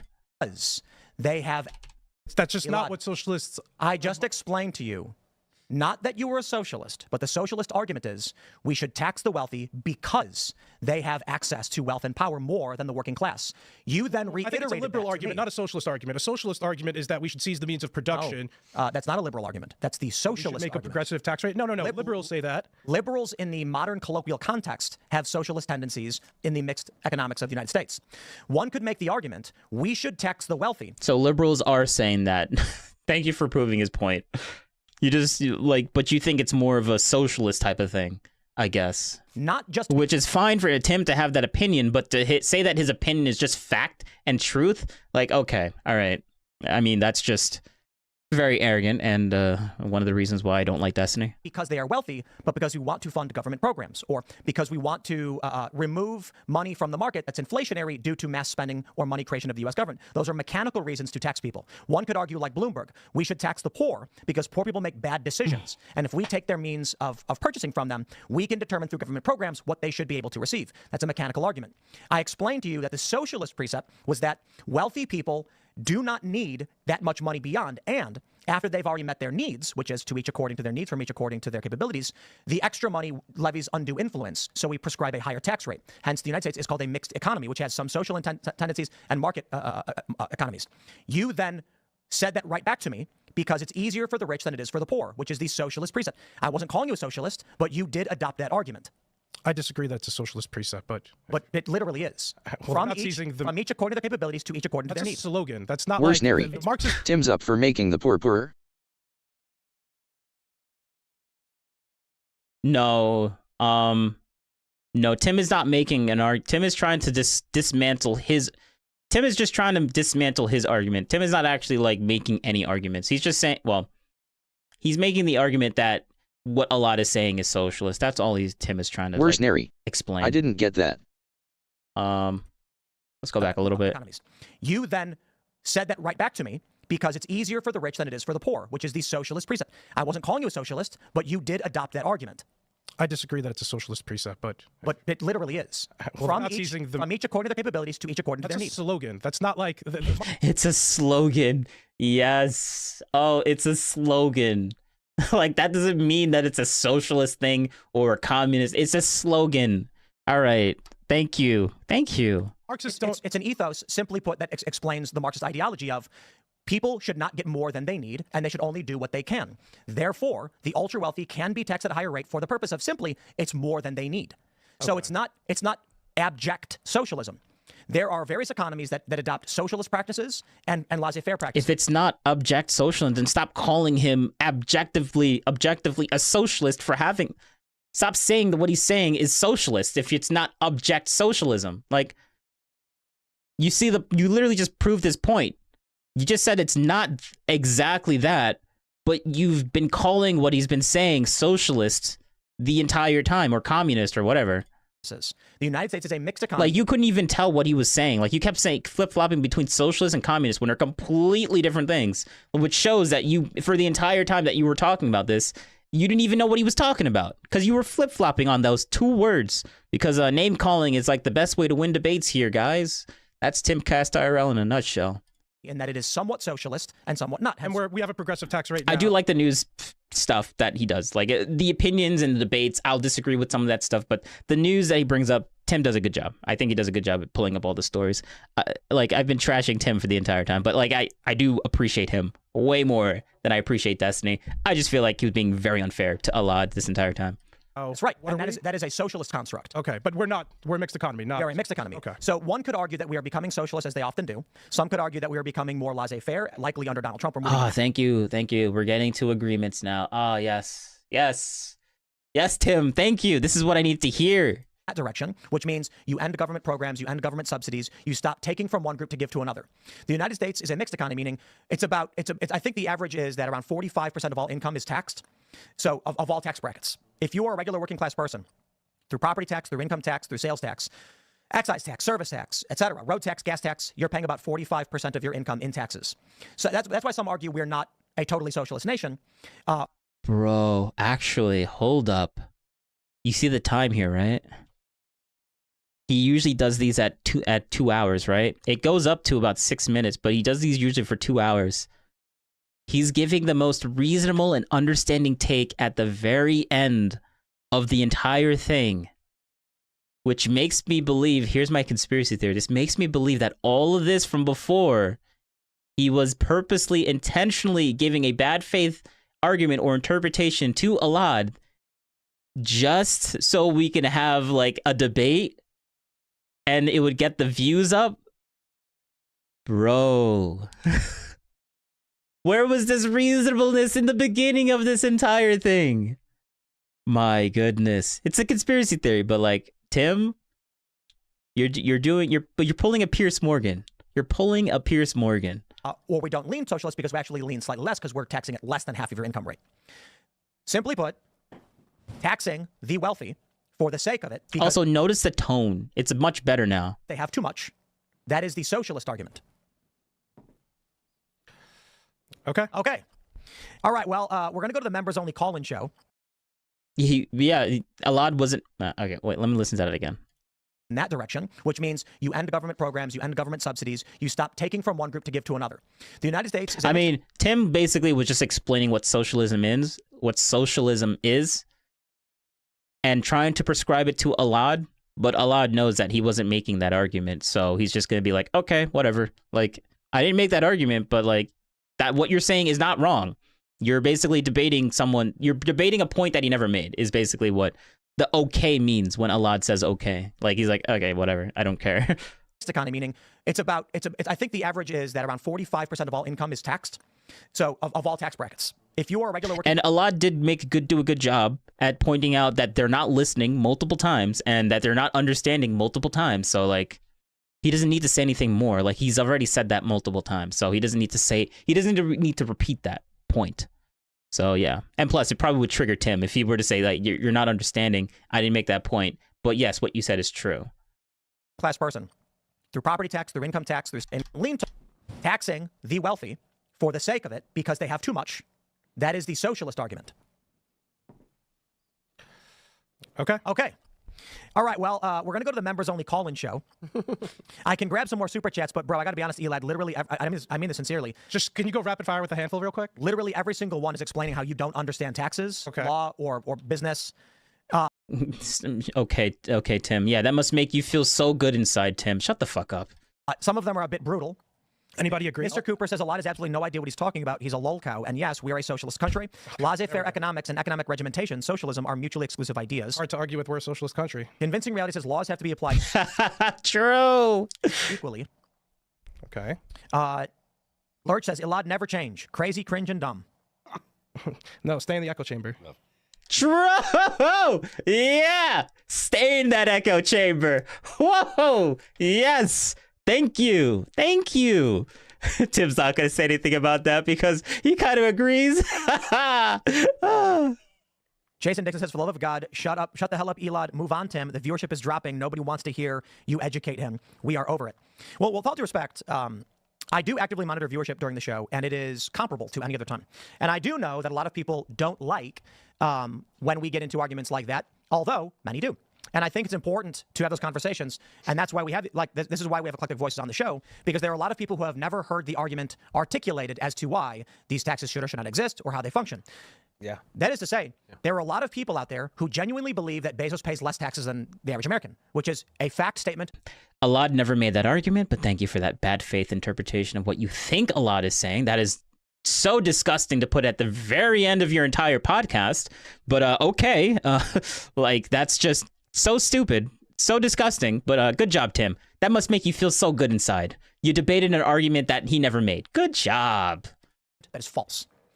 There's a lot of people who believe the wealthy aren't paying their quote-unquote fair share, which is an opinion, emotional argument. Fair share. That is what Alad is saying, basically. That is what Alad is saying. Which is an opinion. Yes, thank you. He understands. He understands it's an opinion, but you still say that his opinion is wrong? Like, okay, fine. You can have your...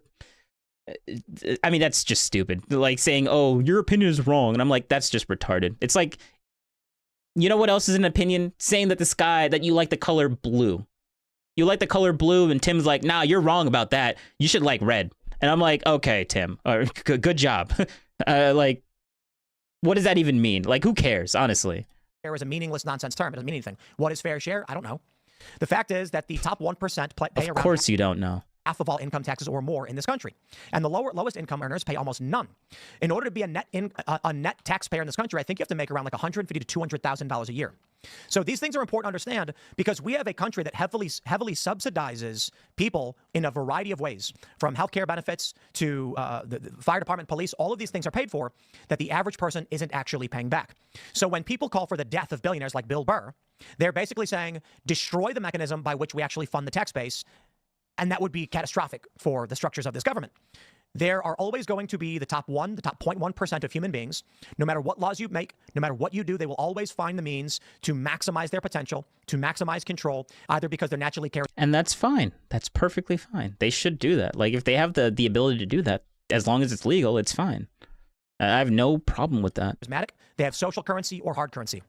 AOC considers herself to be poor. She says, I don't make that much money. But she is actually, in the full metrics of social economics, one of the wealthiest people in the world. In that, yeah, that's what I mean by saying poor is very relative. poor is very relative, and it's annoying that it is, because like you would want to think saying that you're poor is an objective statement, but the way that people use it nowadays, it's not. Like that's a perfect example. AOC. With her 10 million followers on X, she could destroy economies, like she did in New York City with Amazon. She was able to snap her fingers and rip $30 billion from New York. She may not have cash, but her social currency is more powerful than anything Bezos can do. Or arguably.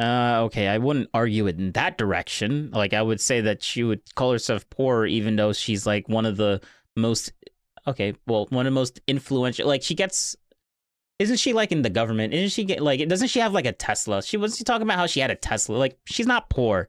Poor people don't have Teslas, man. I think she exchanged it because she hates Elon Musk and got like another electric car, which I could argue is just, that makes her even less poor, because I mean, yeah, less poor. So more, because like electric cars are expensive. And if you're not, electric cars are expensive. I'm just gonna leave it at that. As powerful. We're gonna go to that members only show, my friends. So smash the like button. It's gonna be on rumble.com/TimCastIRL. You can follow me on X and Instagram at TimCast. Chloe, do you want to shout anything out? So I'm on. She was just enjoying the show. All right. Well, we're done with this. We are done with this. I'm going to. Yeah, we're just gonna delete all that. So. We should probably.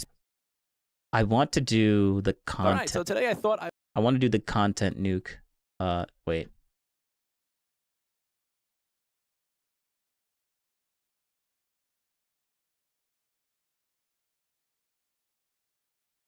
Yes.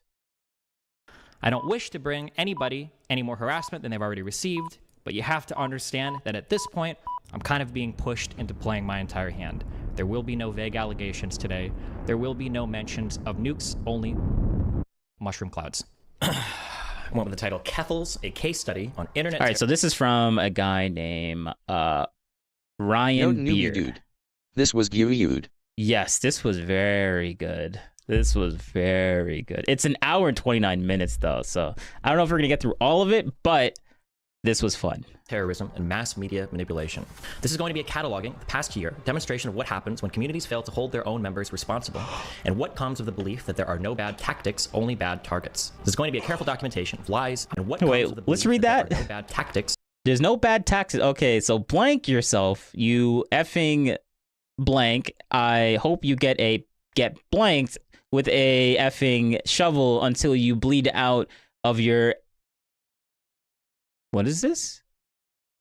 Of your fuel. I don't even know what this means. Effing I don't even know what this is. Yeah, yeah. Okay, let's. Okay. Only bad targets. This is going to be a careful documentation of lies. I'm not running around screen sharing people's nudes. I'm not having secret recording to be in my apartment. Bro, I'll talk about anything all the time ever. Are we serious? So then the question stands: did you Lauren Southern?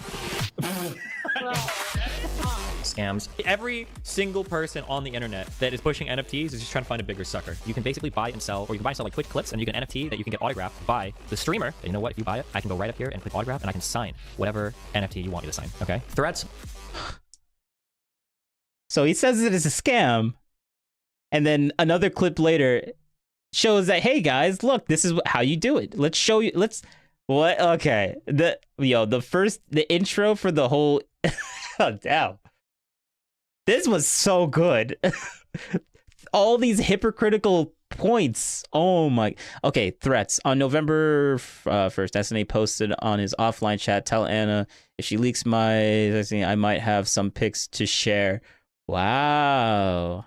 Worse, Nary. Bullying. It is brutal. This is brutal, actually. Wait. I need to stop pausing because there's like little things that I'm missing. Twitch clips, and you can NFT that you can get autographed by the streamer. And you know what? If you buy it, I can go right up here and click autograph, and I can sign whatever NFT you want me to sign. Okay? Threats, bullying, doxing. I literally just doxed that girl. The one that tried to throw egg on me like a week or two ago. I don't give a fuck about like doxing. And an utter lack of Wow. I love it. I love this. This is what I wanted to make. I'm not gonna lie. I wanted to make a video like this. Molina recently confirmed that the sex tape. Doxing. I literally just doxed that girl. the one that tried to throw egg on me like a week or two ago. I don't give a fuck about like doxing and an utter lack of accountability. Molina recently confirmed that the sex tapes leaked by Destiny's former Jesus Christ. girl were shared by Destiny without her Nice, consent. good one, nice. If she has no legal recourse. I got a whole bunch of super chats for you. Wick, ready? Okay. Over the years, I've worried about the types of tactics endorsed by progressive communities. The uncomfortable distorting of narratives. Honestly, I'm pro-genocide. Like, it sounds really shitty, but like, I think that Israel should just drop its borders about where it is now, and basically Palestinians can go live in another place. That's really shitty, but like, that's about where I'm at. I mean, I actually agree with that. Not gonna lie, I kind of agree with that statement. So, I see the hypocrisy, but yeah, I kind of like I kind of agree with that. Not gonna lie. Test shape-shifting of facts. Let's say there's a person that's like 30 years old and tries to like randomly sext like 14-year-olds and 15-year-olds. That wouldn't be, I don't think that would be considered grooming. The general inability to hold themselves to a decent standard of behavioral conduct. The rioting needs to stop. And if that means like white redneck militia dudes out there mowing down dipshit protesters that think that they can torch buildings at 10 p.m., then at this point they have my blessing, because holy shit. This is the tale of an internet bully given. I sympathize with that comment. Note newbie dude. But it's not I good. don't agree with that, but like no solution in the Middle East that anyone would do is a good one. Yeah, I mean, the reason why I like that solution, or I sympathize with that solution, is because it's the only solution that looks like it might actually stop the conflict permanently. And then he's talking about the whole BLM riots. Like, if people, like, the way he says this is so unhinged, but I sympathize with it. Like, I get it. I get it. Like, if you're gonna, like, it's the whole Kyle Rittenhouse thing, like self-defense. Like, if people are gonna go and riot and destroy your stuff, you have the right to defend your stuff. Like, yeah, he says it in the most negative way possible, and I understand why people are gonna beat him on this, especially if you're on the left. But sympathize with this a little bit. It's wrong for him to say it, though. They could torch buildings at 10 p.m., then at this point they have my blessing, because holy shit. This is the tale of an internet bully given far too much power. Did you guys know that if a bitch breaks up with you and you send her nudes to everybody, even that's wrong, guys? On a mission to seek fame and fortune. The way he said that was trolling. Note oh my newbie god. dude. I heard that only in one state can you kill someone for damaging your property, but I do sympathize like you. I think that's I want to say, I think it's more than just one state. I think Texas, like Castle, like any state that has Castle Doctrine, if they come into your house and you delete them, it's perfectly fine. And I think that's how it works. Don't quote me on that. Maybe we'll look into it later. So what's that look like revenue-wise? I think last time he said it was like $50K a month. Wait, what did he say? An internet bully given far too much power. Did you guys know that if a bitch breaks up with you and you send her nudes to everybody, even that's wrong, guys? On a mission to seek fame and fortune. So what's that look like revenue-wise? I think last time he said it was like $50K a month. It's probably a little bit higher than that now. Yeah. By building a career through vicious conflict. Actually kill yourself. Yes, kill yourself. We've allowed ourselves to gaze into the abyss for far too long. Destiny is the result. On January 8th, 2025, the streamer Destiny's ex-wife Melina accused him of sharing pornographic videos of her without her consent to a 19-year-old young woman over Discord. Something I can't, like I'm not gonna go into detail of anything, but there's plenty of people that's wondering this, but I feel like this should be obvious. Nothing has happened with consent with anyone, not me and not anyone else. Like there's been no consent. On January 21st, 2025, one of Destiny's close friends named Pixie accused him of also sharing pornographic videos of her without her consent. And Pixie is literally suing Destiny for that. So that's like the most egregious one right now. That's 100%. Like the Melina stuff is still just allegations. I don't think Melina is doing any kind of like lawsuit. I don't think she's doing anything with that. If anything, I think there's like a lawsuit between Melina and her and the guy that she ended up marrying over Destiny, and now she's trying to get a divorce with the guy that she left Destiny for, and that's kind of weird. That's kind of wild. Like, you leave Destiny for this guy, and now you're trying to do some sort of divorce court thing to get money from him. Like, okay, what's going on here, Melina? What's going on here? Melina, I don't put too much stock in her allegations, but the Pixie stuff is brutal. Like, those are basically like 99% like probably true, and Destiny's probably gonna have to pay a lot of money. Like that's like the most highest outcome for that. But hey, it's being litigated right now, so things could change. New information could come out. Destiny later revealed that this 19-year-old he had sent these pornographic videos to had allegedly been hacked, leading to these videos being leaked on the internet. I think a friend of mine's account from that I talked to like 3 or 4 years ago ended up getting compromised, and you know, sometimes you just gotta roll with the memes. It is what it is. What do you want me to say? What do you want me to say? Okay. Later on that same day of January 21st, one of Destiny's previous close friends named Cherry not only accused Destiny of sharing a recording of Cherry's another one that I don't put too much stock in her allegations. There's some weird stuff between this girl, and in past calling Destiny out for some sort of misconduct and starting some sort of drama. That's another person that I don't put too much stock into at all. But remember the Pixie stuff? Like, that's just all you need is the Pixie stuff to condemn Destiny. Like, you don't need the Cherry stuff. You don't need the Melina stuff. But yeah. Them having sex without her consent, but also of recording her without her knowledge. Destiny has since admitted to sharing these sex tapes of Pixie and Melina without their consent. Cherry's allegation is still just an allegation. Ooh, Destiny, why'd you say that? Ooh, but whatever. Like, it's bad. Everyone knows that it's bad. Let's continue. But she has recently filed a police report against Destiny. This is the story of Steve. Yeah, filing a police report is not that doesn't mean anything. Filing a police report is saying that a crime might have happened, and now that's like the first step of an actual investigation of whether what you're saying is true or not. So if anything pans out from that, then maybe, but if nothing pans out from that police report, then I don't put too much stock in Cherry's allegations. Stephen Bennell II, a man given far too much power and the ways he has abused this power for his own personal gain. Hi, so this video has been a long time coming. I've been slowly collecting evidence about this man Destiny here for about 3 years now, and I don't know. I actually slowly collecting evidence of Destiny here. We're gonna throw down my little doc. Yeah, collecting evidence slowly collecting evidence. Slowly collecting out, yeah, with links to videos. Yep, yeah. Let's. I sympathize with that. You're not the only one doing it, but I also have one for Tim Pool and every other person that I keep tabs on. But yeah. You're not the only one, let's just say that. I don't know about you, but I think it's finally time to take this motherfucker down. Destiny is widely hated by a variety of communities across the internet for a variety of reasons. But no matter how hated Destiny became, he always had a strong army of sycophants that would defend him no matter what he did. However, recently, almost all of his orbiters have abandoned him. Orbiters are what he calls his friends who stream with him. Basically, the implication is that Destiny is this massive planet, and all of his friends are these little planets that orbit around him. This has created an ecosystem where most of Destiny's friends rely on Destiny's success for fame and money. And because most of these people rely on Destiny for money, they've done a remarkably good job at I wouldn't mind being an orbiter of Destiny, but only until I get big enough where I don't need to be an orbiter for him. So yeah. Hopefully he'll never see this comment. But like yeah. Worse Nary. Sweeping allegations. I was surprised when JSTLK left.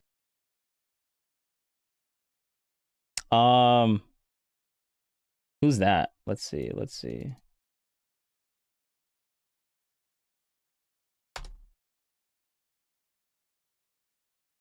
Worse Nary.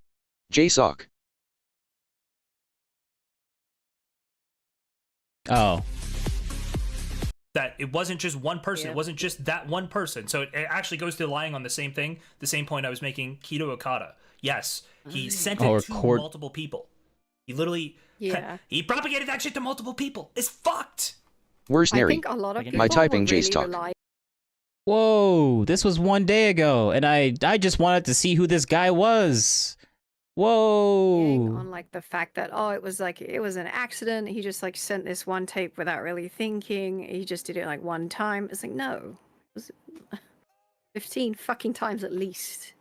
Oh my god. Yep. Oh no, sorry. This is completely unrelated to Destiny, but like this Kelly person, holy crap. She has the most condescending Where's voice Nary? in the Kelly G. world. Yeah, she has the most. I despise the way she talks, and I'm saying it specifically the way she talks. Like, there was some arguments that this girl will just say, and the way she's like, Where's if you Neri? just, She's just British. I know, but come on, man. It's just, I I despise it so much. It hurts. Like, I can't listen to this girl. It triggers me a little bit. Not gonna lie. Conversations where she's literally saying, depending on Steven's response for this, I'll decide like if I have to go nuclear or not. And but don't worry, like I won't kill myself over the holidays because I don't want to make people's like holidays feel bad. And it's like, holy fucking shit, like well, what the fuck? And then when the demand is $500,000 to $1 million, it's like, wait, what the fuck? And it's getting higher. I thought you said the demand was 15. Higher like every sorry. single time. He's saying it was 500 or $1 million then. I guarantee you, he wishes he wishes he would have settled that. Yeah, he 100% wishes he would have settled that. And she talks to somebody, I'm like, wait, well, excuse me? This is because yeah, I don't know. It's just like, isn't this extortion? I'm not gonna say that because that would be a crime. And I'm. You literally said it already. Yeah. You literally alleged it already. It's literally in your logs as of today. You alleged it was extortion. This is the most insane extortion scheme that's ever been used against me. What do you mean I'm not gonna say that that would be a crime? You fucking.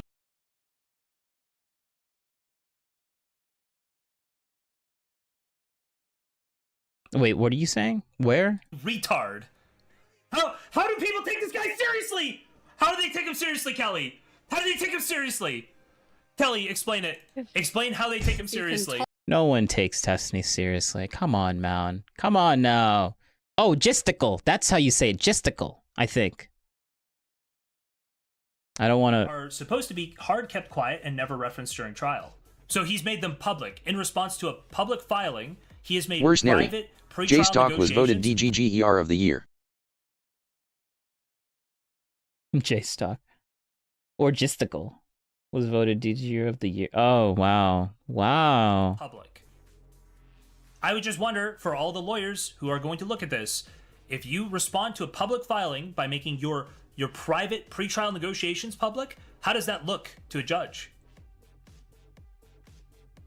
All right, I don't know anything about this. I don't really want to get into this, but I just... Where's Neri? He's not on his side no more. Well, yeah. Yeah, that's pretty clear. But let's get back to this video. Against Destiny under the rug for years. However, these recent... But I am very curious on what they're talking about, because this is a day ago. Ooh, but I don't want to stop this video. I want to... I'm broken. I'm torn. I want to listen to both videos. Allegations against Destiny have been so egregious that the majority of even his most loyal orbiters have decided to leave his orbit. Now, barely anyone is still defending Destiny. One person who is still defending Destiny is Myron Gaines from Fresh and Fit, who recently decided to slut-shame Destiny's victims. Where I go, I feel extremely violated with how so many people saw me non-consensually in a vulnerable position. I feel like people are always going to use this as proof that I slept my way to whatever achievement I garner. I feel like it's evidence that everything would be better with me gone. Well, I hate to be the bearer of bad news, Prixie, but you did sleep your way to the top. You know, you gotta call a spade here. Even though Myron is... I mean, he's not wrong. He's not wrong, but like, very uncalled for right now for the specific situation that we're in. An absolutely insane anti-Semitic woman hater who stands for everything that Destiny claims to be against. Yeah, I really despise Myron. Like, I understand his point of view, but the whole Jewish stuff that he gets into, like, I don't go and drop into those conspiracy. He's been listening to Candace a little too much. Like, there's some things that Candace is good on, and there's some things that are just meant to just stay as an opinion that she has and not taken as fact. But yeah, Myron, he went on Tim Pool's show, and I saw his response there. He thinks Myron does think. It's just Where's there's Neri? just like with Tim. Dice ovens. yeah.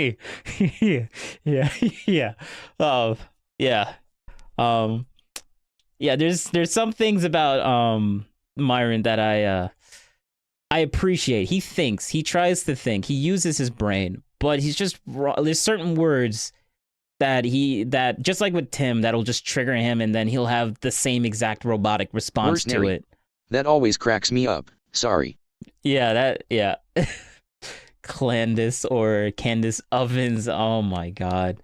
Like, Candace, you really don't need, like, just stick with the just stick with what you know or what you're familiar to, like the black community. You do a good job at criticizing them, and you don't really do a good job at being empathetic. Like if Candace was just a little bit more empathetic to when she's talking or criticizing something, it would come off a lot better. But I mean, Candace is allowed to have her opinions. People are always going to use this as proof that I slept my way to whatever achievement I garner. I feel like it's evidence that everything would be better with me gone. Well, yeah, I mean, that's just reality. Like, yeah, especially with people that, I mean, people shouldn't do this, obviously, but they, it's just something it's something that she has to deal with, and it's a reality, and it's true, and that's all that Myron is saying. That's all that he's saying. Hopefully. I hate to be the bearer of bad news, Prixie, but you did sleep your way to the top. You know, you gotta call a spade here. Even though Myron is an I wouldn't agree with the framing of that, but like I understand his point. Absolutely insane anti-Semitic woman hater who stands for everything that Destiny claims to be against, Destiny says... Yes, we know you hate Myron Gaines because he's on the right or something. All right, let's continue. He has more respect for Myron than for anyone else on the internet. In all of my years, God, this feels so shitty. In all my years... Oh my God. I remember watching this. Bro, okay, so I'm assuming that this Ryan Beard guy, he's on the left. Because he's harping on the Myron Gaines thing as if Myron Gaines is like this bad guy. And like, oh look, Destiny's supporting the guy that we think is bad guy, right guys? Right guy, he must be bad because he's associating with this, right? He says all these good things about Myron Gaines, right? And I'm like, okay, all right, whatever. Like that's not a, for someone that I don't watch Myron Gaines, but I think he's intelligent. I think he's fair, but he has a very when it comes to women, he has a very Myron has a very it's not that I think that he's wrong with his opinions on it. It's just that he goes a little bit too far with those opinions when he talks about he's the exact, I don't even want to say over exaggeration. It's just I wouldn't say some of the things that he says, but I understand why he says it. Doing content, I have more when it comes to women in particular. Other than that, I think he's all right. More than any other individual. Apparently, the amount of respect that Destiny has for you as a person is dependent on how willing you are to suck up to him. He is the only person that I've seen that will consistently go into areas where there's so much like laughing and jokes and fun times we had right here if he was shit on me, but he doesn't. He won't do it. I have some level of empathy for Destiny's orbiters because it is difficult to be... It's sad that erudite is not a thing anymore, I think. Or, well, I'm just assuming this, but like apparently I guess they're not doing bridges anymore. Stuck in a position where you financially rely on someone who is not a great person, but I have basically no empathy for Destiny because I believe that Destiny is a massive piece of shit, and I will hopefully demonstrate why I feel that way in this video. In this video, I will go through nearly every harmful action that Destiny has committed over the years, and then allow you to come to your own conclusions on whether or not you think this is a person who deserves anyone's admiration or respect. Before we jump into... You could have like not mentioned the whole Myron Gaines thing, because now I understand your perspective a little bit more on how you're going to be going with this. So there's going to be a little bit things that I might be a little pushy on. Yeah. Destiny's actions from across the years, I think I should take a little bit of time to dispel some possible well poisoning that Destiny or his community DGG could try to attack me with. The first accusation they might throw at me is that I'm obsessed with Destiny. This is an accusation they like. Yeah, that's stupid.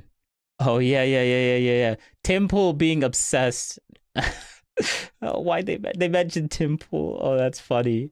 Like whatever Tim Pool, like I think Destiny's obsessed with Tim Pool. I think he is. I actually do think he is because Tim Pool canceled Destiny after the whole firefighter comments, and then Destiny got so ass mad. I think it was that Destiny was pretending to be a feminist.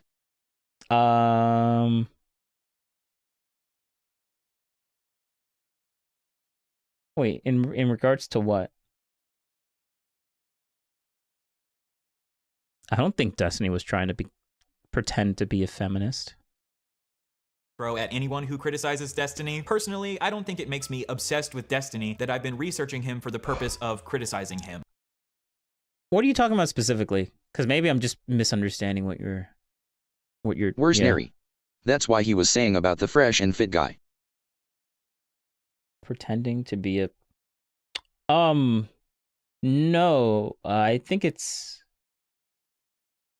No, the fresh and fit guy. I actually remember that point. I remember when he said that. I actually remember listening to it when I was doing something a long time ago, where he said he respects him because he's the only person that will not trash him automatically, and in other like podcasts, like he'll show Destiny some respect, which is a very low bar for Destiny to have. But like that's why I'm like I don't even understand why he even brought this up as like I know why he brought it up as a point, but like it's such a minor thing to bring up. I think he just doesn't like Fresh and Fit, so like now he's like trying to pull this guilt by association thing with Destiny being like, oh look, he likes Fresh and Fit, therefore he must be bad guys, right guys? Right guys? Look at that. See, that must be true. Fresh and Fit. Defending him. Go look at that. Yeah, but I think that's stupid. I think that's the only reason why he brings it up. I think it's such a minor thing. Like Fresh and Fit is just being respectful when he does that, and Destiny appreciated that, which is a very like that's all that was. Like Destiny's not saying that he agrees with everything that Fresh and Fit does, but even having respect of another person. Fair enough. Yeah, even having the respect of another person. Like that's a big deal, I guess, to throw into a content nuke for Destiny, for because right wing equals bad, I guess, or red pill equals bad. None of Destiny's fans accuse me of being obsessed with Sneeko when I did a deep dive into Sneeko's harmful actions because they don't. Yeah, I think the obsessed arguments are stupid. Sneeko, but they probably will accuse me of being obsessed with Destiny because Destiny is their daddy. This is the first video I've ever made about Destiny, and it'll probably be about. I mean, he has a point there.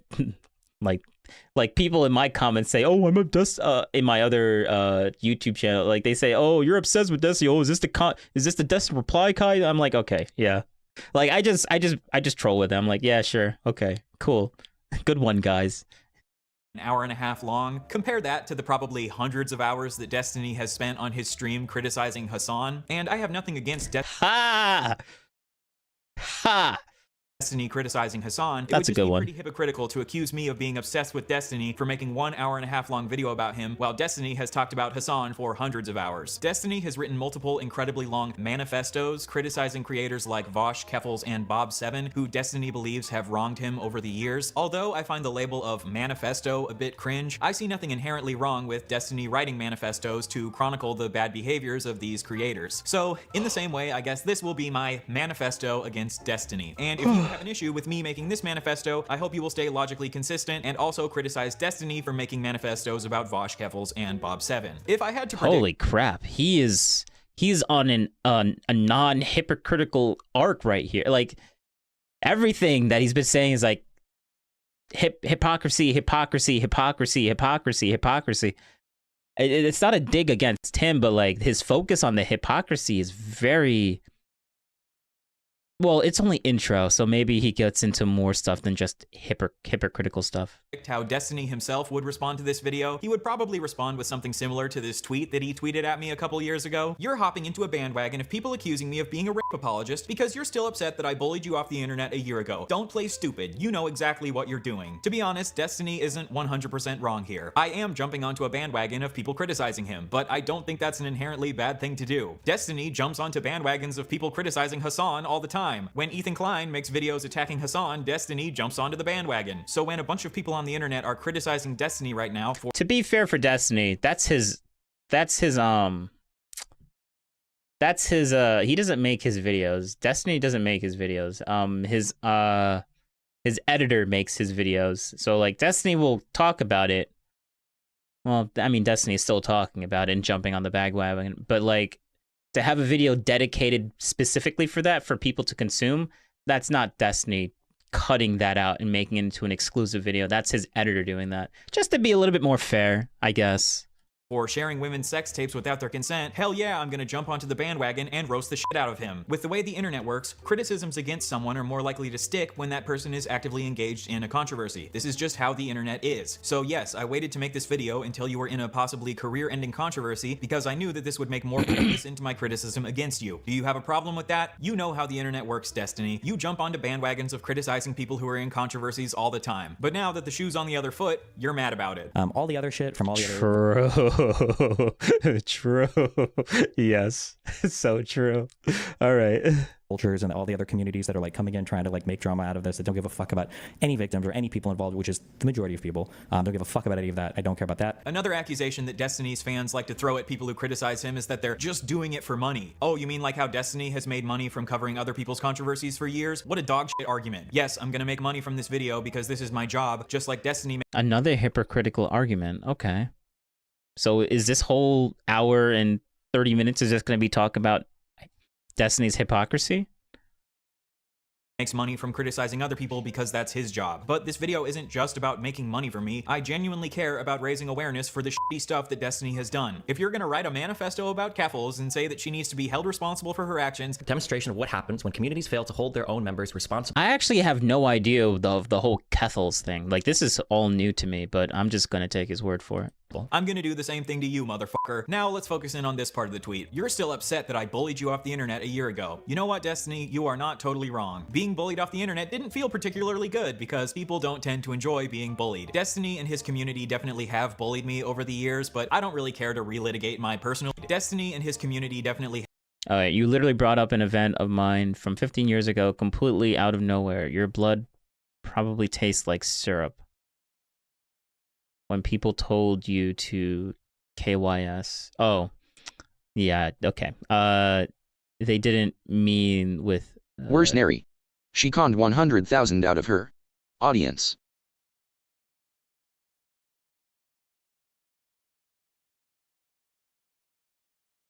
Oh, really? I'll just take your word for it. I don't know. Sounds really bad if that actually did happen, though. That's actually kind of crazy.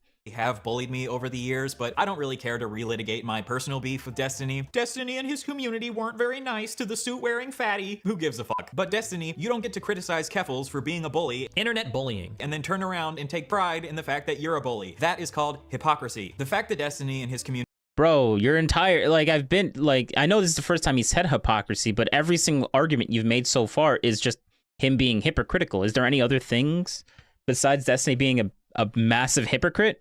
Like, I point that out too, but I hope this content Nuke has more than just hypocrisy arguments. Oh, okay. So we got harming, okay, part 1, harming, okay, part 2, and then harming part... Okay, all right, well, just keep going. Community have bullied me in the past probably is a factor in why I chose to make this video. And I would argue that the treatment that Destiny received from creators like Vosh and Keffals is one of the reasons he made manifestos against them. As much as I might want to, I am a human being and I can't fully separate myself from my own personal biases. And the fact that I have been bullied by Destiny and his community in the past does probably make me somewhat biased against them. If you feel like my personal bias against Destiny means that I'm not the right person to make this video, I respect that opinion and I encourage you to go watch a different YouTube video. But in this video, I'm going to try my absolute best to be as unbiased as possible and stick to the facts as much as possible. I am going to try my best to not view Destiny in bad faith because I think even if you view him in good faith, he's still a piece of shit. I do feel like True. Wait, what did that say? To not view Destiny in bad faith because yeah. Destiny's ex co-host says that he was a shitty husband to his ex-wife. Okay, yeah.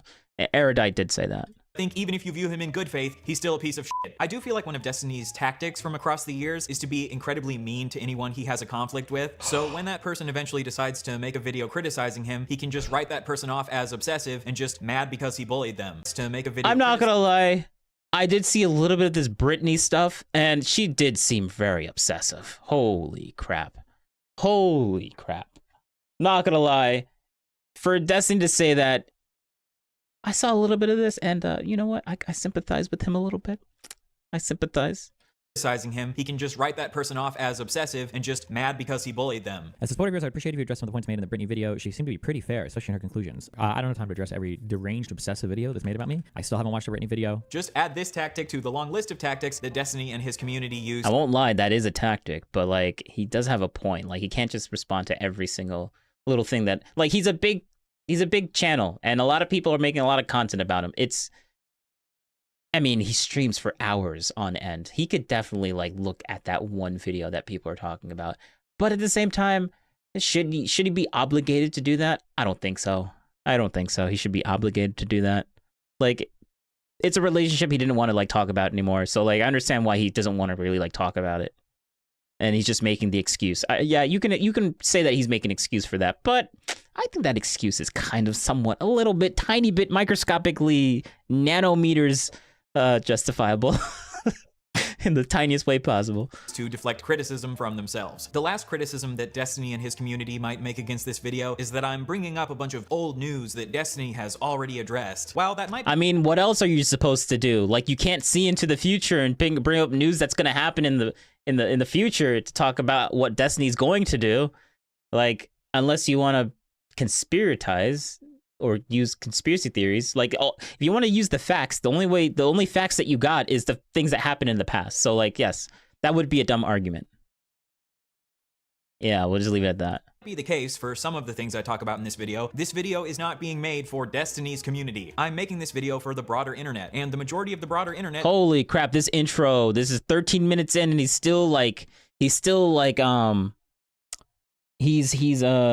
he's qualifying everything about what this video is going to be, and we're 13 minutes of qualifying. Can we just get into it? Doesn't know about all of these past controversies that you might consider old news. Contrary to what you guys might believe, the entire world— I honestly don't care if it's old news. It's still what he said. Like, I think it's all valid. Like, let's just go. Does not orbit around Destiny. If Destiny is going to be interviewing potential presidential candidates like Marianne Williamson, then I think the broader political community deserves to know about Destiny's past. Yes, yes. Oh, I agree with this point so much. Oh, yes. Yup. Oh, yes. Thank you for saying that out loud. Yes. Thank you. Past actions. Destiny has said before that he has nothing to hide, and people can't expose him for anything that he's done in the past because he's open about everything he's done in his life. When someone else was trying to expose Destiny for his bad behavior, he sent these messages to his chat. So if he wants to expose me, that's fine. Let him expose. But he needs to post receipts instead of just vaguely alluding to shit. There's literally nothing anyone could have on me for anything because I don't do anything bad/weird. I am the cleanest motherfucker in this entire scene. The worst anyone could ever have on me is fucking dick pics or something. He can talk about whatever he wants, but he should provide proof, not just based— But that sentence didn't age well for him. baseless accusation/speculation. Alright, Destiny, in this video I will provide plenty of proof and receipts to back up everything that I accuse you of. If what you said in these messages is true, then you should have absolutely no issue with me laying out everything that you've done over the years on the table. Are we on the same page? Great. Honestly, I feel like the fact that I feel the need to lay out all these preambles and pretext and shoot down possible criticisms before they make them should show you that Destiny's community have become masters at deflecting— I'm not in a cult, says the man who clearly is in a cult. Yeah, that's funny. Wait, he literally just pointed out what I was saying to him, like all these, like he literally just said what I said. He reiterated what I was saying. Back up everything that I accuse you of. If what you said— Alright, Destiny, in this video I will provide plenty of proof and receipt everything that you can pretext and shoot down table. Are we on the same page? Great. Honestly, I feel like the fact that I feel the need to lay out all these preambles and pretext and shoot down possible criticisms before they make them— Yes, that was the thing that was kind of bugging me a little bit. Like, why do you keep doing this? We're like 14 minutes in and you're still doing this, but at least he's aware of that, which I appreciate. Should show you that Destiny's community have become masters at deflecting criticism against them. You can call these motherfuckers Bert from Mary Poppins in the way that they're masters at sweeping. The joke here is that Bert from Mary Poppins is a chimney sweep. It's a funny joke, okay? Fuck off. My goal in this video is not to push some sort of political agenda against Destiny. I actually think he is a very smart dude who's one of the best debaters on the internet and one of the best people at using logic to defend liberal values. I agree with that. Destiny a couple times a few years ago, and he definitely wiped the floor with me, especially in our second debate. I have no shame in admitting that. Destiny is definitely a better debater than I am. Even if I disagree with a lot of his opinions because I'm a leftist, I can still recognize that he's done a great job dunking on a bunch of dumbass conservatives. But like Destiny said in his manifesto against Keffels— Hence why he's harping on the Myron Gaines thing so much. I'm like, okay, all right, yeah, good job. I don't think we should be afraid to hold members of our own community accountable. Demonstration of what happens when communities fail to hold their own members responsible. And Destiny has done a lot of fucked up shit that I think he needs to be held accountable for. Just because he's a good debater who's really good at defending the liberal ideology, I don't think that means that we should sweep his bad behavior under the rug. And I don't understand how Steven can really say that he wants to be a serious political advocate if he doesn't want to manage his personal life in any way that's serious. Like, why should the DNC involve you in anything that they want when your personal life looks like a fucking train wreck that's going to be bad PR for all of them? Why should anyone want to spend time debating you on these bigger platforms if all you're going to do is bring fucking tarnishing their reputation, right? It's like, if you're serious about this, you should make this sacrifice. And if you can't, then I don't think you really care about the political positions that you claim to care about. My goal in this video is— Ooh, I didn't make the video on this yet, but I watched this part, and oh man, I feel like this 14-minute video ABBA thing was way more like destructive to Destiny's like political career than everything that this guy has been saying up until this point. Maybe there might be more, but the ABBA video, ooh, so true. And ABBA gives receipts. This guy's actually not doing his video justice. Like, he brings up that clip, but there's so much more. Oh, and it's so good. It's so good. I'm not gonna rewatch it, but I think I'm gonna make a video. I think I'm gonna post that video. Yeah, I'm gonna edit that thing out real quick before the end of the day. Yeah, when I'm done with this, because that needs to come out. That needs to come out. Is to simply lay out all of his actions from across the years. I streamed it already though, and allow you to come to your own conclusions. All right. Let's get into it. In this video, I hope to establish a pattern of how Destiny over the course of his career has repeatedly taken advantage of and harmed women and occasionally children, and how he has advocated for a world that makes it easier for people like him to harm women and children. We'll start by going through Destiny's harmful behavior towards women, then we'll take a detour to his harmful behavior towards children, and then we'll loop back around to his harmful behavior towards women again. Sound good?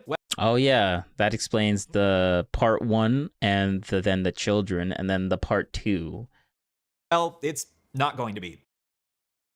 Around the end of 2011, Destiny sexually assaulted literally calls it that, okay. a woman on his live stream. I'm not using the word allegedly here because we have video of him doing it, and he has openly admitted that it was sexual assault. I would say that in my streaming career in the past, like totally publicly, like I totally like assaulted a girl on stream before for like fucking 5 minutes or whatever. I got super fucking drunk and was like grabbing her fucking breast the entire time. Later, Destiny has attempted to downplay his actions here by tweeting, "I was drunk off my ass literally for the first time in my life." And he said that at the time, he didn't understand how bad it was, but now looking back years later, he understands that it was reprehensible behavior. And at the time, I figured like, oh, well, you know, we're gonna fuck anyway, like it doesn't matter, like she's chill or whatever, like I'm drunk, it doesn't matter. Like at the time, I'm thinking like, you know, oh, it's not a big deal. But like looking back, I'm like, okay, wait, this is like really reprehensible behavior. But if you go back and watch the clip, immediately after assaulting her, he says, "Listen, I'm gonna apologize to you so much tomorrow."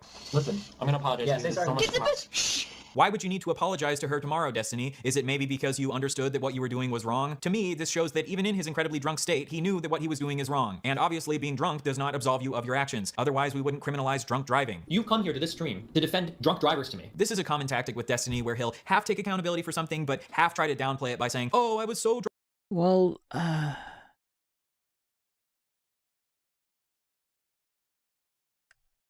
half doing it and half not. I don't know about that. Like, what he did was wrong, but then he literally said that looking back at that, that's wrong.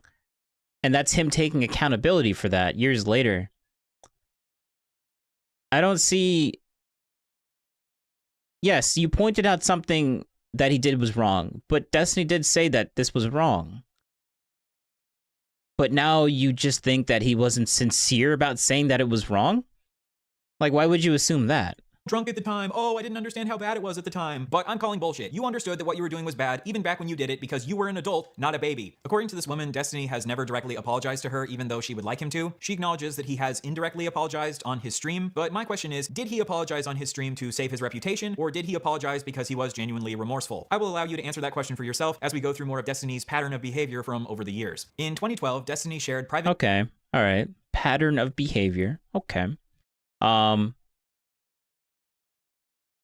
I agree with that. Pattern of behavior, not good. Nudes of a woman he had been sexting named Blue Tea with his friends. Destiny will often claim that the reason for his actions are because he was provoked into doing them and he had no other choice. I'm kind of being pushed into playing my entire hand. But here, there was no provocation. He just thought it would be funny to share this woman's private nudes with his friends and joke about how fucking hideous her face is compared to her beautiful body. And he also insulted her because he thought she looked like Shrek. So he shared a woman's private nudes without consent for the purpose of degrading her. In response, Blue Tea hacked Destiny's Twitter and tweeted out pictures of his dick. Obviously, I condemn this woman's actions. She posted revenge porn of Destiny, which is never justified. But don't forget that the situation that provoked this was Destiny maliciously sharing her nudes without her consent. On Reddit, Destiny replied to doesn't matter. Even if it was provoked, that doesn't give them the right to do it.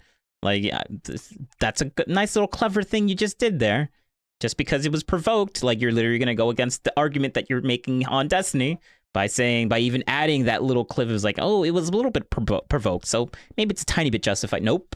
Doesn't matter if it was provoked or not. A little bit of a logical fallacy you did there, I think. To her by saying, "I can't imagine how you can think that people will never, ever talk about anything personal or private amongst their friends. Maybe I'm just stupid, but I can't see myself caring at all if you shared pictures between your close friends, especially given the fact that I'd never see any of them in real life." So in this comment, Destiny is admitting that he did send the nudes without consent, and he's attempting to downplay his actions. A couple years later, when one of Destiny's friends named Bob7 allegedly shared a woman's nudes without her consent, Destiny said that this should be life-destroying. Bob7 shared nude photographs of multiple women after pressuring one to post one without their consent, but I do believe that these are relatively life-destroying revelations. But when Destiny does it, he justifies it by saying that he wouldn't care if someone did it to him. This is known as the personal preference fallacy, arguing that something isn't wrong simply because you wouldn't care if it was personally done to you. Even if Destiny wouldn't care if someone shared his nudes, which I doubt, that doesn't make it okay for him to do it to someone else. And a couple years later, Destiny demonstrates That's true. that he knows that sharing nudes is wrong by laughing at this clip of someone explaining how it's wrong. The guy sent the nudes to like his buddy, and the buddy sent to the other buddy, and it just like the whole school had her nudes. Wow, right? that's cray. That in and of itself is another example of like violating consent. Even though for so long we were trained to be like, oh, consent has to do with like. Okay, to be fair, he just stitched two clips together. He just stitched two clips together. Look at this. He just stitched two clips together as if this was that was taken out of context. Like if you have to stitch clips together to make him seem like he's laughing at something specific, no, I don't. That's not fair for Destiny's side. I understand that you're making a content nuke and it does look bad, but if you have to stitch clips together to make a point, that's not a good faith. Like I can't use this as a good faith argument against him. Like I have to, like it looks bad and he shouldn't be laughing, but why?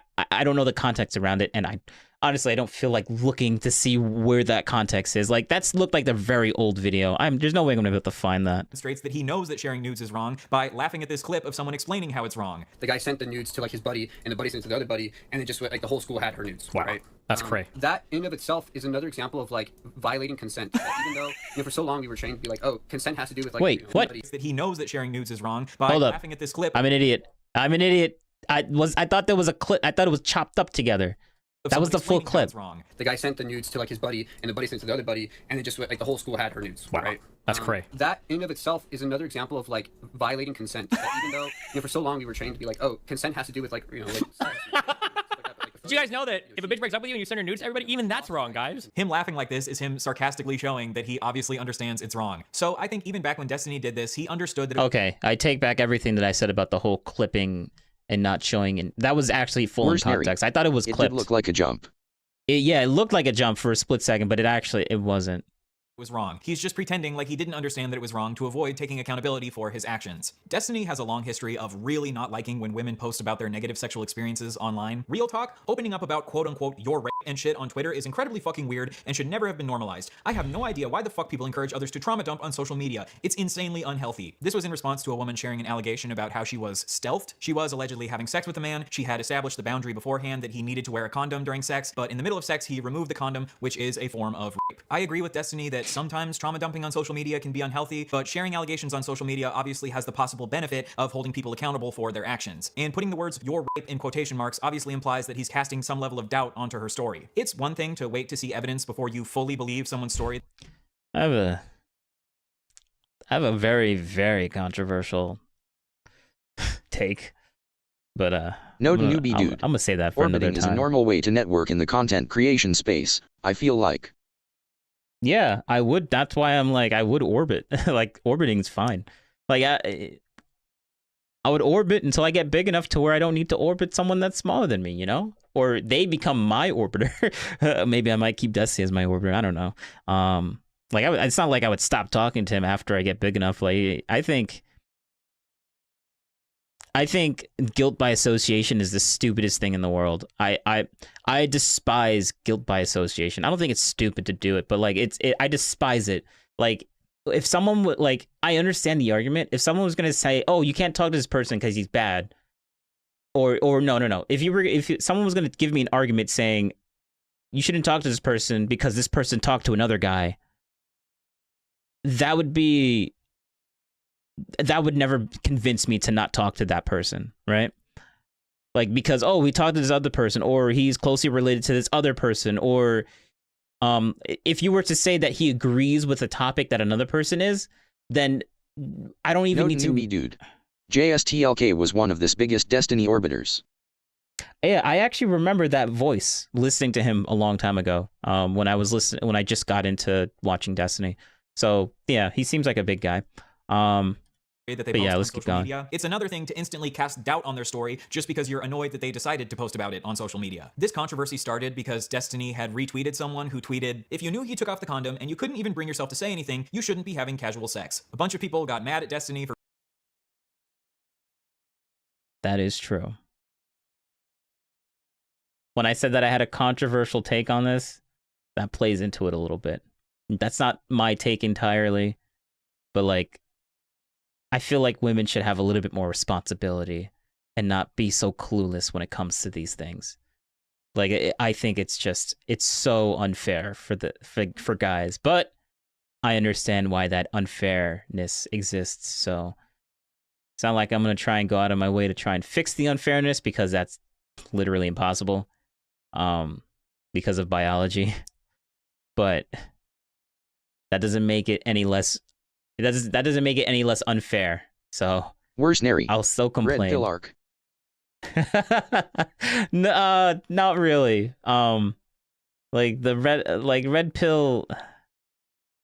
I'm more sympathetic to the red pill stuff more than the feminist stuff, because they do make a good point. But like, there's certain things about the red pill thing that I'm like, okay, that's a little bit too much. Like Myron Gaines, a little too overboard with the red pill stuff and how he sees women in general. I really don't see the way that he sees women in general. It's just a bit too, it's too degrading on the female side for me to take Myron's take on that, which I feel like he's like the head of red pill. So like, yeah, I don't know. For retweeting this, so then he tweeted, if you are noticing... Or no, we're not doing a red pill arc. I'm sympathetic more towards the red pill, like their arguments over the feminist ones, or traditional, or not traditional, but like today's feminist ones. Like third wave feminism is just, or fourth wave, or whatever all these waves are. I think first wave was probably the best and only wave that needed to existed. Every other wave is just stupid. I think I looked into that and I saw that it was way worse than I actually thought it was. Like I thought first, second, and maybe third was probably okay, but then fourth is like disgusting. Is basically hate all men. But like apparently it's the first wave that everyone's basically on board with, and then second wave was just getting more unhinged, and then third was just even more unhinged, and then fourth is just disgusting. So that's kind of like the thing. I watched him on the culture war thing. That's what I'm getting at. I didn't watch it on stream though, so maybe we might watch that. We're not gonna watch it next because we don't got enough time in the day. But someone is taking a condom off, we'll watch it eventually. You probably don't have the emotional maturity to engage in sex. You should probably just grab a caretaker or something and stick to masturbating to furry porn. Have the emotion for retweeting this, so then he tweeted, if you are noticing someone is taking a condom off and you can't say anything, you probably don't have the emotional maturity to engage in sex. You should probably just... That's a true statement. That's a true statement.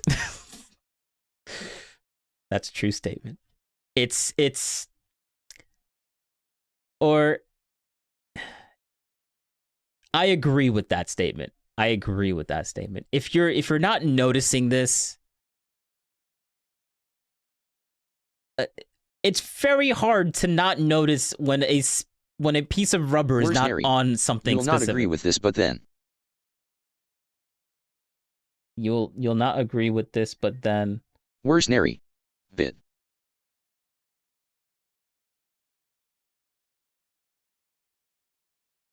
Oh, in the video, or are you gonna say something? You shouldn't be having casual sex. A bunch of people got mad at Destiny for retweeting this, so then he tweeted, if you are noticing someone is taking a condom off and you can't say anything, you probably don't have the emotional maturity to engage in sex. Yes. If you're noticing it and don't want to say, so like it's not like I can't type in the video. If you're not noticing this and this is gonna take off, then you can't say anything. You probably don't have the it's not stealthing if you notice it and you don't say anything when you see it happening. You should say something like, bro, like men are not mind readers. Men are not mind readers. If you notice something that is wrong that you don't want to happen, but you don't tell the guy that you're doing something wrong in that moment, and you just let it happen, like what's the guy supposed to think? Like you're supposed to stop him, but you don't stop him, and now it's like, oh, poor woman for not stopping the guy. And I'm like, all you had to do is say words. I'm just assuming it. Like I'm just assuming. Like it bothers me, the lack of responsibility women have when it comes to this stuff. It's so annoying. Like they're just helpless little things that can't say no. Like that's basically what. Okay, all right. if you're noticing something that is saying, you probably don't have the emotional maturity to engage in sex. I agree with that statement. Like, if you can't say no, then you probably don't have the emotional maturity to engage in this type of stuff. Like, you should just grab the next part. I will condemn. You should probably just grab a caretaker or something and stick to masturbating to furry porn. Sorry, people got even more mad at this tweet, so then he tweeted, sorry, I understand why people got mad at the tweet, but it's just true. I want to apologize for my last tweet. You should treat every single woman you come across like a retarded child who's incapable of voicing an opinion about literally anything. Ideally, you would bring her dad along to every fuck so he can guide her through the process. First of all... It's true, though. It's so true. Yes. And literally, Destiny doing what I said that that Elad was talking about, like the whole trolling, like when someone is purposely taking your point out of context and making it sound worse than it actually is. I mean, I think his last point was kind of not, it was true in the beginning, but you didn't need to add that last part. That last part was uncalled for. But now he trolls. This is a troll. He basically is showing the absurdity of what people are basically disagreeing with his first point on. Like, he's showing the absurdity of disagreeing with his first point, which he did a good job there. And that's why I think he's like a really good debater. She did clearly assert her boundaries before sex. She just struggled to reassert her boundaries when this man started raping her because this made her so uncomfortable. I agree that if you struggle to reassert your boundaries during sex, this could make it more likely that you would end up being harmed during sex. And we should obviously encourage people to assert their boundaries during sex as much. I mean, I think Destiny's whole point is that they shouldn't have engaged in sex, period. Or maybe the dude lied. If the dude lied, then yes, then it's on the dude, obviously. Obviously, it's on the dude, like 100%. But there is some like, if there's a pattern of practice of this person lying about this, then, and you, okay, you know, yeah, I'm not going to speculate on that. Let's go back a little bit. Her boundaries when this man started raping her because this made her so uncomfortable. I agree that if you struggle to reassert your boundaries during sex, this could make it more likely that you would end up being harmed during sex. And we should obviously encourage people to assert their boundaries during sex as much as they possibly can. But rather than show empathy for women who struggle to tell men to stop because they're so terrified while... Yeah, he wasn't, Destiny wasn't showing any empathy. But like, there's a ton of white knights out there that are going to show empathy. Like, there needs to be at least one person that isn't going to show any empathy. I mean, that's a garbage argument, but like, it's just, I don't know. I incredibly, I don't like the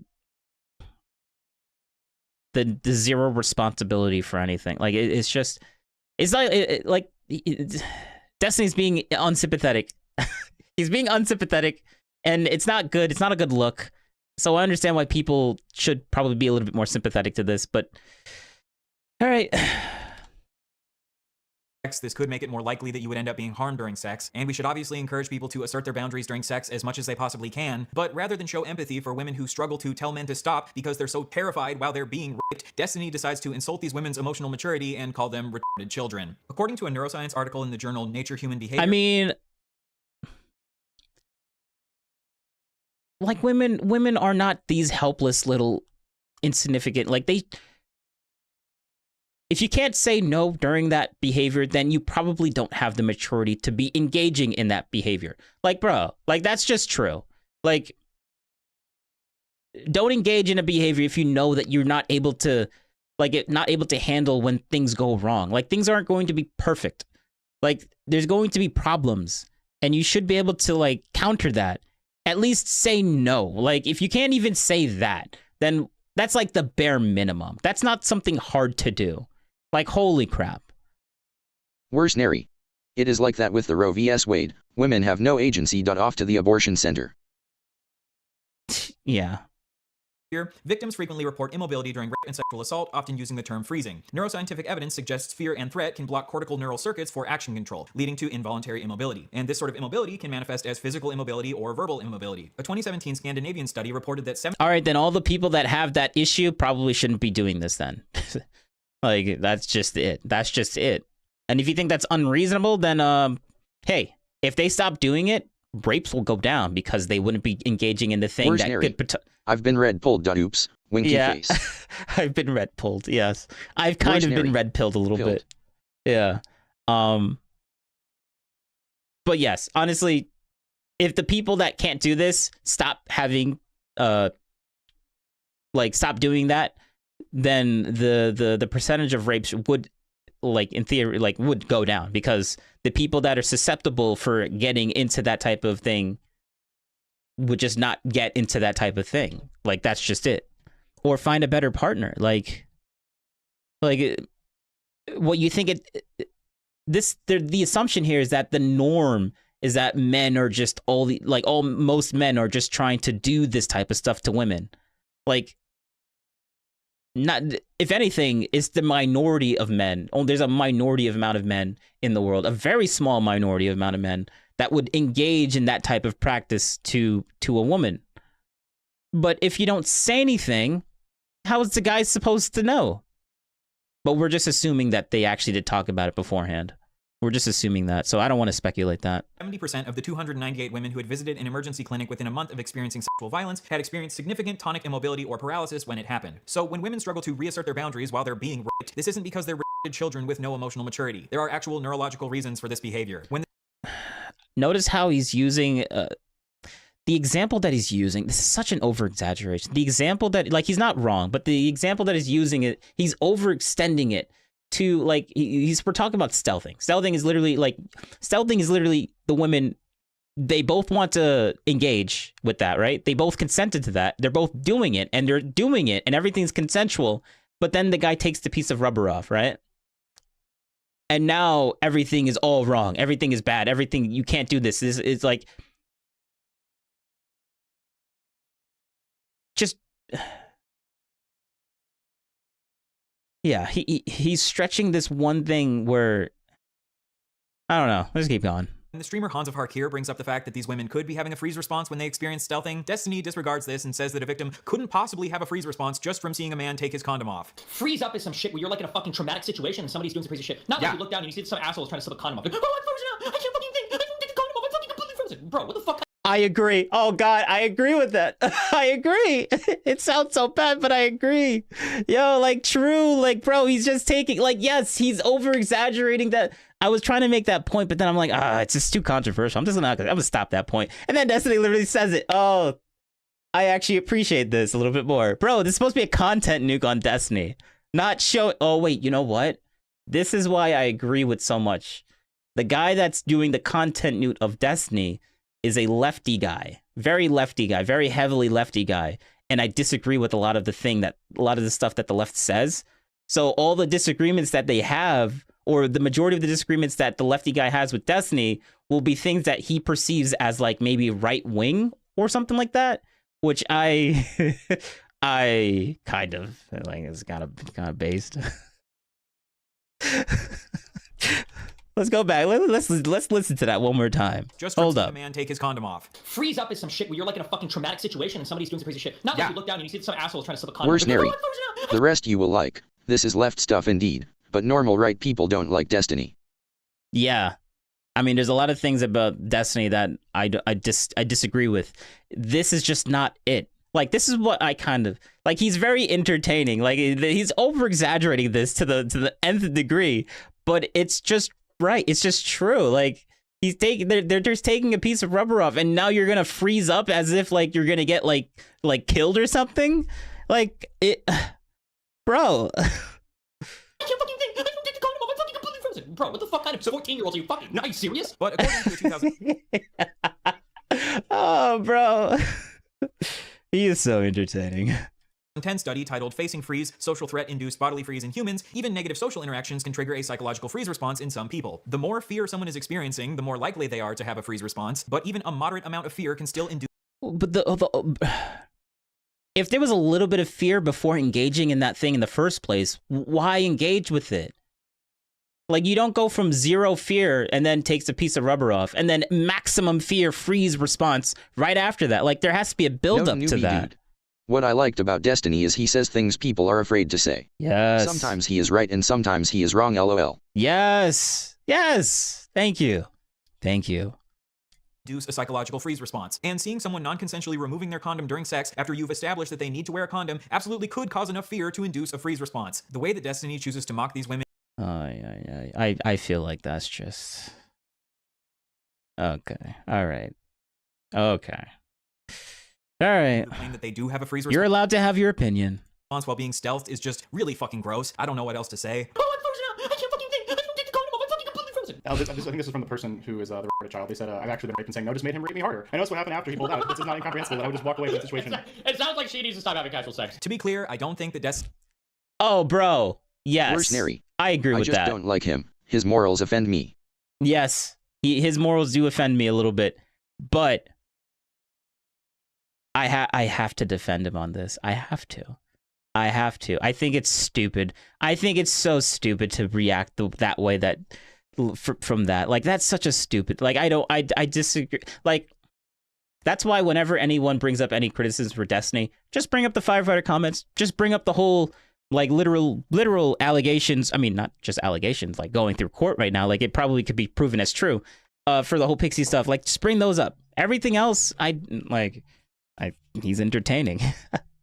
He's entertaining. That's why I still talk about him. Like, but like, not in a serious political way. Like, I disagree. Like, he doesn't need to be politically relevant for me to defend him on these little tiny points. Like, he's literally just saying the quiet truth out loud. Or let's go back a little bit.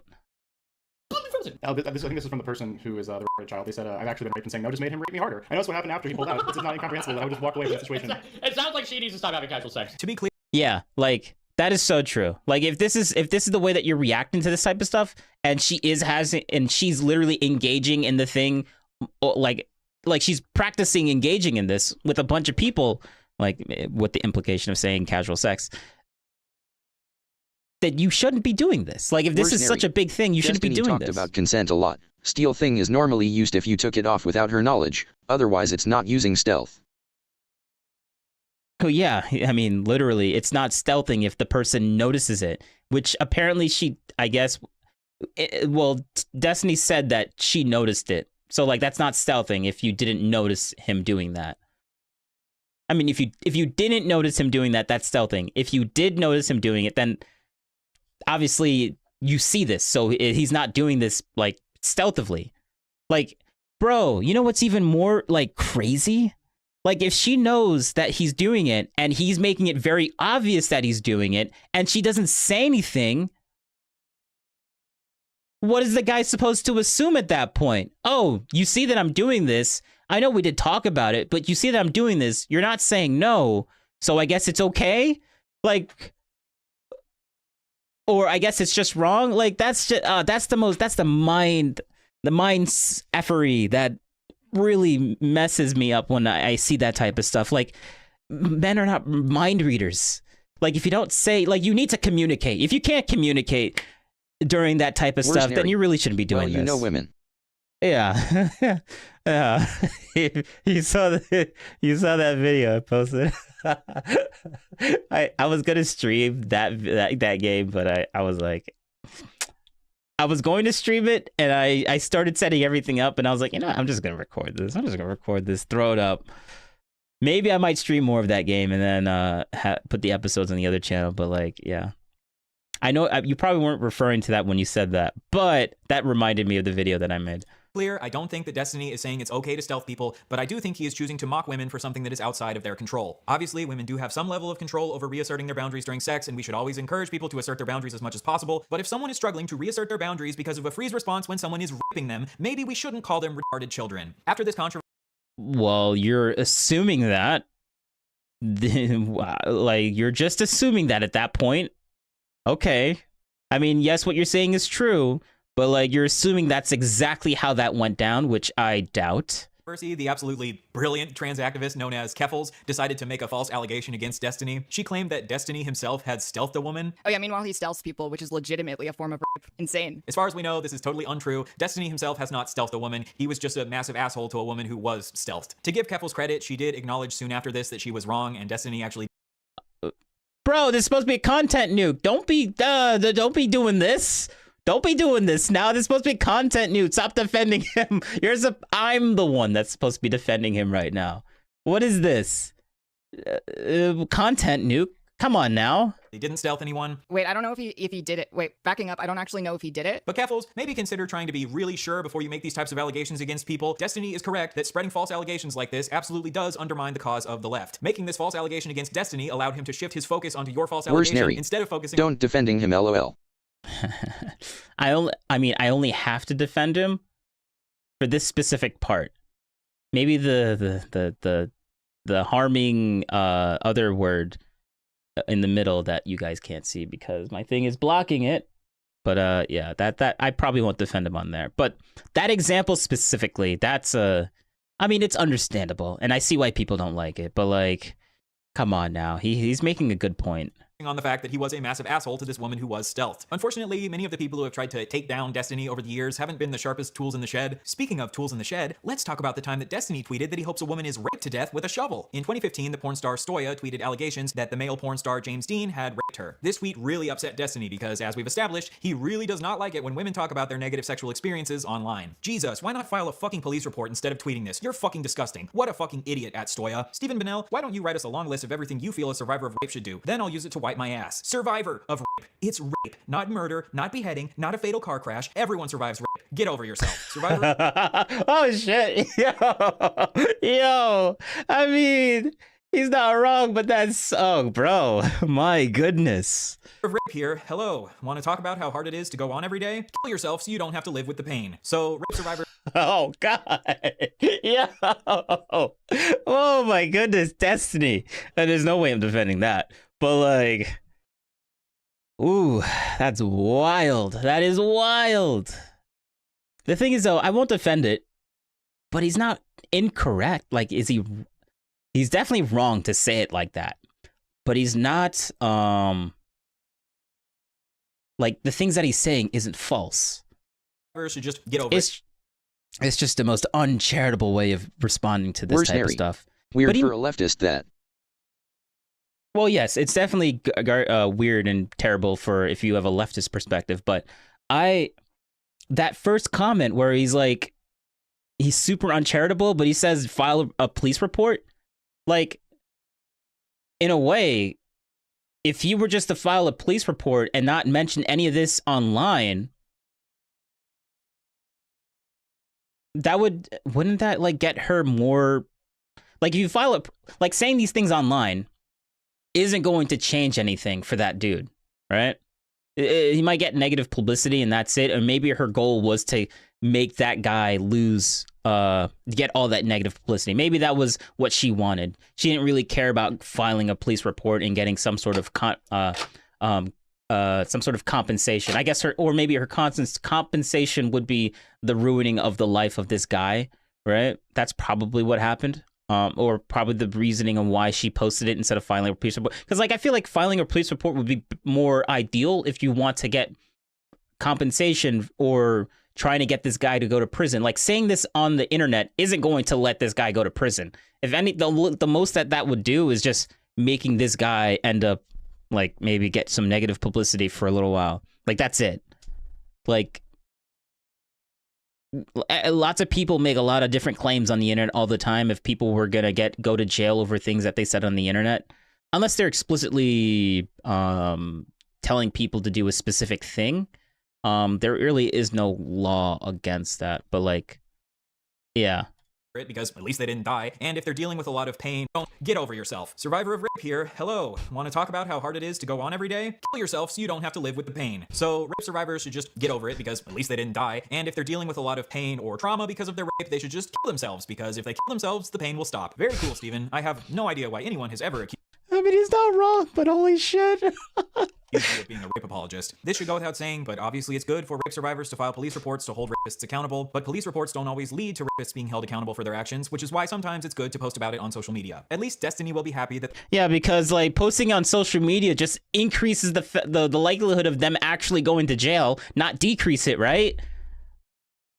Oh, it's the opposite, because like filing a police report, there's actually a potential, there's a let's just give them a charitable take. There's a 1% chance that they might go to jail if they file a police report. You know what that percent chance is if you just post it on the internet goes to?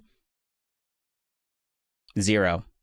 Actually, it might even go negative. It might actually go into the negative as a percentage, which means if you were to file a police report, they could just use you literally use the comments that you said on the internet against you for whether you really wanted to have this person go to jail and whether this was happening or not. Like, that's just like, you would do some legalese and some semantical arguments to like, for depending on what you say on the internet, to use it against you in court, to make it even easier for him not to go to like, it'll turn that 1% if you weren't to say anything and turn it to 0.5% if you were to just like shut up and not say anything on the internet and just file the police report, and maybe it goes somewhere. Like, that's just like, putting it on the internet makes your case even worse, as if like you think it makes it gives him that's just such a stupid argument that he just made there. As if, putting it on the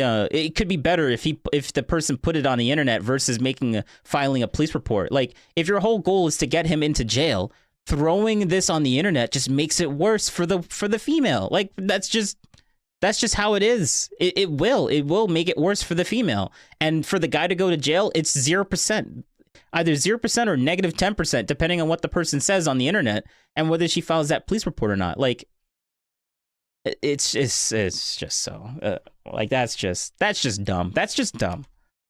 To risk being held accountable for their actions. There's no way it could be better to just post it on the internet versus filing a police report. That's just stupid. Which is why sometimes it's good to post about it on social media. At least Destiny will be it's good to post. Yeah, that's stupid. Happy that the woman he allegedly recorded while they were having sex without her knowledge did file a police report against Destiny. Good job, Cherry. You have done things in the Destiny approved way. Right after this, Destiny got into I mean, yes, she did do it the right way. That's why I give a little bit more stock. I give more stock to Cherry's thing, because instead of just filing her police report, she's actually suing Destiny. So, like, we're not going to a police report. We're just going straight to suing, which is more valid on whether she believes that Destiny did something really bad. Cherry just did file a police report. Maybe it might go somewhere. And Melina didn't even file anything. So, like, that's just an allegation with nothing to back it up. At least Cherry has a police report. Which, okay, maybe that'll lead somewhere. I was writing it off in the beginning a little bit, but I see that now. And Destiny literally just said, why don't you just file a police report? Now Cherry did file a police report. So, I mean, she literally did what you said, Destiny. Like, a good one, Destiny. I mean, that was a good own. That part right there with the whole police report thing and then adding that Cherry thing at the end of it, I'm like, okay. I can't disagree with that. That's a good one. That is a good one. That's props. That's props for you. To an argument with another woman about how James Dean didn't respect Stoya's safe word. As Stephen Bennell, ignoring a safe word and not stopping when someone asks is ignoring consent and is rape. Go fuck yourself. Kill yourself, you fucking cunt. I hope you get raped with a fucking shovel until you bleed out your fucking vag and die. Holy. This right here is probably... Okay, this is taken out of context. Because he showed us a big thread that was going on. Like, she didn't just write that in response to nothing, and then he just wrote that as if that's the second thing in response. There was a long chain of stuff going on, so I don't like the fact that he's taking that out of context, but that looks really bad, and Destiny shouldn't be saying that. Probably the most violent, vitriolic language that I have ever seen Destiny use in his entire career on the internet, and it just so happens to be in response to women No, Destiny has said some far worse things, but okay. Talking about their negative sexual experiences. My question after seeing not far worse things, but like, Destiny says that type of stuff. Like, that's just him. Like, this is not something new. All of this is, why does Destiny have such an intense hatred for women talking about their negative sexual experiences on the internet? Is it because he just cares so much about these women and he doesn't want them to harm their own mental health because trauma dumping on the internet can be really damaging for them? Or is it maybe because a culture where... I mean, that is just true. That is just true. Like, the amount of, like, do you know the amount of red pillars that are online that are seeing this and just giving her, like, stink about this? Like, Destiny's not the only one saying these comments, right? Like, there's obviously, like, thousands of other people like, seeing this, and then the people that are red pill are just being super uncharitable to what she's saying and making things worse for her by having all this hate stuff. Because, like, Destiny's not the only person in the entire internet saying these negative things about her. Like, that's just true. So, like, I don't think it's a good faith response. Like, I don't think Destiny really cares about that good faith sassy thing that he's saying. Like, the thing that he's insinuating is true, but, like, I don't know. where women feel comfortable coming forth with allegations on the internet can lead to women like Pixie and Cherry and Melina coming forth with allegations against people like Destiny, exposing them for being massive pieces of shit. I will again allow you to answer that question for yourself. We'll get back to Destiny treating women like shit a little bit later on, but now let's pivot to Destiny harming children. For some strange reason, a lot of people like to label Destiny here a pedophile. So in the next section, we'll get to the bottom of whether or not Mr. Bunnell here really is a certified EDP 445. Is Destiny really a pedo, or are these just false, slanderous allegations meant to try to dethrone the debate bro king? Let's find out. I actually have no idea of anything about this. The female stuff I've seen some passing information on when I was watching him for the first time, but this is new to me. So maybe, I don't know if I'm going to be, depending on what's being said. Out. In 2012, when Destiny was 23, he shared in a group chat with a couple of his friends the messages, "You want to see the sickest shit in the world? So many fangirls. I had one that was 15. She wanted to meet and hook up. Dude, she's 15. What the fuck? But she sent me pictures that made it so hard to say no." Then Destiny linked a picture of... Why? Destiny. This is why people don't take him seriously, man. This is why people shouldn't be taking him seriously. Holy shit. That's a content nuke right there. Holy shit. of this girl in a bikini in the chat and said, "Girl on the left, so hard to say no. Gonna get arrested one of these MLGs, man." So in these logs, when Destiny was 23, he said that it was really hard to turn down hooking up with this 15-year-old because she looked so good in this picture of her in a bikini. He then shared this lewd image of a child with his friends and said that he's gonna get arrested someday. Well, like I said, a woman just filed... All right, here's a question that I want people to answer. Is it fair to call a 15-year-old a child? Not legally. Like, obviously, legally they are. But, like, is it really fair to just... Like, when you think of child, do you think of a 15-year-old? Or are you more likely to think of a 9-year-old? Or a 6-year-old? Like, when I think of a 16-year-old, I think of a teenager. I don't think of a child. Or I'm more likely to think of a child. Or I'm more likely to think of a teenager, not a child. But, like, legally they are. I'm not talking about the legalese, though. Like, that's just a question. Filed a police report against Destiny, so we'll just have to wait and see if his prediction comes true. A couple years later, in 2015, when Destiny was 26, he shared in his chat, "I would fuck the shit out of that 15-year-old. What the fuck? No There's newbie no way dude. that chick is..." I'm torn. 15-year-olds are technically teens, not kids. Pretty sure kids have to be prepubescent. Yeah. I think childs would... Like, I'm using the word child because they specifically said that, but... Yeah. Is 15. And this is just... Bro, come on. Still... Bro, and I feel so bad for all the people, all the Democratic people that Destiny, or all the Democratic senators and all the people that were talking to Destiny. Like, I feel so bad for them because now now they're associated with a guy that said this, and I'm like, bro. Worse nary. I work with children, so 18 plus is an adult. Note newbie dude. I can see both sides of it. A lot of it has to do with mental maturity. Some 15-year-olds are pretty mature and some are pretty immature. Yeah. Yeah, but we have all these laws that Worse nary. make things bad. 18 plus. Yeah. So now we've seen two separate occasions where Destiny says that he's attracted to 15-year-olds. Ironically, this conversation where he's sharing a picture of a 15-year-old in a bikini with his friends is the exact same conversation where he also shared that other woman's nudes without her consent. Sharing non-consensual nudes and sharing a picture of a child in a bikini in one conversation? What a certified Destiny moment. This is what we in the business call a Diddy-stiny party. A common defense that Destiny fans will give when he says that... I mean, that's kind of true. Damn. Like, bro, the whole guilt, but the thing is, though, the whole guilt by association, that's why I despise the guilt by association. Worse nary. But I've been police checked twice so well. So, wait. Oh, I think I know what you're insinuating when you said that. That he wants to have sex with children is that he's just joking. For example, these tweets where he says, "You were hot at 10? Any pics? Check DMs. Jesus, I've never wanted to bend someone over the hood of..." Huh?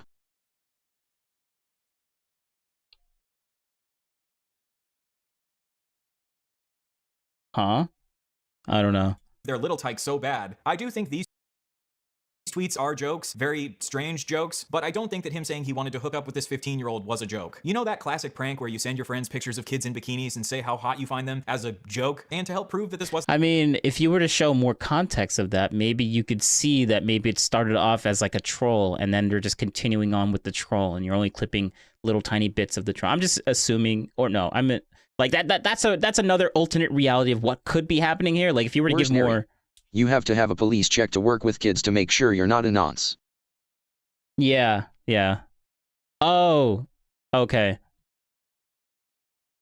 I thought you were talking about, like, when you said checked, I thought you meant like being frisked. Like the police was checking you out, like being frisked. Okay, so you meant that in a different way.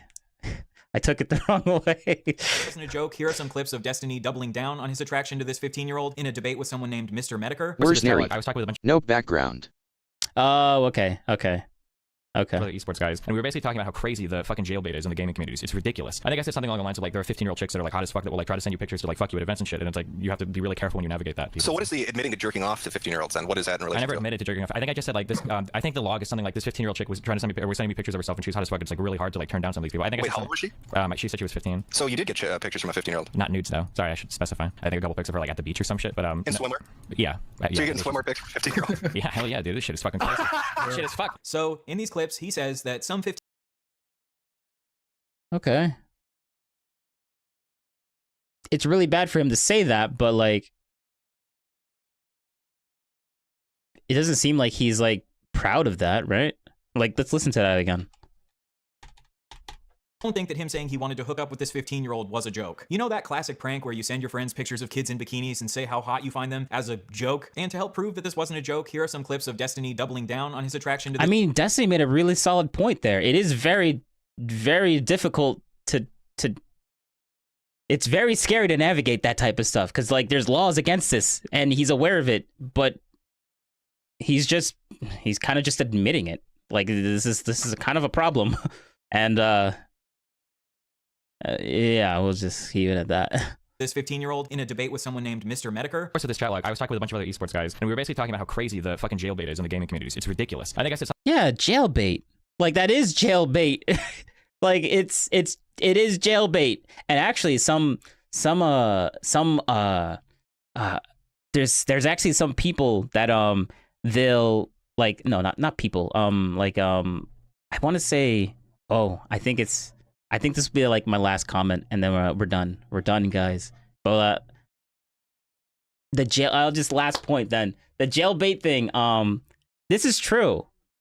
Like there's actual like cops that are like they'll go on these like app sites and then they'll talk about how like they're these age like they're underage, and then if the guy actually meets up with this underage person, they'll just literally take him and be like, yo, we have the messages, you were talking to this person that said that they were 15, but it was just another cop pretending to be a 15-year-old and you actually showed up. Like that's probable cause that you're actually going to go and do something illegal with a 15-year-old. Like that's like jailbait's a thing and they do this, and that's why he's talking about this.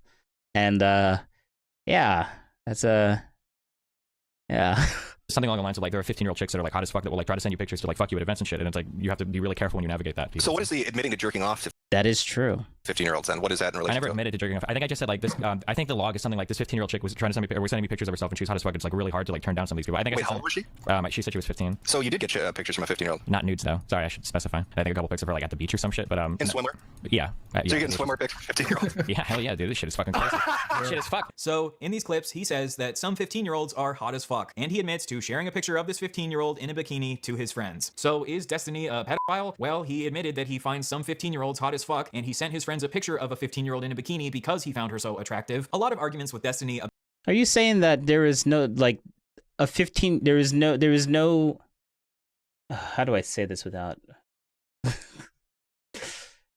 Oh God. I'm not trying to defend him on this, but like, is he saying that there's no?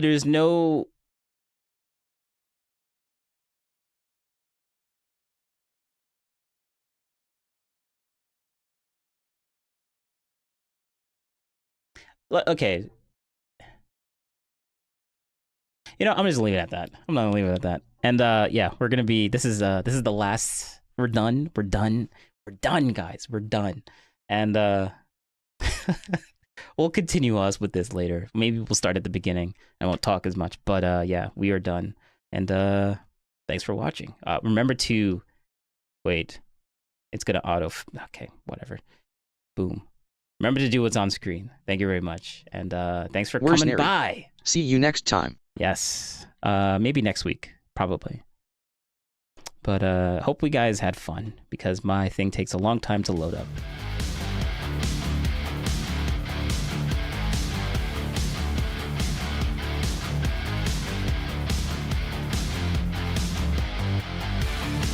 Note newbie dude. Glad I was able to catch one of your streams. I appreciate it.